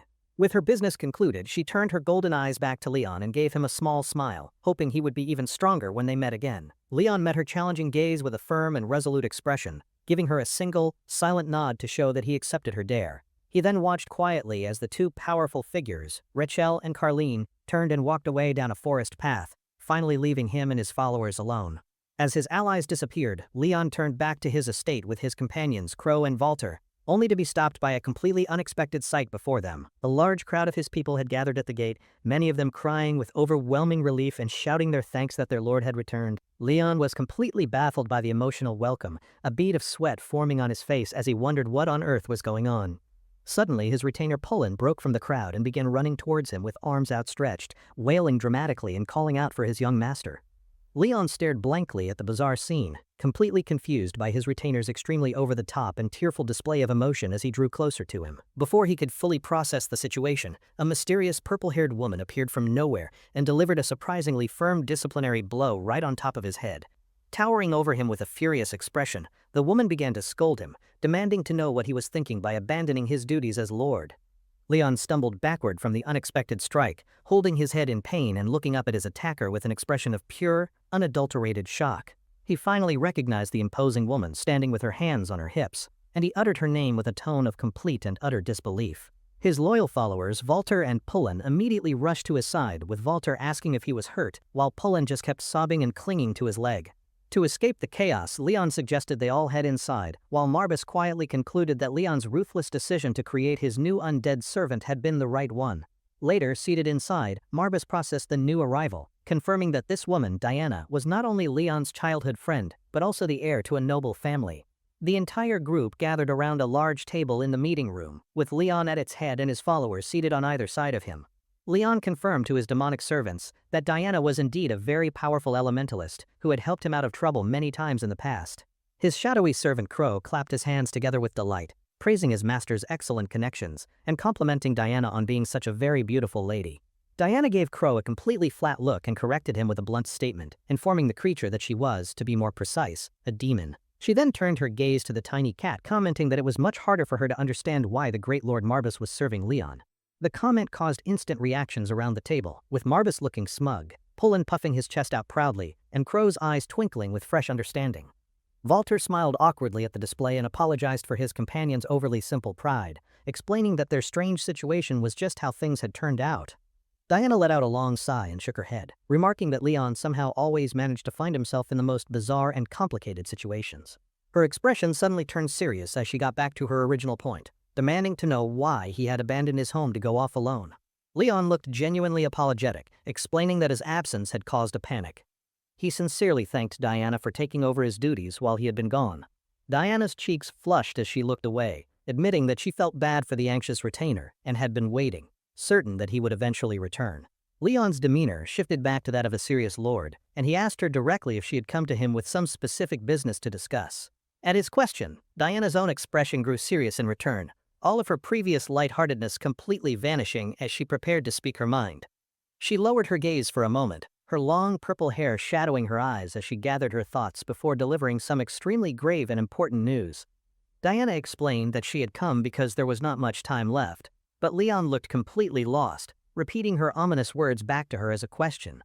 Seeing his confusion, she leaned across the table and gestured for him to come just a little bit closer so she could tell him more.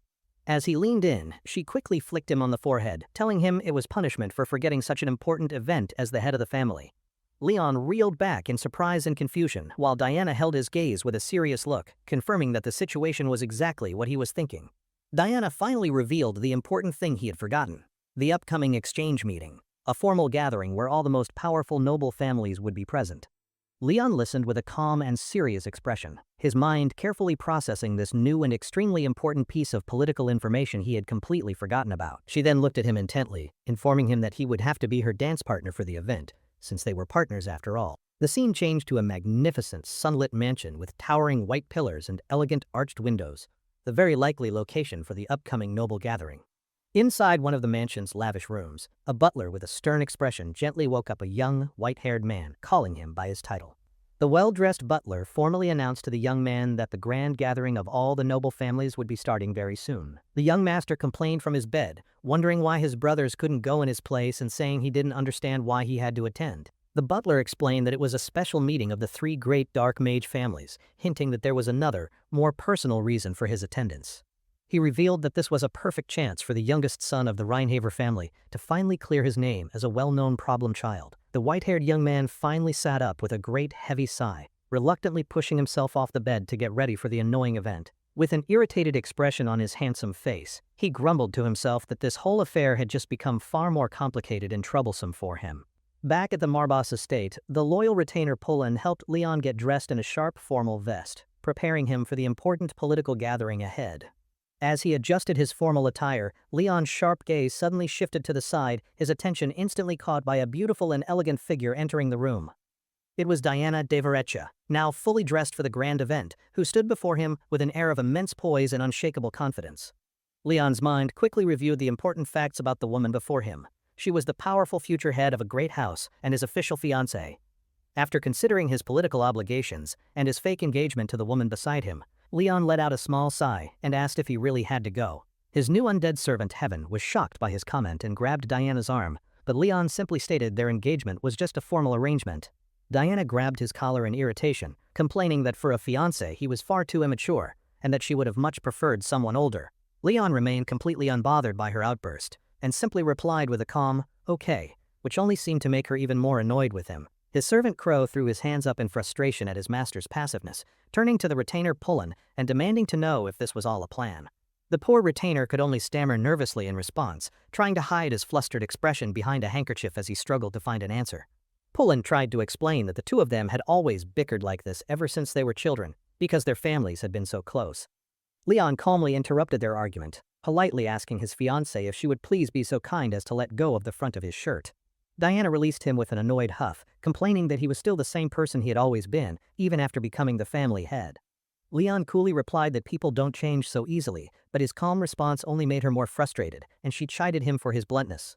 Giving up, Diana sighed and told him that he should at least try to ease the worries of his people, regardless of his issues with his father.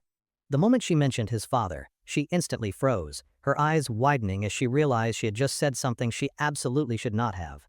A dark and painful memory of rain, cold eyes, and blood suddenly flashed through Leon's mind, a grim reminder of the many horrors he had faced. Diana immediately looked away from him, her face filled with deep regret as she quietly apologized for her extremely careless and hurtful choice of words.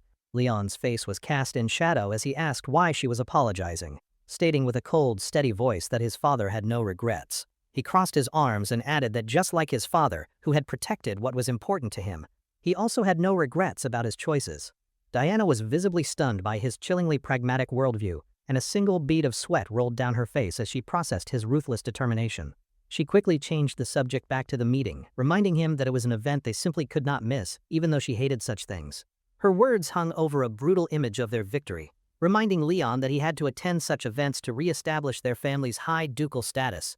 Leon quietly acknowledged that she was right, adding that he knew the other noble families were watching them closely, while Pullen beamed with pride beside him. His green eyes gleamed with fresh resolve, as he declared that if attending this annoying meeting was necessary to protect his family, then he would do it.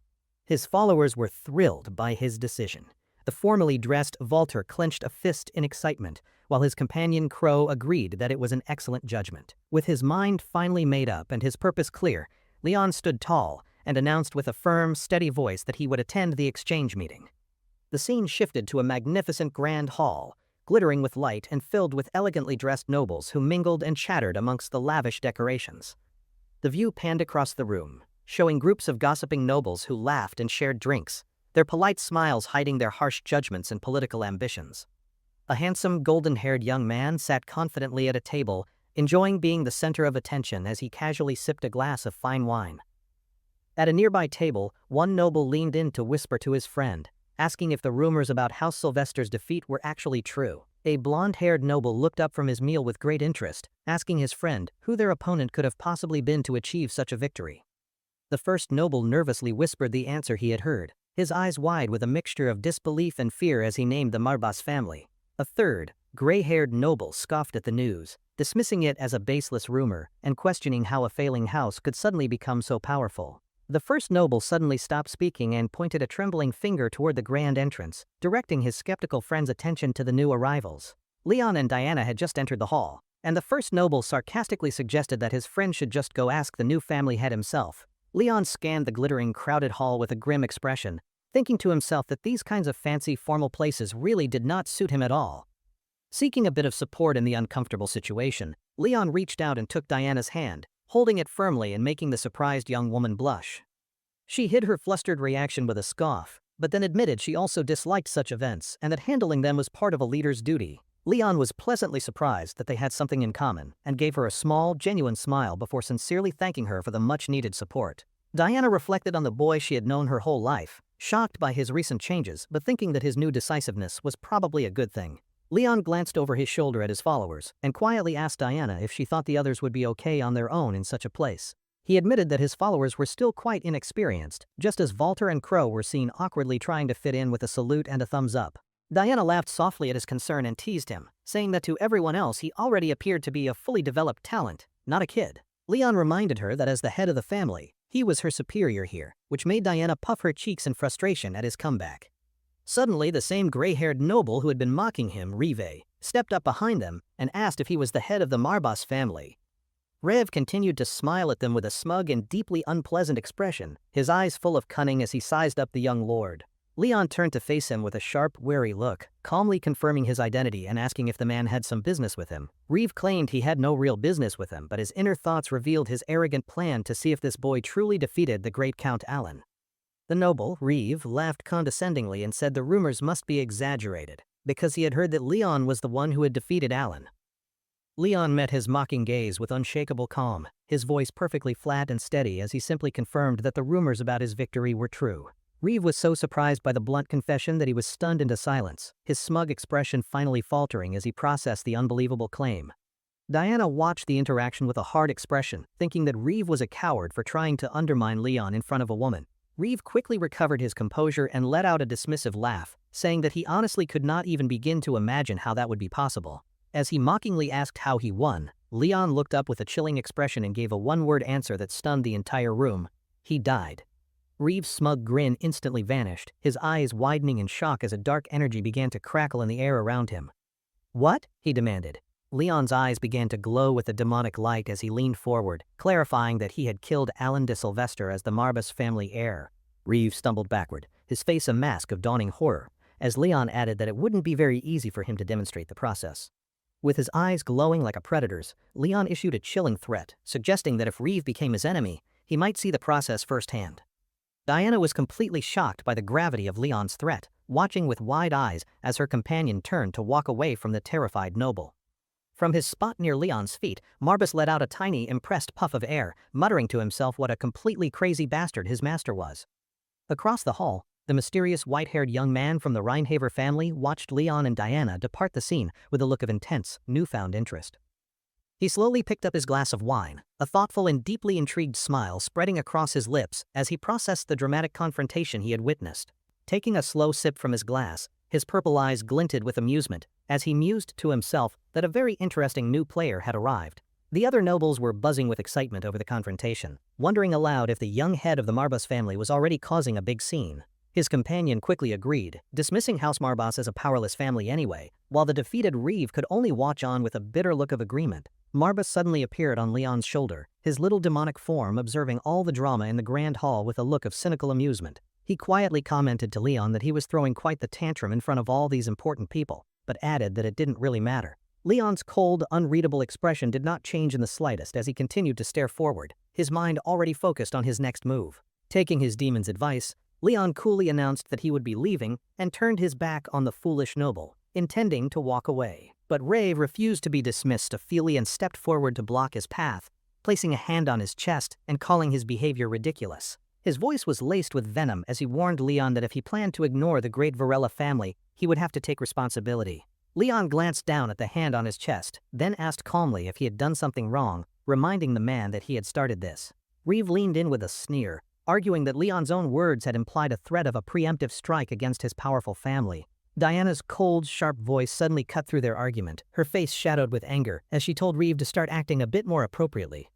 She stepped between the two, looking down on Reeve with disdain and reminding him that his minor family branch did not speak for the great House Varela. A terrifyingly beautiful smile spread across her face as she declared his actions an act of rebellion and asked if he could truly bear the consequences. Reeve's face twisted into a mask of pure, unadulterated rage, his eyes glowing white with fury as he grit his teeth at her public insult. He seethed with anger and hatred, thinking to himself that Leon should not get too confident just because he had achieved one single, insignificant victory. He then turned his anger on Diana, sneering that the young lady of the Varisia family was just as pathetic, which made Marbas bristle with fury. Diana simply smirked at his insult, completely unfazed, and said that while a coward might be intimidated, she saw no reason to be scared now. Having been completely outmaneuvered and humiliated, Reeve lost the last of his composure and began shouting at her with a face full of uncontrollable rage. A new, calm voice suddenly cut through Reeve's furious shouting from behind, as someone commented that he was being just a little too noisy. Reeve whirled around with a snarl on his face, demanding to know who dared to interfere with his business once again, his patience finally gone. The moment he saw the newcomer, however, all of his anger instantly vanished, replaced by an expression of wide-eyed, absolute, and undeniable terror. His hand, which had been clenched into a tight fist just a moment before, suddenly went completely limp and began to tremble uncontrollably at his side. The once arrogant Reeve stood completely frozen in place, his entire body shaking from head to toe as he found himself petrified by the powerful newcomer's presence. Leon observed this sudden and dramatic transformation with a look of cold curiosity, noting how quickly the proud man had been reduced to a coward. The newcomer was the same white-haired young man from before, who now stood there holding his wine with an expression of bored aristocratic amusement. The powerful heir smirked at the terrified man, asking if he was shouting so loudly, simply because he did not know who he was talking to. From his perch on Leon's shoulder, Marbus gave a sharp and urgent warning, telling his master to be extremely careful because this new guy was dangerous. The Rheinhaver heir calmly reached out and grabbed the terrified Reeve by his collar, his voice dropping to a quiet but firm command, "Speak." His purple eyes began to glow with a sinister energy as he leaned in close, asking with a cruel smile if he needed to explain himself. The scene shifted to the dark courtyard outside the Grand Hall, where Leon's loyal followers were waiting anxiously in the cool and quiet night air. The earnest beastman, Walter, turned to the retainer Pullen with a worried expression, asking if their master and Lady Varisha would be all right inside the hall. Pullen was sweating profusely, his face pale with anxiety as he admitted that this was his first time attending such a stressful and high-stakes noble event. Walter looked at his nervous companion with a knowing expression, stating that it was obvious Pullen was extremely worried about their young lord's safety inside. Pullen continued to sweat and fidget, looking completely overwhelmed by the tense atmosphere of the party, a stark contrast to the more composed Walter beside him. The anxious retainer dabbed at his sweaty brow with a handkerchief, letting out a shaky sigh as he tried to calm his frayed and overstressed nerves. He finally admitted that he was worried because their young family head was just a little too free-spirited and unpredictable for his own good sometimes. Walter looked toward the brightly lit entrance of the hall, agreeing that it was natural to be concerned, but reminded Pullen that they must trust their lord.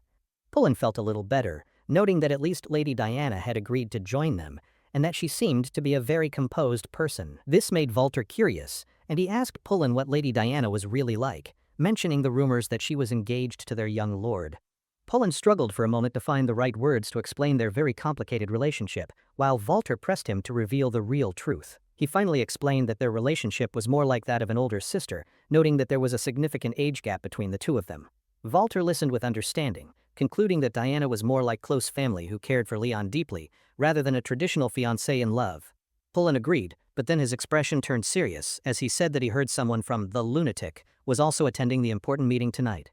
Walter's eyes widened in shock at the name, his small fangs showing as he repeated the name of the infamous and dangerous organization with disbelief.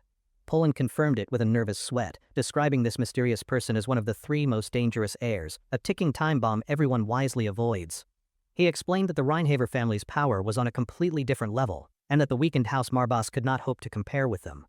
Pullen's hand clenched his collar in fear as he thought about the sheer power wielded by the infamous young master of the Rheinhaver family. The scene snapped back to the confrontation, where the heir held Reeve by the collar and introduced himself as Knox von Rheinhaver, a name to be memorized. Knox leaned in with a cruel smirk, warning the terrified man that he should stay out of his business unless he wanted to get dragged into the mess. The terrified Reeve immediately collapsed to the ground and began begging for his life, apologizing for not knowing who he was, and pleading for mercy. Knox casually let a few drops of wine spill from his glass onto Reeve's head, calling the man a stingy bastard not even worth the drink. He then cruelly upended the entire glass over the man's head, looking down with mock disappointment and wondering aloud what to do about the spill. A wave of pure, sadistic pleasure washed over Knox's face as he let out a quiet, chilling laugh, thoroughly enjoying the terror he was causing. The sheer malevolent power radiating from the cruel bastard was so intense that Diana and Marbus both reacted with shock and unconcealed demonic fury. Only Leon remained completely impassive, his expression cold and calculating as he watched the scene, calmly assessing this dangerous new player who had just entered the game. Some fancy dude in gloves just tips his glass, letting a single drop of wine land on some poor guy's head. Talk about a classy power move. The smug, white-haired pretty boy is literally using another noble's head as a drink coaster. He's got a seriously punchable, chill smile while he does it. The guy on the ground is totally freaking out, apologizing like crazy. but the pretty boy just turns and bounces, like his work here is done. Now the white-haired dude turns his attention to our main guy and his crew. His calm smile says he's just found some new toys to mess with. Our main guy, with his super grumpy-looking cat on his shoulder, straight up asks the new dude who he is. That cat is totally judging everyone. The new guy just smiles, super confident that everyone should already know him. He basically says if you have to ask, you can't afford it. He introduces himself as Nox, acting all proud. The purple-haired girl next to our hero whispers the name, confirming this dude is a pretty big deal. His fiancé gives him the lowdown, saying this Nox guy is from a super powerful family and is trying to pin this whole mess on him. Nox then claims with a friendly grin that he was just doing our guy a huge favor. His idea of helping is apparently just making a bigger scene. He then tells our hero he expects they'll be seeing each other around. You can't tell if that's a friendly promise or a very polite threat. Our guy coolly replies that he's down to meet up, but only if it's good for his family's business. He's all about the bottom line. Nox seems totally jazzed by this straightforward answer. He happily agrees they should hang out more, finding the serious attitude pretty refreshing and fun to poke. After their weird intro, the white-haired guy vanishes into the crowd. Our hero watches him go, already trying to figure out this new guy's angle. His fiancée leans in with some hot gossip, calling Nox the family's guard dog. Her advice is simple, just be polite and don't poke the bear. Our hero remembers hearing that Nox was the family screw-up. He's wondering if that's true, considering the insane, terrifying vibe the guy gives off. She asks why he's caught up on rumors. The demon cat on his shoulder mentally tells him that Nox is a total genius, even if he's built like a twig. Our guy silently agrees with his cat. He has never felt such a crazy amount of dark magic coming off of one person in his entire life. As Nox strolls off, he feels like meeting our hero was fate. He's sure that whatever happens next is going to be super interesting, and not a mistake. A maid carefully walks up to him, calling his name like she's scared he might bite. She seems shocked he even bothered to get involved in the drama. She asks him why he went out of his way to help a total stranger. Apparently, butting into other people's business is totally not his usual style. The maid adds that he usually finds these petty noble fights incredibly boring. She's wondering what made this particular one so special and worth his time. He gives her a mysterious look, saying that things will be way different in a few years. His maid just repeats his words, looking totally lost. He then confidently predicts that soon everyone will know our hero's name. He even gets a flash of a super-powered future version of the guy. The maid is left completely speechless by his weirdly specific prophecy. She clearly has no idea what he's on about or why he suddenly cares. As they leave, Nox admits he's not sure if this new guy will be a useful ally. He's basically just gambling on a total wild card. Deciding he's had enough fun for one night, he announces it's time to go home. He figures they could both use a nap after all that excitement. Back inside, the party is still going strong with people dancing. The happy music feels like it's from a different planet compared to the recent showdown. His purple-haired fiancée suddenly grabs his arm with a big smile. She reminds him they're engaged, so it's probably about time for them to leave together. Our hero looks a little surprised and flustered by her forwardness. He seems totally clueless about what to do in this very awkward public situation. With a playful grin, she asks if he even knows how to dance. She's assuming a fancy noble like him must have taken at least a few lessons. He thinks for a second, then gives a firm, determined nod. He looks ready to take on her challenge, even if dancing isn't his thing. She smiles and takes his hand, leading him out onto the floor like a pro. They step out together, looking like they belong among all the other dancers. As the music starts, she expertly guides him through the dance steps. He follows along, and they move pretty gracefully among all the other swirling couples. Leaning in close, she teases him about his good dancing skills. She adds that his super serious, focused face is actually kinda cute. He apparently didn't hear her and asks what she said. She just playfully scoffs, telling him he's not her type anyway, so it doesn't matter. She then gives him a sweet smile and tells him not to take it so seriously. It's just a dance, so he doesn't need to look so intense. His expression stays dead serious. He explains his dad taught him that the head of the family has to be the best at everything, no exceptions. Then, in a slick move, he completely takes over the dance. He pulls her closer, and his sudden confidence totally flips the script on who is leading. She blushes, totally flustered by how close they suddenly are.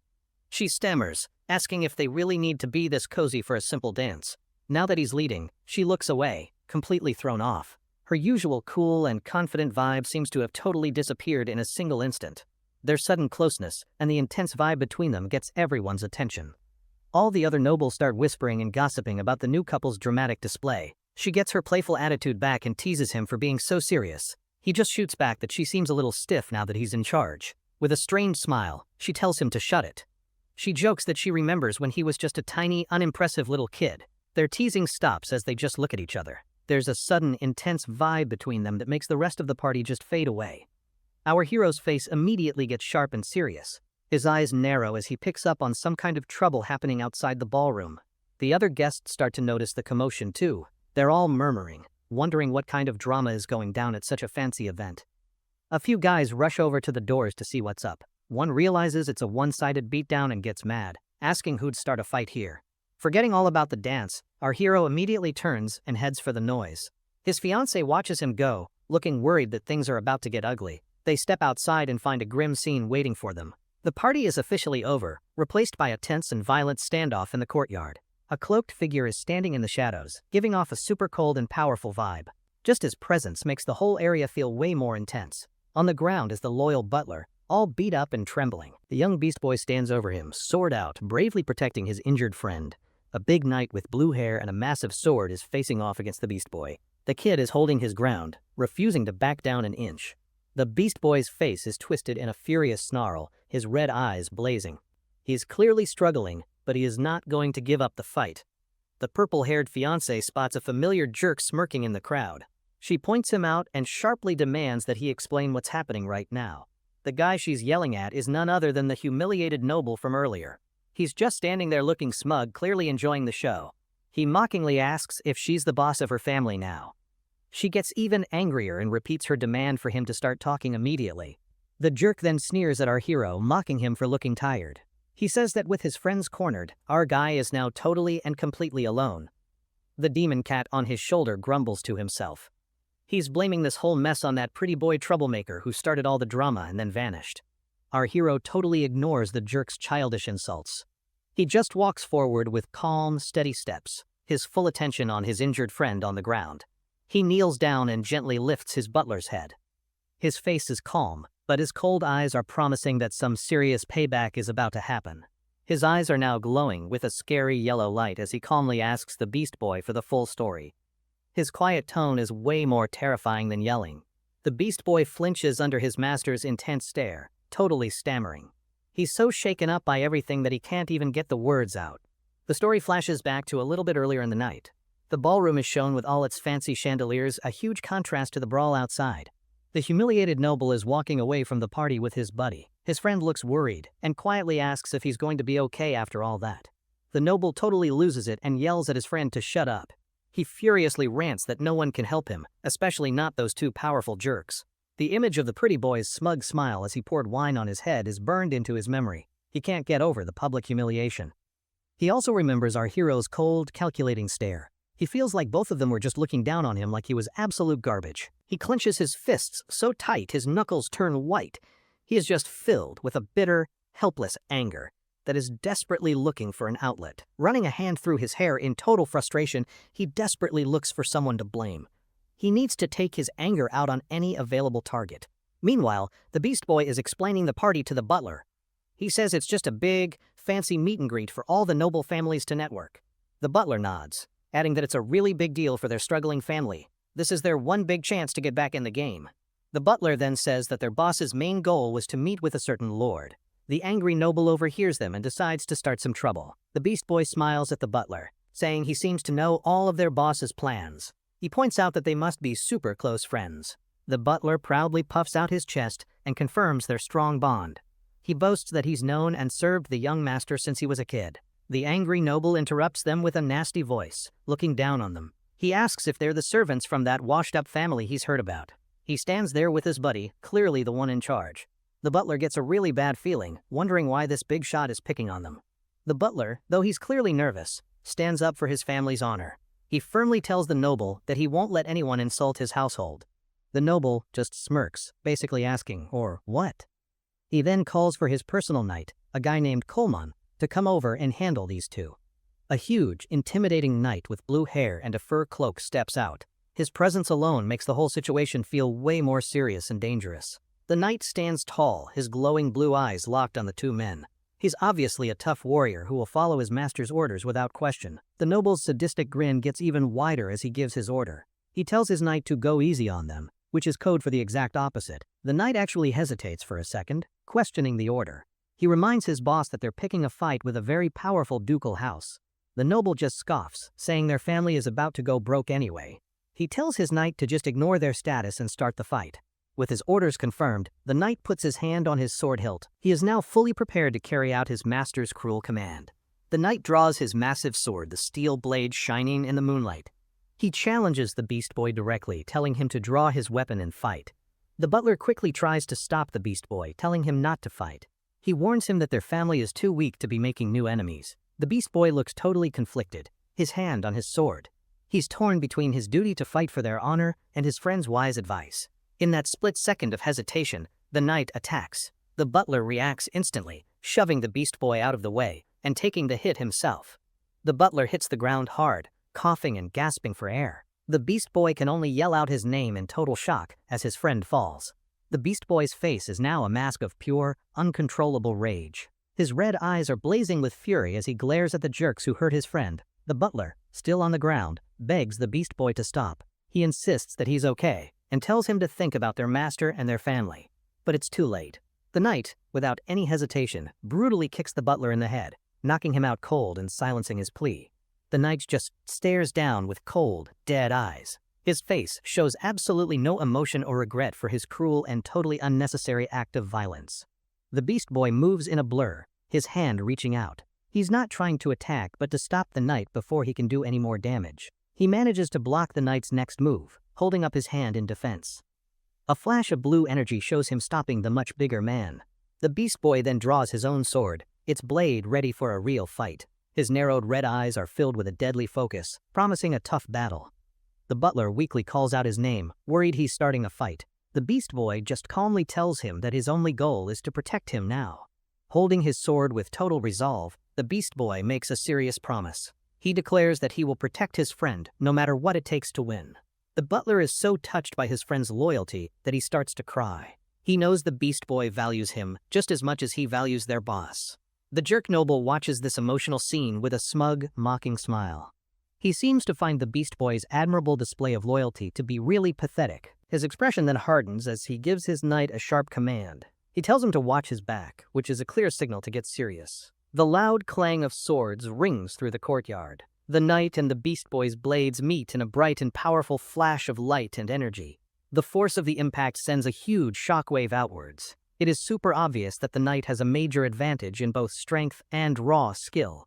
The Beast Boy grits his teeth, sweating from the effort. He is clearly struggling to hold his own against the knight's powerful and relentless attacks. The knight smirks, totally confident he's about to win this fight. He swings his giant sword again, with swift, fluid moves that are hard to block. Their swords crash together again with a loud, ringing sound. The Beast Boy just barely manages to block the hit, and the force sends him sliding backward. He bends his knees low to absorb the powerful blow. His face is a mix of intense strain and a fierce, stubborn determination to not give up. The two fighters are now locked in a tense standoff with their swords crossed. The air is thick with tension as they both prepare for the next move. The purple-haired fiancé's sharp voice cuts through the standoff. She demands an explanation for all the chaos, directly blaming the cowardly noble for everything. A noble in the crowd says that the other family has really messed up. Another guy with silver hair grins, saying this is a fun chance to test rumors. One woman in the crowd laughs, wondering what a minor noble even thinks he can do. Another guy hopes that all the villains just wipe each other out. The jerk noble turns to our hero with a sneer, inviting him to warm up. He mockingly points out that there's a big audience for this little show. Our hero just calmly accepts the challenge, turning away from the jerk. His fiancée calls his name in alarm, worried he's falling into a dumb trap. A swirling vortex of dark purple energy starts to gather in his hand. He looks totally calm and focused as he gets ready to unleash his magic. The jerk noble's face twists into a mask of pure, crazy hatred. His eyes are gleaming with malice as he screams a single, chilling word. Die! Our hero stands ready for a fight, the dark energy swirling around him like a cloak. He now faces the knight who is standing in his way. With his back to the Beast Boy, he speaks. His voice is filled with a sense of disappointment that probably feels worse than getting punched in the face. The Beast Boy looks down in shame, apologizing for causing so much trouble. He admits that he just let his anger get the best of him. Our hero glances back, his green eyes sharp and clear. He tells the Beast Boy that he's not disappointed because he decided to fight back against the jerks. A huge wave of dark energy suddenly explodes from our hero. The powerful blast sends the knight stumbling backward, totally unprepared for that much power. The purple energy erupts outwards in a violent, chaotic storm of pure magic. The huge blast completely fills the courtyard with its brilliant, dark light. After the smoke clears, the knight's sword is seen clattering on the ground. His arm is just hanging limp and useless by his side, totally broken. The knight just stares at his scorched and bleeding arm in total disbelief. He is completely shocked that one magic blast could wreck him so badly. Everyone watching, the jerk, the fiancé, and the beast boy, is just staring in stunned silence. Their faces show a mix of awe, fear, and total shock. Our hero's voice is as cold as ice as he finishes his thought. He asks the beast boy if he really did everything he could to protect the butler. He then turns his gaze to the terrified noble and his injured knight. He announces that it's time to teach them the new #1 rule of his family. Using his creepy necromancy skills, he summons 3 skeletons from the shadows. The undead mages rise up with a spooky purple glow in their empty eye sockets. The butler, still on the ground, just watches in total awe and confusion. He can only whisper his master's title as he sees the undead soldiers appear. One of the skeletons raises its hand, forming a purple blade to attack the noble. Our hero states that he will kill to protect his family and friends. His eyes are now glowing with a fierce violet light as he makes his vow. He declares that anyone who messes with him will be dealt with. Leon, flanked by spooky skeletons, calmly states that he is not afraid to get his hands dirty. With a menacing golden glow in his eyes, he declares he would even perish for his cause.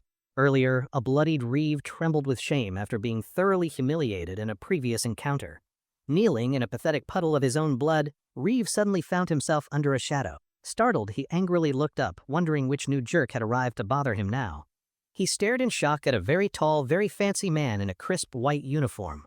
His jaw dropped when he realized the well-dressed stranger was actually the prince of all people. Utterly embarrassed, the blood-soaked man stammered an apology for his less-than-princely appearance. The prince just smiled, telling the messy noble not to worry and casually confirming his name. Reeve was completely floored that royalty even remembered his name and bowed his head in awe. The prince offered a quick, breezy apology for startling him, though he did not seem very sorry. He mentioned seeing the earlier spat and found the whole messy business delightfully entertaining. Leaning in, the prince's friendly demeanor vanished as he admitted he was incredibly curious about the details. He wondered why 2 supposedly rival dark magic families had bizarrely seemed to be on Reeve's side. Reeve, sweating buckets, started to nervously explain the complicated history of the last territory war. The prince suddenly placed a hand on his shoulder, politely telling him to stop talking now. His eyes glinting mischievously, the prince whispered a proposal for a fun little mission for Reeve. Reeve looked absolutely terrified, realizing the prince's fun mission was probably incredibly dangerous and stupid. He figured with royal backing, he could finally get some revenge on the seemingly weak Marbas family.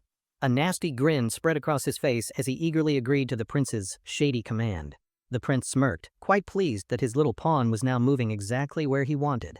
Back in the present, Leon's undead minions prepared to give the terrified Reeve a very sharp haircut. But another noble stepped in, questioning Leon's right to meddle with another family's bumbling servant.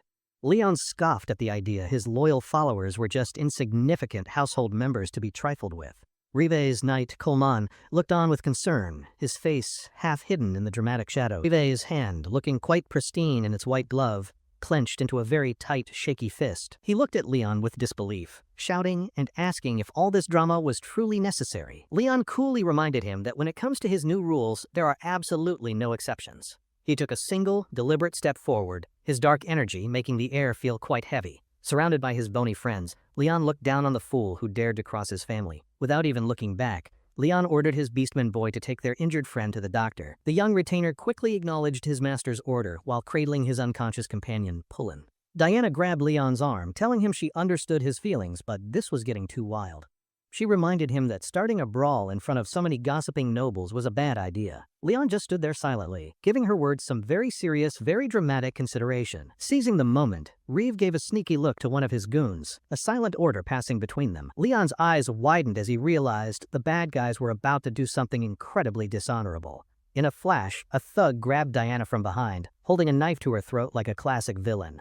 Watching from afar, Marbas the cat looked utterly disgusted by the cheap and predictable hostage tactic. Reeve grinned like a buffoon, telling Leon to stop acting tough now that his lady was in trouble. He threatened that if Leon did not want his precious toy to get a scratch, he should immediately back down. Leon thoughtfully considered this, wondering aloud if the man needed glasses, since Diana was not a toy. Marbas slapped his own furry face, exasperated by his master's dangerously literal sense of humor. Reeve smugly suggested they all just calm down and walk away before his lady friend gets hurt. The noble audience, who were enjoying the magic show, now looked horrified by the sudden thuggery. Leon's expression grew cold as he asked to confirm one little detail before things got messy. A storm of dark magic erupted from him as he furiously asked if they had just insulted his sister. Reeve flinched, feeling the air grow cold as he realized he'd just crossed a very serious line. Leon, his back turned, repeated his deadly question as dark energy swirled ominously around him. Marbus appeared, telling his contractor that the villain's terrified silence was all the answer they needed. Leon mused that silence being an affirmation was a new lesson for him, and a very useful one. His eyes blazed with white-hot fury as he reached out his hand to issue a new command. Reeve started to taunt him about hurting the woman, but did not get to finish his cliched threat. The thug holding Diana gasped as she suddenly grabbed the knife and expertly stabbed him in the neck. Blood splattered onto Diana's face, but she looked completely calm, as if this was a normal Tuesday. A shadowy mask of magic formed over her eye, revealing she was never really in any danger. She stood beside Leon, surrounded by her own dark power, looking ready for a fight. In a blur of motion, one of Leon's skeletons dispatched the remaining thugs with ruthless efficiency.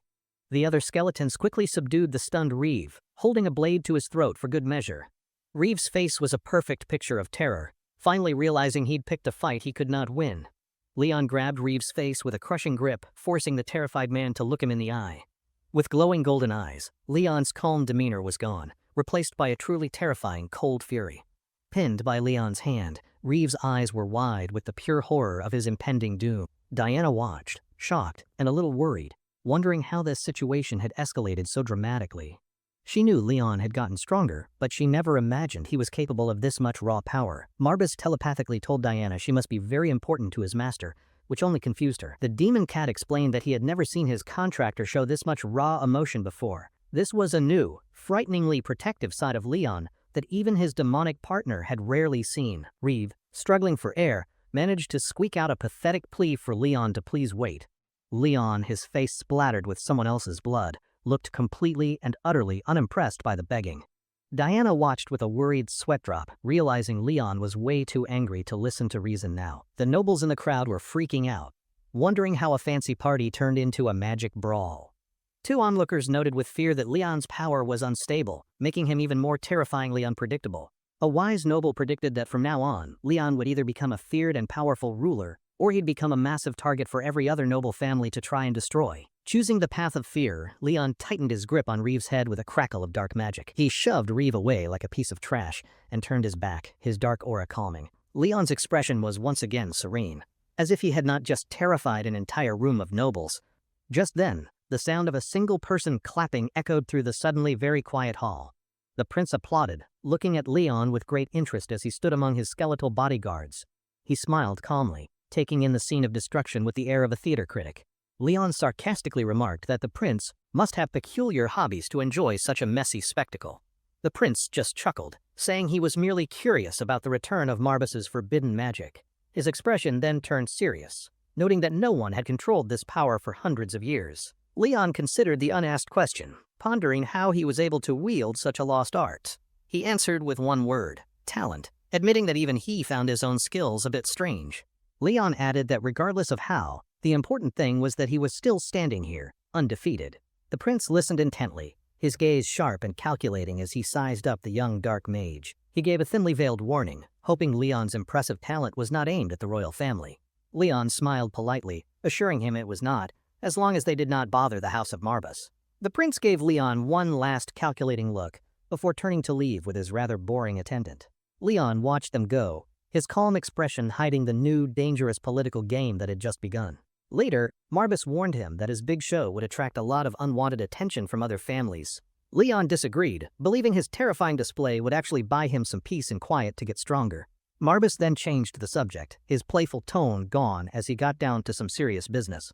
He warned Leon that the prince was dangerous, saying he could sense a familiar darkness in him. Leon agreed, admitting he also felt a strange, menacing aura coming from the seemingly charming royal. He described the prince's presence as feeling like a powerful demon was hiding under that fancy uniform. The scene shifts to the Marbus estate, looking surprisingly peaceful after all the recent drama and chaos. Inside, Marbus the cat stretched out on the floor, his long, fluffy tail twitching with contentment. Leon sat on his bed while his doppelganger servant offered him a bowl of very important snacks. He thought about how the prince had orchestrated the whole mess, and then just walked away casually. Marbus grumbled that the whole incident was definitely a setup by that sneaky, scheming Prince Leon acknowledged their difficult road ahead, needing to both pay off debt and fix up the estate. He realized that to manage all this, he desperately needed a brilliant and trustworthy chancellor to help. In a flashback, Diana looked completely shocked to learn about the family's massive financial problems. She had scolded him, asking if he planned to be in debt his entire life and pass it on. Leon had looked away, while Crow suggested he just become immortal to avoid all his money problems. Helen told the doppelganger to be quiet, while Marbus huffed about his contractor's embarrassing financial situation. Leon knew a good administrator would cost a fortune, realizing he needed money to make money. Marbus scolded him for worrying, telling him to stop complaining and start planning for the future. With new determination, Leon clenched his fist, vowing to find an excellent manager for his household. His eyes burned with resolve as he declared he would do whatever it took for his family. He announced his simple plan to post a job notice, which made Marbus raise a furry eyebrow. Leon explained his radical idea. He would hire anyone with skill, whether they were a noble or a slave. Marbus seemed interested but cheekily hoped the salary for this miracle worker would be on the cheap side. Crow, still snacking, grumbled that Marbus's comment ruined a very cool and dramatic moment. Marbus glared at the doppelganger, telling him not to talk with his mouth full of peanuts. Crow hugged his snack bowl, declaring that it was his hard-earned reward and he would not share. Ignoring his bickering servants, Leon turned to the ever-smiling nun, Helen, and gave her an order. His expression grim, Leon called for his retainer, Pullen, to begin the first official family meeting. Elsewhere, in a magnificent moonlit castle, the prince was enjoying a quiet evening after a busy day. He lounged in a ridiculously fancy room with a glass of wine, looking quite pleased with himself. He mused that Leon was an interesting fellow, and likely the source of that dark scent he'd noticed. A wicked grin spread across his face, his eyes glinting with a dangerous, predatory light. He loosened his collar, preparing to reveal the very dark and very dramatic source of his power. A sinister, shadowy tattoo of a goat-headed demon was revealed on his chest, which is totally normal. He admitted to himself that his own hunger for power was just as strong as Leon's. Meanwhile, back in the Marbas territory, the town square was full of ordinary people doing ordinary things. A job notice from House Marbas had been nailed to the town's main bulletin board for all to see. A crowd of commoners gathered around, buzzing with curiosity about the strange and unexpected announcement. One man questioned if the famously broke Marbas family could even afford to hire a new chancellor. Another man pointed out the most shocking part. The job was open to anyone, regardless of their status. His friends gasped, staring at the notice in disbelief. This was certainly not business as usual. A grumpy man pushed through, scoffing that this just proved the family was desperate for cheap labor. On the edge of the crowd, a woman with white hair and glasses listened to their chatter silently. Her expression was calm, but her sharp eyes were fixed on the job notice with intense focus. She clenched her fist tightly, this opportunity clearly meaning more to her than anyone knew. Back at the estate, Leon held a meeting with his retainers to discuss their dire financial situation. Marbus sighed dramatically, finally grasping just how broke his new contractor and his family truly were. Pullen nervously explained they could only afford to pay their new hire a pitifully small salary. He reported that the prince's political maneuvering was blocking them from receiving the money they were owed. Frustrated, he admitted that while Leon had provided some funds, it was barely a drop in the bucket. Most of the money was immediately gone, used to pay off their enormous and ever-present debts. Leon, ever calm, stated their funds would not even last a month, and announced it was time to go. Crow dramatically slammed his fist on the table, declaring that this was a very serious situation. He then demanded to sign a formal contract that included a clause for a steady supply of peanuts. Walter entered, announcing that the chancellor applicants had arrived and were waiting outside for their interviews. Leon stood up, agreeing it was time to stop talking and start taking some decisive action. With a determined look, he prepared to meet the candidates and find the one to save his house. Pullen fussed over Leon's clothes, making sure he looked the part of a proper lord for the interviews. Marbus yawned, clearly finding his master's primping routine to be incredibly boring, but also a little funny. Leon sighed, looking very tired of all the ceremony and just wanting to get on with it. Finally ready, Leon and his entourage walked out to the courtyard to begin the selection process. The family's training grounds were shown, with neatly arranged weapons that had not seen much use lately. Wooden training dummies stood under the bright sun, waiting for someone to finally come and hit them. An ornate, empty chair sat on a platform, waiting for the young lord to sit and pass judgment. A small, nervous group of applicants waited in the courtyard, including the woman with white hair. She looked around at her competition with a mixture of anxiety and fierce, unwavering determination. Suddenly, someone shoved her hard from the side, sending her stumbling forward into the dirt. She looked up in shock, wondering who would be so rude as to push her for no reason. A big, brutish man with blonde hair smirked down at her, pretending it was a complete accident. He mockingly said he was surprised to see a lowly commoner in such an important place. She recognized him instantly, Alucard, a horrible noble who had been relentlessly trying to bother her. She glared at him, furious that he had followed her here, and asked what he wanted. Alucard just grinned, acting as though her presence was his most important business in the world. He put his arm around her, calling her his future wife and introducing her as Siren. Siren slapped his hand away with disgust, her eyes flashing with pure, unadulterated rage. Alucard looked genuinely surprised that she had the guts to publicly reject him like that. He sneered at her, telling her to give up her dreams of climbing the social ladder. Siren shot back, asking if his noble status meant he could really have anything he wanted. He boasted that he could certainly have more than a poor, insignificant commoner like her ever could. She smirked, pointing out that for all his power and wealth, he still could not have her. Alucard's eye twitched with fury, and he cursed her under his breath for her sharp tongue. Her eyes burned with fiery resolve as she declared her intent to climb higher, no matter what. She proudly stated that she did not care about her humble origins or her difficult past. She vowed that she would change her destiny and climb the ladder one way or another. Alucard disgustingly mocked her, saying she'd only ever be a nobleman's plaything, not a true leader. Completely enraged by her sharp-witted insults, the brute reared back his fist to punch her. Just then, a single polished black shoe stepped between them, stopping his attack. Leon had arrived. The other applicants gasped, shocked that a simple interview had suddenly escalated into a public brawl. Alucard's fist was stopped by an invisible force, and he strained against it with all his might.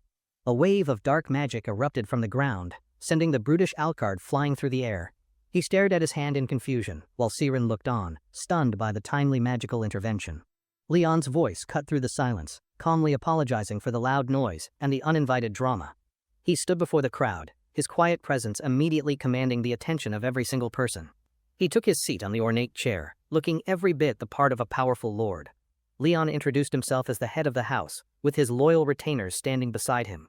He announced that the test to select the new chancellor for his troubled house would now begin.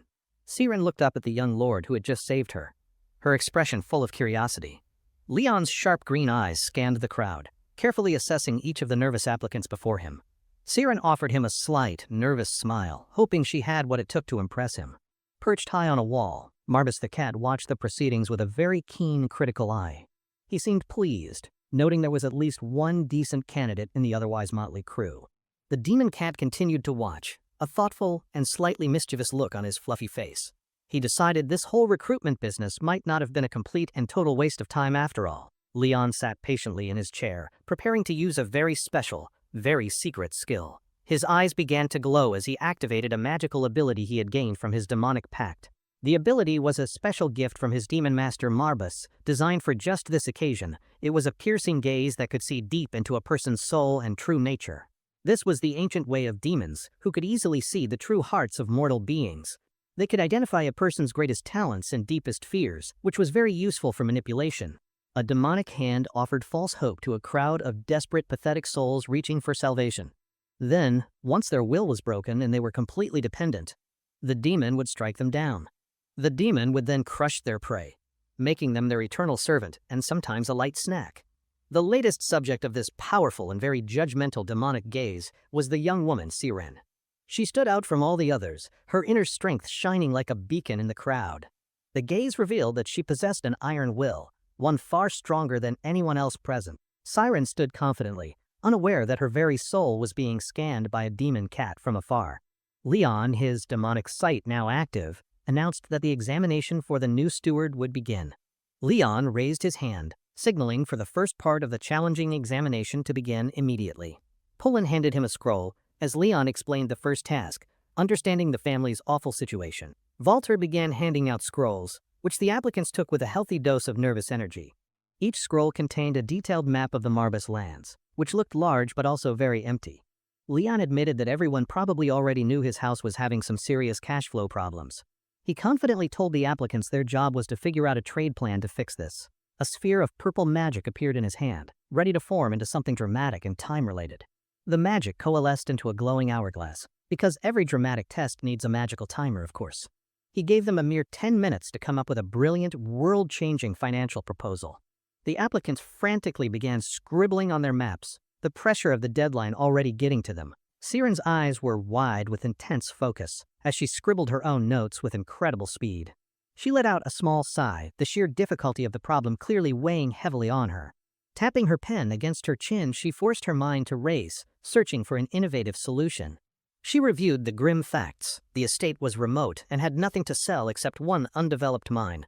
And unfortunately, the family was too broke to even begin digging, making the mine completely useless. With a swift stroke of her pen, she crossed the mine off her map, dismissing it entirely. As she muttered about the lack of a workforce, Alucard glared at her, annoyed she was actually thinking. His face was a perfect picture of irritation and jealousy as he watched her work so diligently. Siren noted the other big problem. No one wanted to move to the middle of nowhere to work. Alucard leaned in to whisper some discouraging trash talk, hoping to throw her off her game. She gave him a tiny, annoyed side-eye, refusing to give his pathetic attempt her full attention. Not wanting to waste a second, she immediately turned back to her map, completely ignoring him. Alucard huffed, turning away in frustration after his brilliant plan to be a jerk failed so spectacularly. He looked at his own map, scoffed, and declared the whole test to be utter nonsense anyway. But then he actually looked at the details and realized the problem was much harder than he thought. The magical hourglass ran out, its purple glow fading as the 10 minutes came to an end. Leon clapped once, announcing that anyone with a good idea could present it now. The applicants looked down at their papers, most of them looking like they were about to be sick. One brave but nervous young man raised his hand, asking to be the first to present his idea. Leon gave a slight nod, granting him permission to speak and likely make a fool of himself. The first applicant walked up the steps to the platform, looking more confident than he probably should have. He knelt before Leon, ready to present what he clearly thought was a truly brilliant and original plan. He held up his map, pointing to the mountains as he revealed the core of his groundbreaking idea. He started by explaining that the estate was a fortress, but had no valuable goods to sell. Then, with a brilliant smile, he presented his solution. They should totally check out that old mine. Leon immediately shot down his fantasy of finding jewels by asking where the money would come from. The applicant stammered, admitting he had not really thought about the whole money part of the plan. He quickly suggested they could just ask for a huge loan, as if that was an easy thing. Leon, looking bored, asked what he should do if no one was willing to lend them money. The applicant's face fell as he realized his entire plan was full of very large, obvious holes. Defeated, he bowed and admitted that was as far as he had gotten with his genius proposal. Leon dismissed him without a second thought, calling for the next person to come up and try. The other candidates murmured nervously, realizing this test was a lot harder than they had anticipated. Siren stood in the crowd, clutching her scroll, her expression showing she was ready for this. She took a deep breath, telling herself that this was her one big, life-changing opportunity. Her eyes burned with fiery determination as she vowed not to let this chance slip away from her. With steady steps, she began her walk to the platform, ready to present her own unique idea. The other, mostly male, applicants watched her with skepticism, clearly doubting her ability to succeed. Marbus the demon cat peeked over the wall, watching the promising young woman with great interest. Leon's sharp green eye followed her every move, his expression giving nothing away. Siren stood before the young lord, her posture straight and her gaze unwavering and confident. She looked nervous but also incredibly determined, ready to prove herself to everyone who had doubted her. The older nobles in the crowd whispered that House Marbas must be truly desperate to consider her. Leon heard their insults but knew they were right. His family had been struggling for a long time. He activated his demonic sight, its pink energy glowing as he peered into her soul. Marbas telepathically told him that this particular applicant might actually be worth listening to for once. The demon confirmed he sensed the same raw, untapped potential in her that he saw in Volter. Siren stood patiently, completely unaware that she was being spiritually scanned by a very judgmental demon cat. A warm, golden light seemed to shine on her, marking her as special among the candidates. Leon finally spoke, asking her to state her name and background before presenting her grand proposal. She introduced herself as Siren, stating clearly that she was an orphan with no noble background. Her intelligent eyes met his, showing no fear despite her humble origins and the intense situation. In a flashback, Leon recalled how he had gained this strange and useful new power. The ability to see talent had appeared just a few days after he made his pact with Marbas. The demon cat had told him he needed to build an army of loyal vassals and subjects. Only then could he hope to reclaim the legendary glory of his great ancestor, a powerful sorcerer. Leon had doubted the plan, questioning why they needed to recruit random people from the streets. Marbas had smirked, offering him a special power to tell the good ones from the bad ones. The young Leon had tilted his head, intrigued by the demon's very tempting and mysterious offer. Marbas had then demonstrated, Summoning a swirl of powerful red and black demonic energy before him, the energy formed into a strange, glowing magical symbol that floated eerily in the air. The symbol flew forward and merged with Leon's eyes, which began to glow with a strange power. He had looked in a mirror and saw his own eyes blazing with a bright pink demonic light. He was shocked, staring at the incredible and slightly terrifying new power that he now possessed. Marbus explained that his new eyes would grant him perfect clarity when he was recruiting new allies.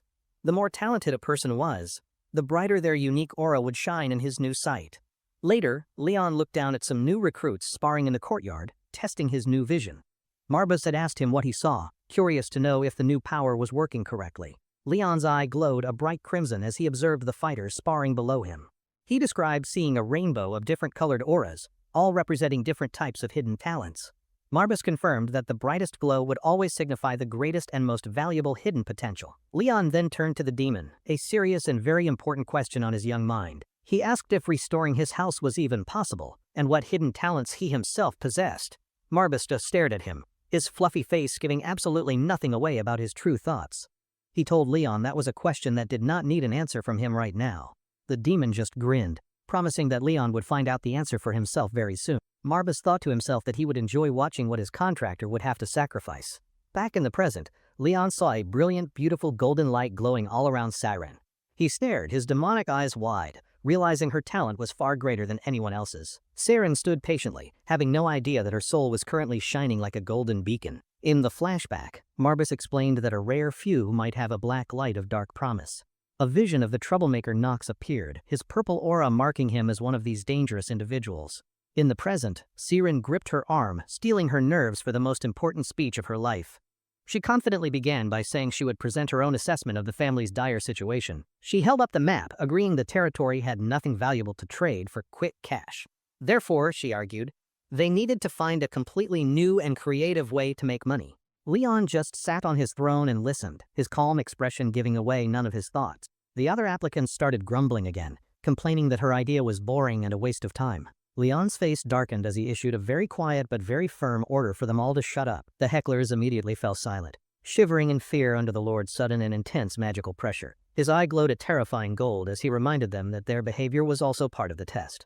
He then glanced back at Siren, silently giving her permission to continue with her presentation. She explained that the mine was a good idea, but the real problem was the lack of workers. Marbus the cat perked up, intrigued that she had correctly identified the true core of the issue.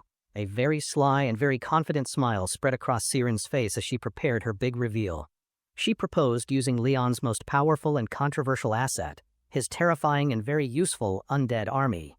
Leon sat in stunned silence for a moment, processing her incredibly bold and unconventional suggestion. Siren's eyes were sharp and focused, her brilliant mind on full and glorious display for all.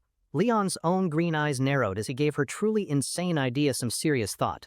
He asked for clarification, making sure he heard her right about using his undead for manual labor. She confirmed it, arguing that his army of hundreds could be used for more than just fighting.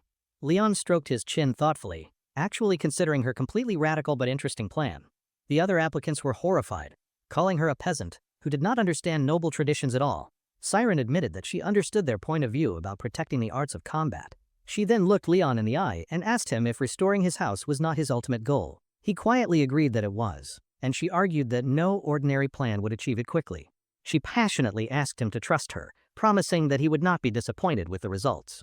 A single bead of sweat rolled down her cheek as she waited for his final, life-changing decision. Leon sat silently, his face unreadable as he considered the enormous risk of her unique proposal. He turned his head slightly, his final verdict still hanging in the tense, silent air. Leon raised a small shield bearing the roaring black lion crest of the Marbus family. He held the crest out, calmly informing Siren that she had officially passed his difficult examination. She sank to her knees, overwhelmed with emotion, as Leon said they would discuss the details later. A huge, joyful smile spread across her face, a tear of relief finally escaping her eye. The other applicants, especially the brutish Alcard, murmured in complete and utter disbelief at the outcome. Alcard's face was twisted with pure rage, unable to believe a commoner had beaten him so easily. Several of the other failed candidates tried to present their own mediocre ideas to the uninterested lord. One man with a smug smile tried to pitch his own plan, but Leon was not listening. His confident expression quickly melted into one of pure panic as he realized he had already failed. Leon's cold gaze silenced them all as another failed applicant crumpled his notes in frustration. As the sun set over the Marbus estate, the very dramatic first trial finally came to an end. Poland grandly announced the conclusion of the first trial, all for the glory of House Marbus. He informed everyone that the next trial would be individual interviews, and dismissed them for the day. Siren clutched the small, ornate shield in her hand, the proof of her incredible success. She pressed the crest to her chest, the reality of her victory finally sinking in completely. She shook her head, reminding herself that the real hard work was only just beginning now. She adjusted the strap on her humble backpack, ready to face whatever new challenges came her way. For safekeeping, she carefully slipped the precious family crest into her shirt, close to her heart. She stood tall and proud, her future suddenly looking much brighter and more exciting than ever before. Later that evening, she was shown to a simple but clean room in the Marbus estate. As she walked through a quiet courtyard, she noticed the evening light was beginning to fade. She continued on her way, a lone figure walking through the peaceful and empty estate grounds. But a quick glance over her shoulder revealed she was not alone. Several shadows were following her. She immediately stopped in her tracks, realizing that she had walked right into a trap. More shadowy figures appeared ahead, completely surrounding her and blocking any chance of an easy escape. She swallowed hard, realizing this many people in a dark alley could only mean very bad news. Her hand instinctively went to her chest, clutching the precious crest hidden underneath her shirt. In one swift and practiced motion, she reached into the sleeve of her simple dress. She pulled out a small, sharp dagger, its blade gleaming in the dim twilight. She stood ready for a fight, her back to a wall, prepared to defend her newfound future. Siren held her dagger defensively, her face calm but ready for the impending, unfair fight. A thug grabbed her from behind in a chokehold, making her gasp and struggle for air. Alcard's smug voice echoed from the darkness, telling her she should have learned her proper place. He stepped out of the shadows, looking like the perfect picture of a classic, arrogant villain. He mockingly asked if she was excited to see her future husband, the absolute creep. Siren glared at him with pure hatred, telling him his cowardly ambush was completely unfair. He sneered, saying fairness was a funny thing to complain about for someone from the slums. He held out his hand, demanding she give him the crest and give up her foolish dreams. She spat back, asking if he really thought she would ever submit to a pig like him. With a surge of adrenaline, she stomped hard on her captor's foot, making him howl in pain. As he loosened his grip, she cleverly threw a handful of dirt right in his face. Now free, she lunged at Alcard with her dagger, hoping to end the fight quickly. But he was surprisingly fast, easily catching her wrist and snatching the small dagger from her. He looked at the tiny blade in his hand, completely unimpressed with her desperate, failed attack. He decided his new bride needed a serious, painful lesson in proper manners and respect. He signaled his men, who began to slowly and menacingly close in on the now disarmed Siren. The scumbag gave his final order, telling his thugs to just make sure she was alive when they were done. The thugs swarmed her, their hands grabbing at her as she was completely and utterly cornered. Just then, the Marbas crest she was holding flared with a brilliant, protective purple light. A huge wave of dark magic erupted from the crest, blasting all of her attackers away. From a distance, Leon watched, lamenting that he really hated having to kill his own subjects. He looked down at the scene, his magic now protecting Siren within a swirling dark vortex. Siren stared in shock, realizing that the powerful and terrifying young lord had come to save her. Dark energy swirled around Leon's hand as he prepared to deliver his final, decisive judgment. He accepted his grim duty, declaring it was all for the good of House Marbas. Huge, shadowy skeletal arms erupted from the ground, crushing Alcard's terrified thugs without any mercy. The ground trembled as Alcard stumbled back, watching the horrifying display of dark necromantic power. His face was a mask of pure terror, finally understanding that he was about to die. Dark energy swirled around Leon's hand as he prepared to deliver his final, decisive judgment. He accepted his grim duty, declaring it was all for the good of House Marbas. Huge, shadowy skeletal arms erupted from the ground, crushing Alcard's terrified thugs without any mercy. The ground trembled as Alcard stumbled back, watching the horrifying display of dark necromantic power. His face was a mask of pure terror, finally understanding that he was about to die. Siren watched the terrifying magic, a mixture of awe and fear on her sweat-streaked face. She turned to find Leon standing there, and asked what he was doing here in the alley. She was completely baffled by his sudden and very dramatic appearance in the middle of her fight. He calmly explained that protecting his talented new vassals was now part of his job description. The sheer force of Leon's magical aura forced the terrified Alcard to his knees in submission. He begged for forgiveness, claiming he did not know Leon had a special interest in the girl. He pressed his face into the dirt and pleaded for mercy from the powerful dark mage, Leon found the man's assumption about his intentions with Saren to be both bizarre and insulting. His eye narrowed, and he silently ordered his skeletal warriors to pause their attack for a moment. The spooky skeletons stood at attention, their glowing eyes fixed on their terrified, groveling victim. Leon asked Alucard to confirm if his plan had been to harm the newly recruited woman. Alucard swore he would never look at her again, babbling that he must have gone crazy. Leon pointed out that Alucard would have just attacked anyone else who had tried to intervene. The cowardly noble remained silent, knowing that he had no good excuse for his horrible actions.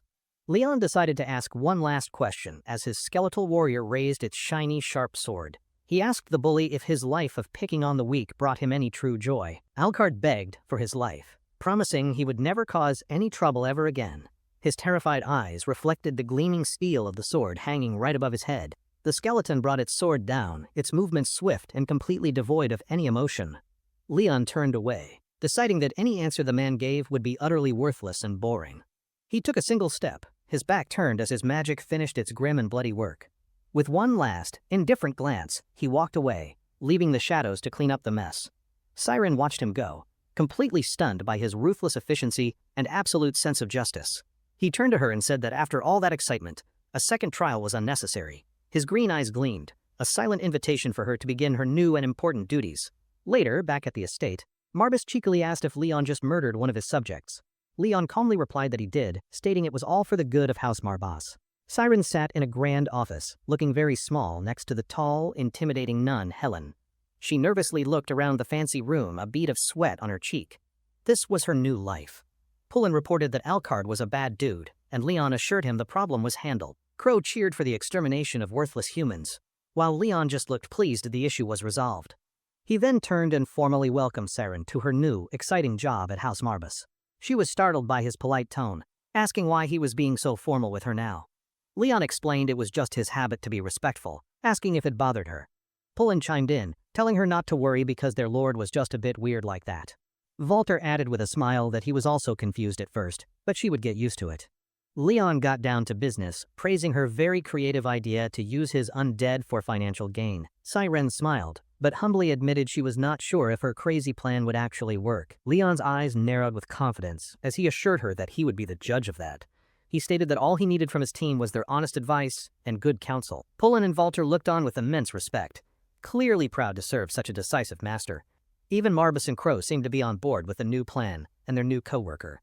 Saren was struck by how calm and clear-headed the young 15-year-old lord truly was. She wondered if the tragedy of killing his own father had forced him to grow up too fast. Leon blinked, noticing that she was staring at him with a very thoughtful expression on her face.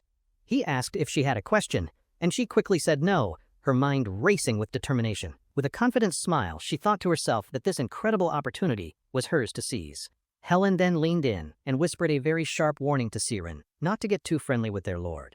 Pullen and Walter burst into laughter, finding the interaction between the two women absolutely hilarious. Even Marbus and Crow seemed to be enjoying the moment, breaking the serious mood of the meeting. Helen put a friendly arm around Saren, the two of them sharing a laugh, now officially co-workers. The scene shifts to a dark, ominous hall, lit only by the flickering light of candles.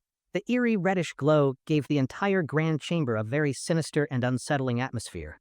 A shadowed nobleman mused on the news of Marbas's return, deciding this simply would not do. He sat alone at a huge table, a grim painting of a fallen angel behind him. An attendant asked how it was possible, wondering about the ancient curse on the Marbas family. The mysterious lord corrected him, stating that there was indeed a way to break such a curse. He explained it was the way of a true prodigy to simply ignore all normal